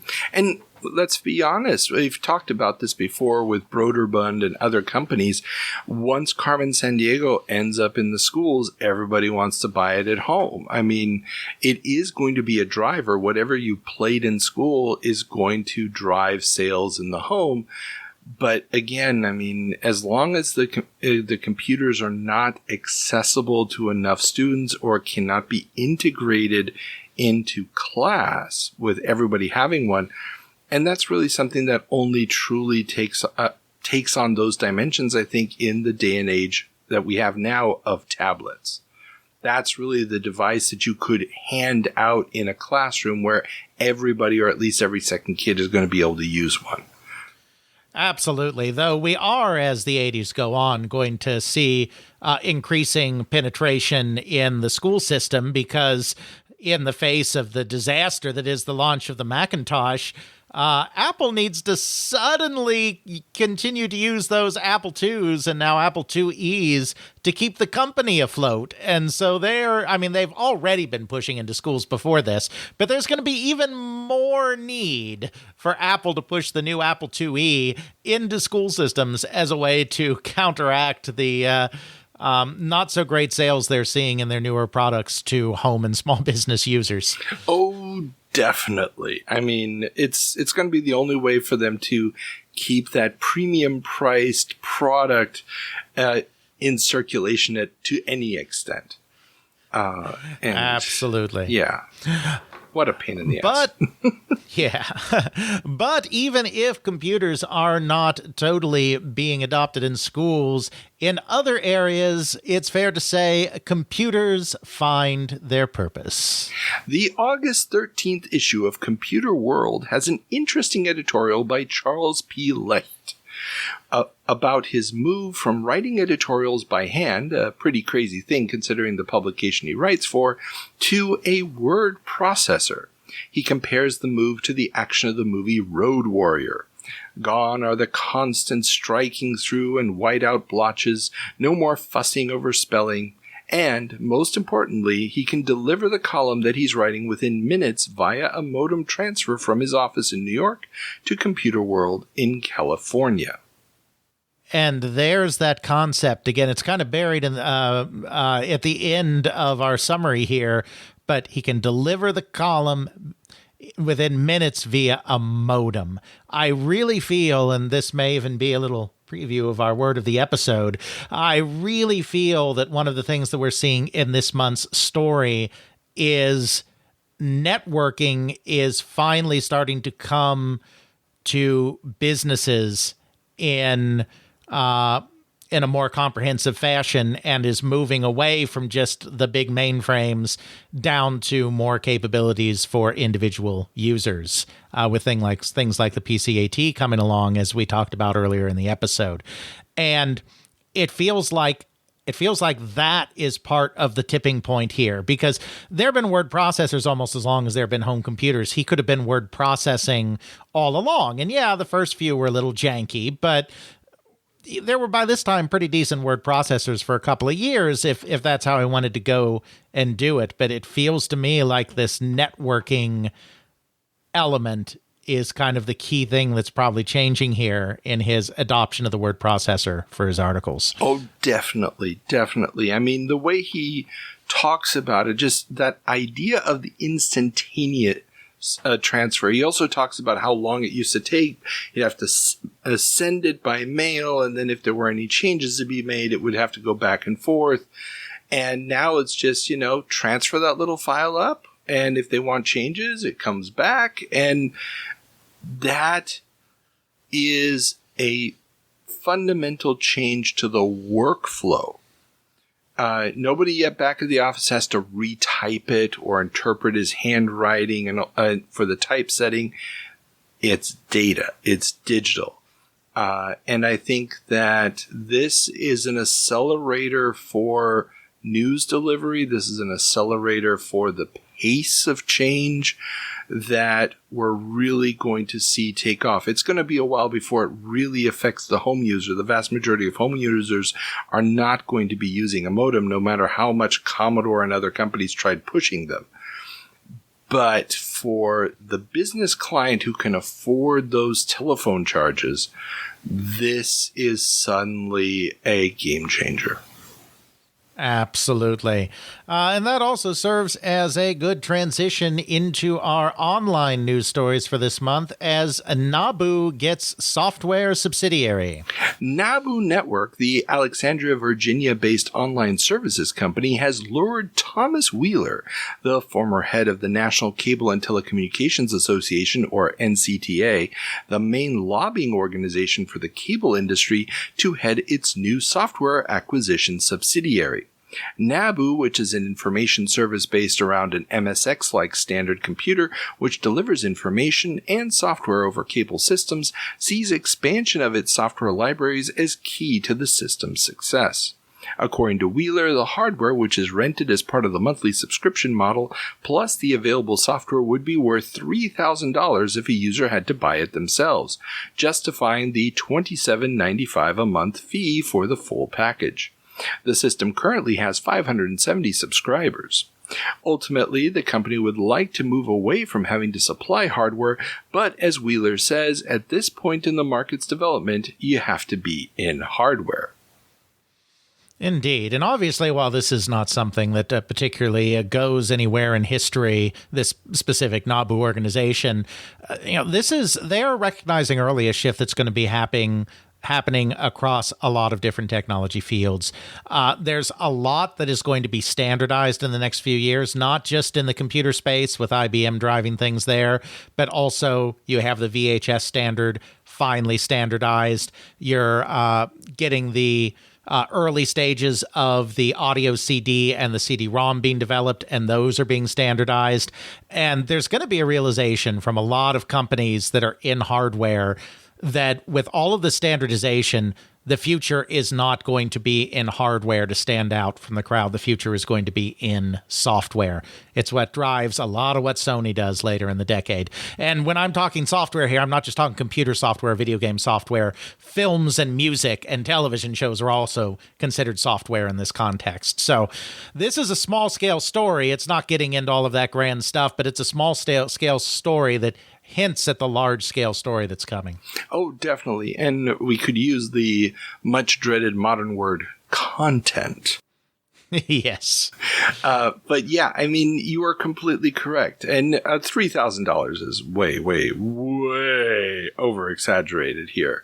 Unless, of course, he's using some very outlandish prices for an MSX computer. But yeah, this idea that you need to have the content people want in order to justify the service is huge, and whoever controls the content wins. And of course, once the internet shows up and all the content is available through the same type of service, that's going to change the game again. But yeah, so if you have the content, you win. If you don't have the content, nobody cares. Absolutely. And then our second and final online story this month, tech support goes online. The Financial Times reports on a growing trend for tech support hotlines for computers and software. This line of services is beginning to move away from phone lines, to online, with some companies offering help via electronic mail or bulletin board services. Needing help with software is also becoming a major topic of discussion in open forums on online services such as CompuServe and Prestel's Micronet. Written requests for help are usually more well thought out and can also be more easily logged by those answering for future reference. Interesting in the way it obviously presages the future of all tech support, software or not. But also, it's another example, I think, where networking was the missing key to start making computers more useful in a variety of contexts. Obviously, this is a chicken and egg situation because we're talking about tech support for software specifically. So if you didn't have the computers, then you wouldn't need the tech support. It's another area where it's like, now that we can get these computers online, oh, look, there are ways that we can serve customers much better by logging their complaints and taking more time to work with their complaints and having a more detailed written explanation. And even though this is starting in software, this will clearly have applications elsewhere as well once this becomes more widespread. And it's just, networking is the game changer. It really is. And what you're also seeing is this idea that no amount of energy that is put in to solve a problem ever gets lost. You've solved it once, it's always there, can always be searched, can always be found again, it can always be reused. This is completely anathema to everything, all previous forms of media. I mean, with books, okay, yeah, you printed the book once, it's there, but you couldn't go back and just update it. You couldn't keep it online. It was almost impossible to do word searches of books and so forth unless you had a really, really good index. And then you still had to have access to the physical book. This idea to just keep going and keep adding more and more and more people's responses is creating these massive databases in a very natural way that we've never been able to do before. Absolutely. And it's going to change absolutely everything much quicker than I'm sure anyone even realized. Yeah. But moving on from the future to the past, i.e. retailing. Remember that, everybody. We have W.H. Smith profits surge on computer sales. UK retailer W.H. Smith is expected to announce earnings of £37.5 million for the fiscal year ending June 2nd, up from £26.7 million the previous year. Much of this can be attributed to their move to higher cost items such as computers, a sector that they are now the top retailer of in the UK. There you go. Yeah. And in many ways, this mirrors the move of toy companies a few years earlier in the United States into the video game arena, where suddenly the bigger ticket items completely change the way they do business, and it almost becomes the tail wagging the dog. Absolutely. And of course, when they move, then later on, 10 years later, happens when all this stuff starts moving away from the W.H. Smiths of this world into the more specialty stores. In the late 16 and 32-bit generation, we're going to see, obviously, W.H. Smith hit hard by that. Mm-hmm. Absolutely. Meanwhile, as W.H. Smith surges in the UK, back in the United States, Radio Shack loses ground. The Tandy Corporation, parent company of Radio Shack, has seen its market leadership in the computer business, which it helped kickstart in 1977 by introducing the TRS-80 in its retail locations, has seen its fortunes turned around. The massive annual profit growth of 35% that it saw from 1979 to 1983 is no more.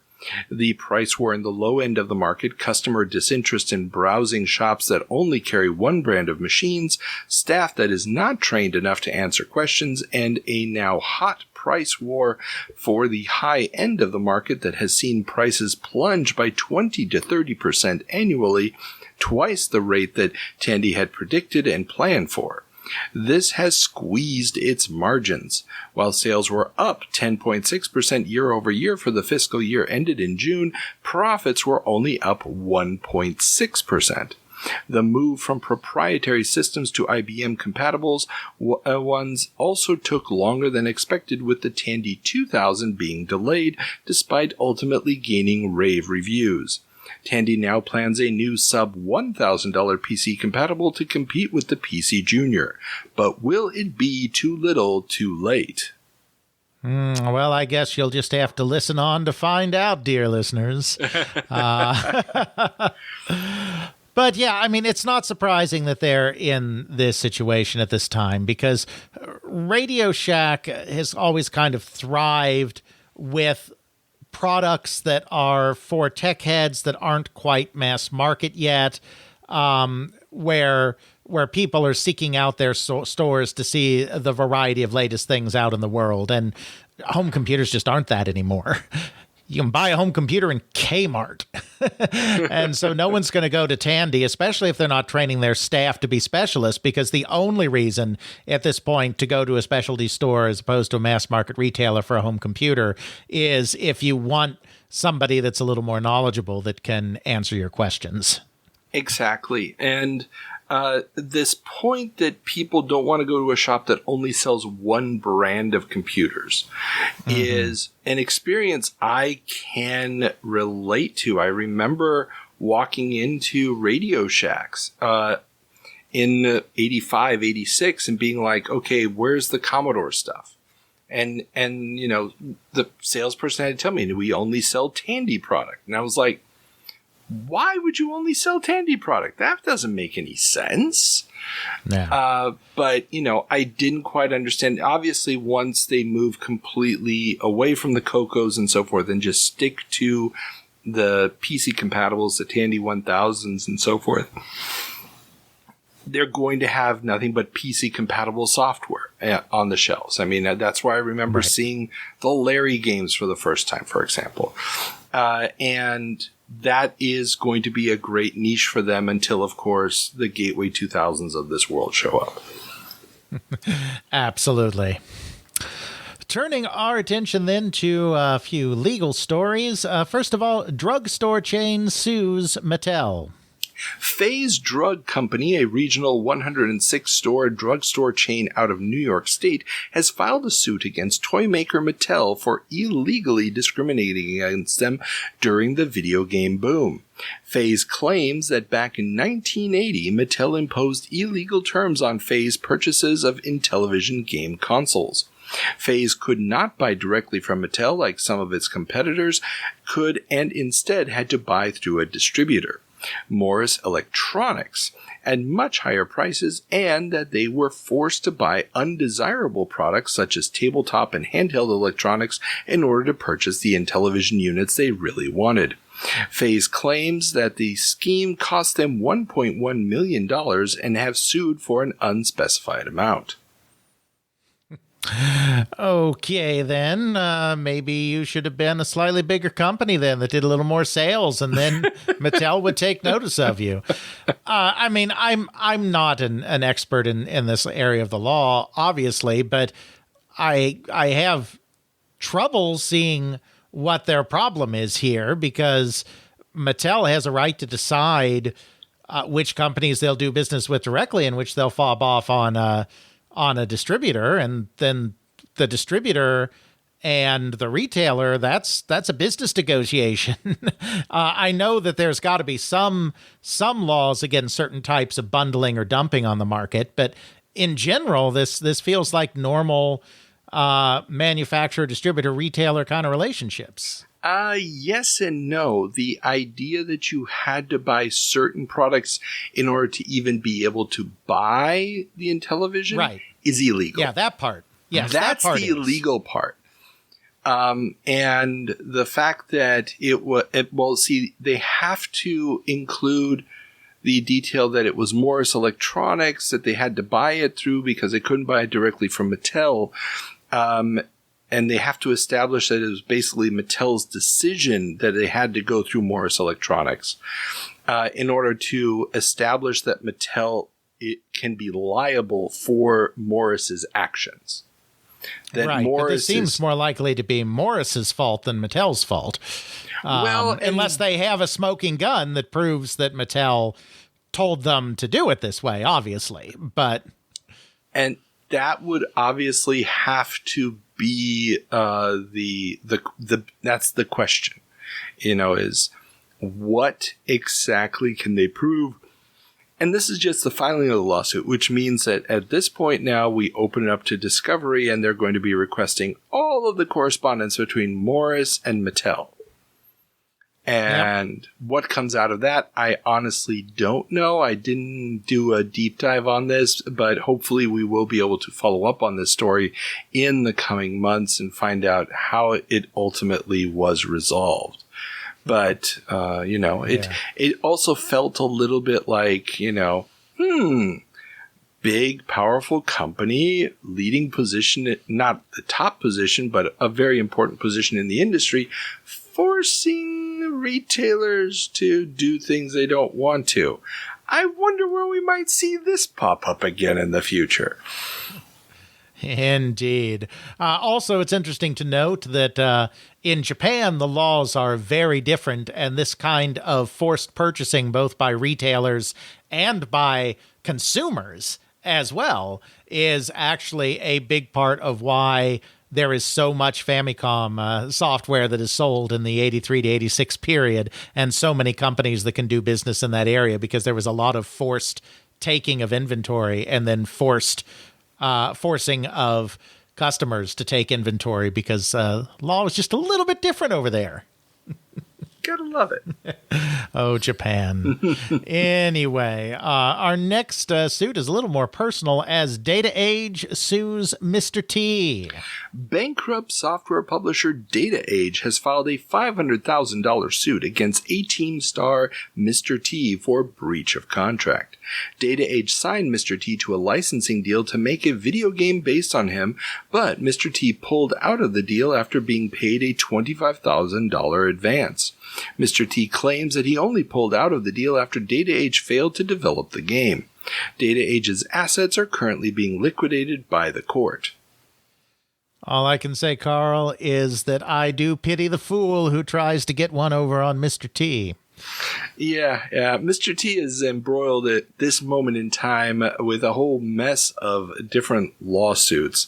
This is also around the same time that the many, many years in the running lawsuit has been started, where I think it's a former business partner of his brother or somebody is suing for co-creatorship of the Mr. T character. That's going to take forever to resolve.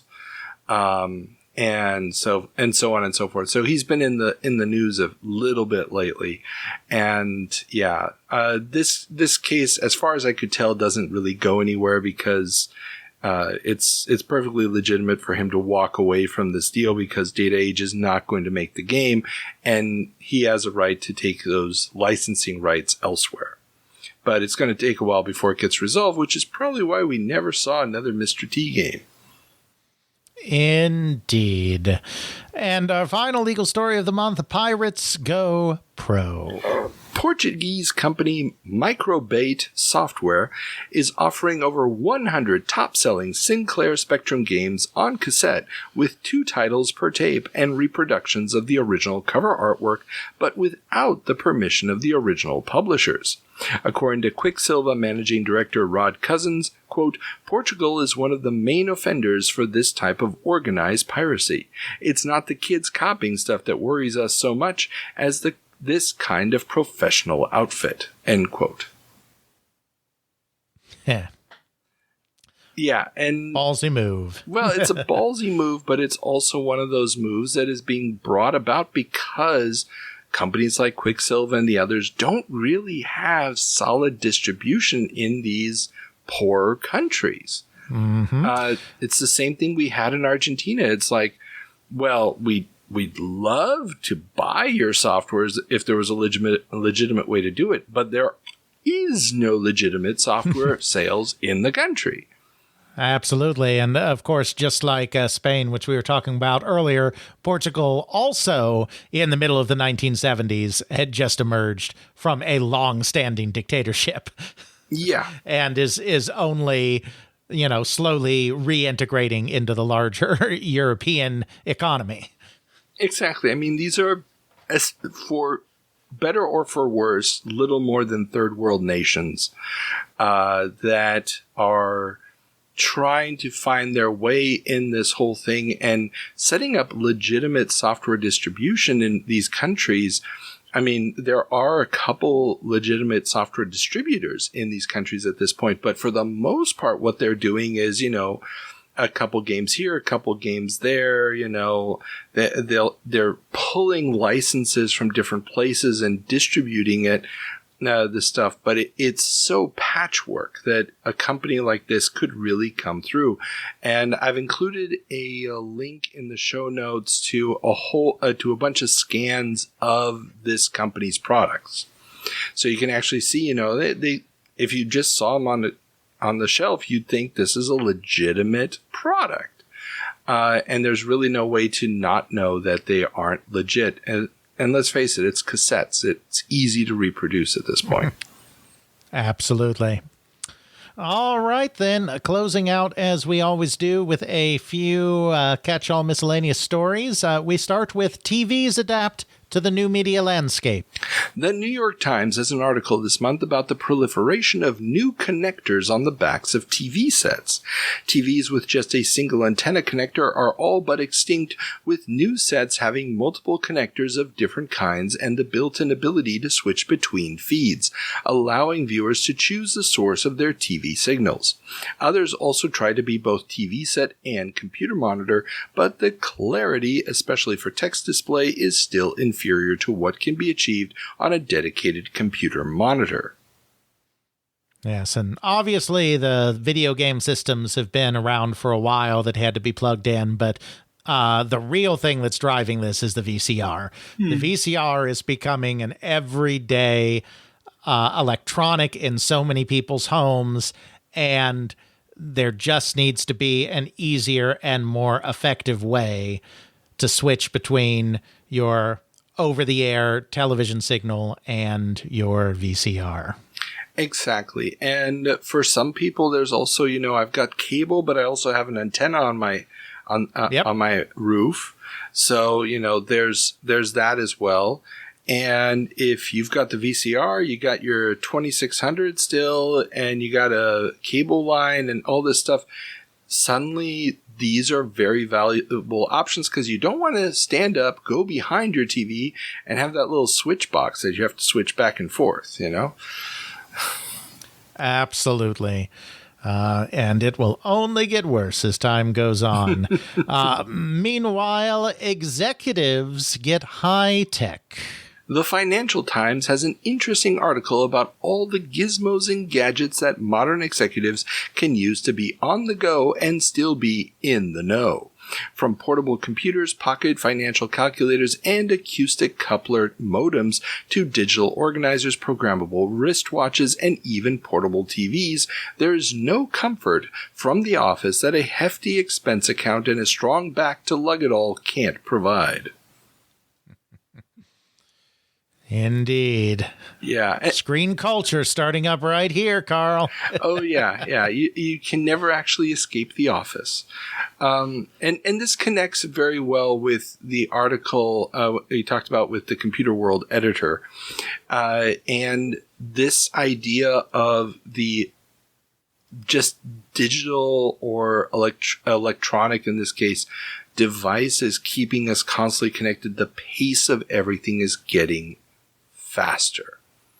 And it's perceivable. It's still in the upper echelons for most people. It's still unattainable technology, but it is very quickly becoming a reality. And speaking of which, our next article kind of touches on the same thing as touchscreen system used for tourists. Colorado-based Touch Dialogues Incorporated makes touchscreen kiosks designed to provide tourists information about local restaurants, sightseeing options, etc. The devices are computer-powered and have been used in a variety of locations from hotels to Boston City Hall. Currently, the 34 devices are relying solely on computer imagery, but the president of the company, Paul Knight, hopes to incorporate video discs in future models. Yeah.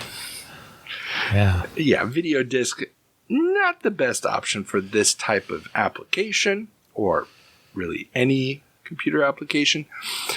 But, this whole idea of having a computer for access to data as opposed to processing data. Right.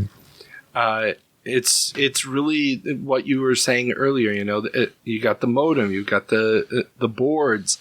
It's using the computer simply as an access point to vast quantities of information in a quick, easy, searchable fashion is going to become the primary use of the machine, moving away from the hobbyist who wanted to program it and make it do specific things. Absolutely. Could not have put it better myself. Meanwhile, looking at some military applications of new technology, Army introduces joystick-controlled rocket. The Army is developing a cheap missile that can be guided to battlefield targets by ground troops using television screens and joystick controls.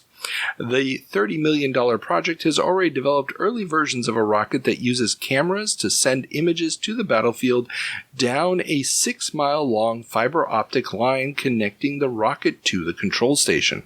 While the rocket is in flight, the same line can send signals from the joystick back up to the rocket to control its trajectory. Paul Jacobs, the project manager, said, quote, "Essentially, it's like running a video game or computer-aided instruction. There's nothing now that flies out there where you can see what's happening." Indeed. Of course, since the 1970s, the military has been using wire-guided anti-tank missile systems like the TOW missile system, which are wire-guided and can be controlled. But this is a purely line-of-sight technology being used by infantry in the field. What we're talking about here is a rocket that is going to go some distance that will be controllable. This never comes to fruition. Raytheon creates the MGM 157 as a test bed for this technology and creates a small number of them in the 80s and 90s for testing purposes. It never gets adopted by the U.S. military, but that last line, obviously, this idea, something that flies out there where you can see what's happening and control remotely. Well, we are definitely on the path to drones here, aren't we, Carl? Just a little bit. The only thing missing right now is the technology to send enough computer data, like video, over the radio waves and the processing power in a small enough package to be able to do that. Indeed. So just interesting, the kind of common theme of a lot of these stories is look at this technology that's coming. It's not practical yet, but a lot of our lives today were starting to be built for better or for worse back here in the 1980s. Oh, yeah, definitely. They can see where the technology is going. They're like, like Iron Man's dad in the movie, it's like just limited by the technology of my time. Absolutely. Ending then with a couple of lighthearted stories. First of all, I am definitely going to hell for this next headline. Gaming Jesus shall bear the mark. A secretary in Iowa City developed circular bleeding wounds on her palms after a weekend-long binge of playing Space Invaders for the better part of 26 hours. The joystick dug into her palm after the first 18 hours or so. Definitely should have played 26 hours of Centipede instead. With that trackball, we wouldn't end up with stigmata. Yeah. This article is just weird, but I couldn't help myself. It was just too funny. And who's still playing Space Invaders hours on end in 1984? That is so passé. Well, this is actually, it's a news article reporting on a medical journal. Oh, okay. So this probably happened at the height of the boom. Yeah, that makes sense. This probably happened a couple years earlier, and it didn't give the actual name of the article, and I'm guessing it was probably just one list of many things, video game related or whatever, and they just happened to pull this out. It's not even from a newspaper. It's from the United Press. So it's one of those things that they sent out in the hopes somebody would publish it, which is part of the fun of using Lexis to do this research. You get all of the news articles that the press services were trying to sell, even if nobody picked them up. Indeed. Very interesting. And our final headline of the month for August 1984, CompuCruise to set sail. Home Computer Magazine is proud to present CompuCruise, a 7-day cruise for those interested in computers with 2 full tracks of seminars covering both personal computer use and institutional use. Sign up for as little as $1,200. Oh, goody. Yeah. Now, this is kind of funny. Also, it's kind of interesting due to the simple fact that this is also, you still have The Love Boat is a fairly big show on TV at this point. It should be coming close to its end. I think it ends in 84 or 85. Can't remember now. 87. Okay, it's going to end in 87. But whatever the case may be, it's this idea of the cruise for computers. It's the antithesis of going on a cruise. And $1,200 is a lot of money in 1984. Oh, yeah. Absolutely it is. Yeah. But hey, they're giving it a try, so you can go on the CompuCruise. Sounds romantic. There you go. Yeah. I could see. I was just going to say, I could definitely see an episode of The Love Boat based around the CompuCruise. Yes. We'll compute with you the Computer boat. Oh my. Yeah, I got nothing. I cannot croon like our good co-host Alex here. Okay, so that brings to an end our time jump, which also means, Alex, what is the word of the episode?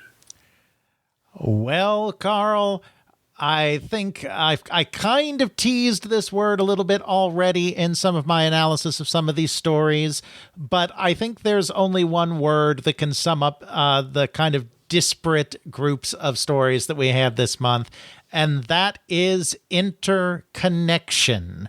Whether we are talking about media properties in the future relying more and more on the interconnectedness of toys and cartoons and merchandising, or we're talking about computers like the PCAT or the upcoming Atari ST with its MIDI port providing more ways for people to connect with their computers, or the new uses that are being found, like with Mr. Lecht, to use their computers for practical purposes because they are connected to a larger infrastructure back at the office. It feels like the interconnection of things, both commercial and technological, is a big part of what is driving the news in August 1984. You know what? I think you are absolutely correct. We're opening up whole new pathways for how a computer can be used, and it's the old paradigm of the standalone computer versus the networked mainframe. Those two worlds are about to collide, and spell the death of the mainframe, but also open up all sorts of new, interesting ways to use machines. Cool. Well, then, in that case, Alex, remind everybody where they can find your fine work. Absolutely. Of course, I am always at theycreateworlds.com, and the podcast is They Create Worlds. Podcast.theycreateworlds.com also gets you there, doing those deep dives on topics in video game history twice a month, every month, with my co-host Jeffrey Dom.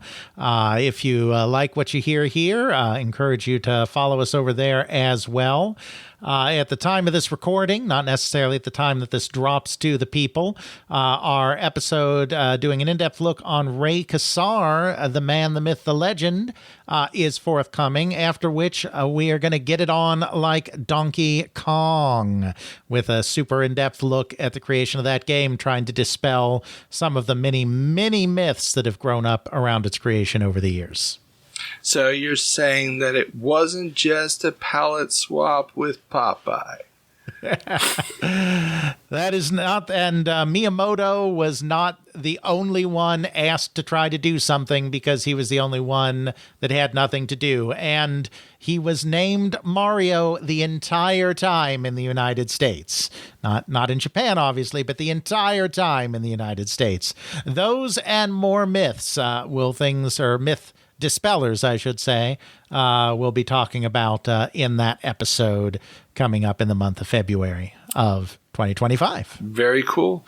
And here on the channel, we still have at least one or two more parts of my Graham Bayless interview that will still be hitting the feed. The final part 5, has already hit the Patreon feed, so if you guys want to check that out, please do. Find out how modern games like the latest Mortal Kombats are made and what does it mean in the modern AAA space. Are you making games, digital downloads, upgrading game engines from third parties, and using international providers for all sorts of art assets and coordinating those efforts. Extremely interesting. And also what does it mean to do game balance with tremendous amounts of user data provided through the interconnectivity of modern machines. fascinating insights. That all sounds great, though. Unfortunately, for some reason, my mind just went completely to the double rainbow meme when you said that. Because it's like, what does it mean? What does it mean? Which does disservice to your work, but that is just how my mind goes sometimes. You know what? If I can get as many hits as that stupid freaking video did, I'm happy about it. No. And also remember, if you guys have any feedback, just send us an email, videogamenewsroomtimemachine@gmail.com. Follow us on all the socials. I'm going to try to get more postings up. Also, if you're not a Patreon supporter, so far you've had limited access to our 7 Minutes in Heaven videos. However, as a reminder, those are all going public now, so I'm slowly but surely changing the settings on those on YouTube, so you will be able to binge those beautiful, beautiful minutes of video footage. With that being said, everybody, have fun.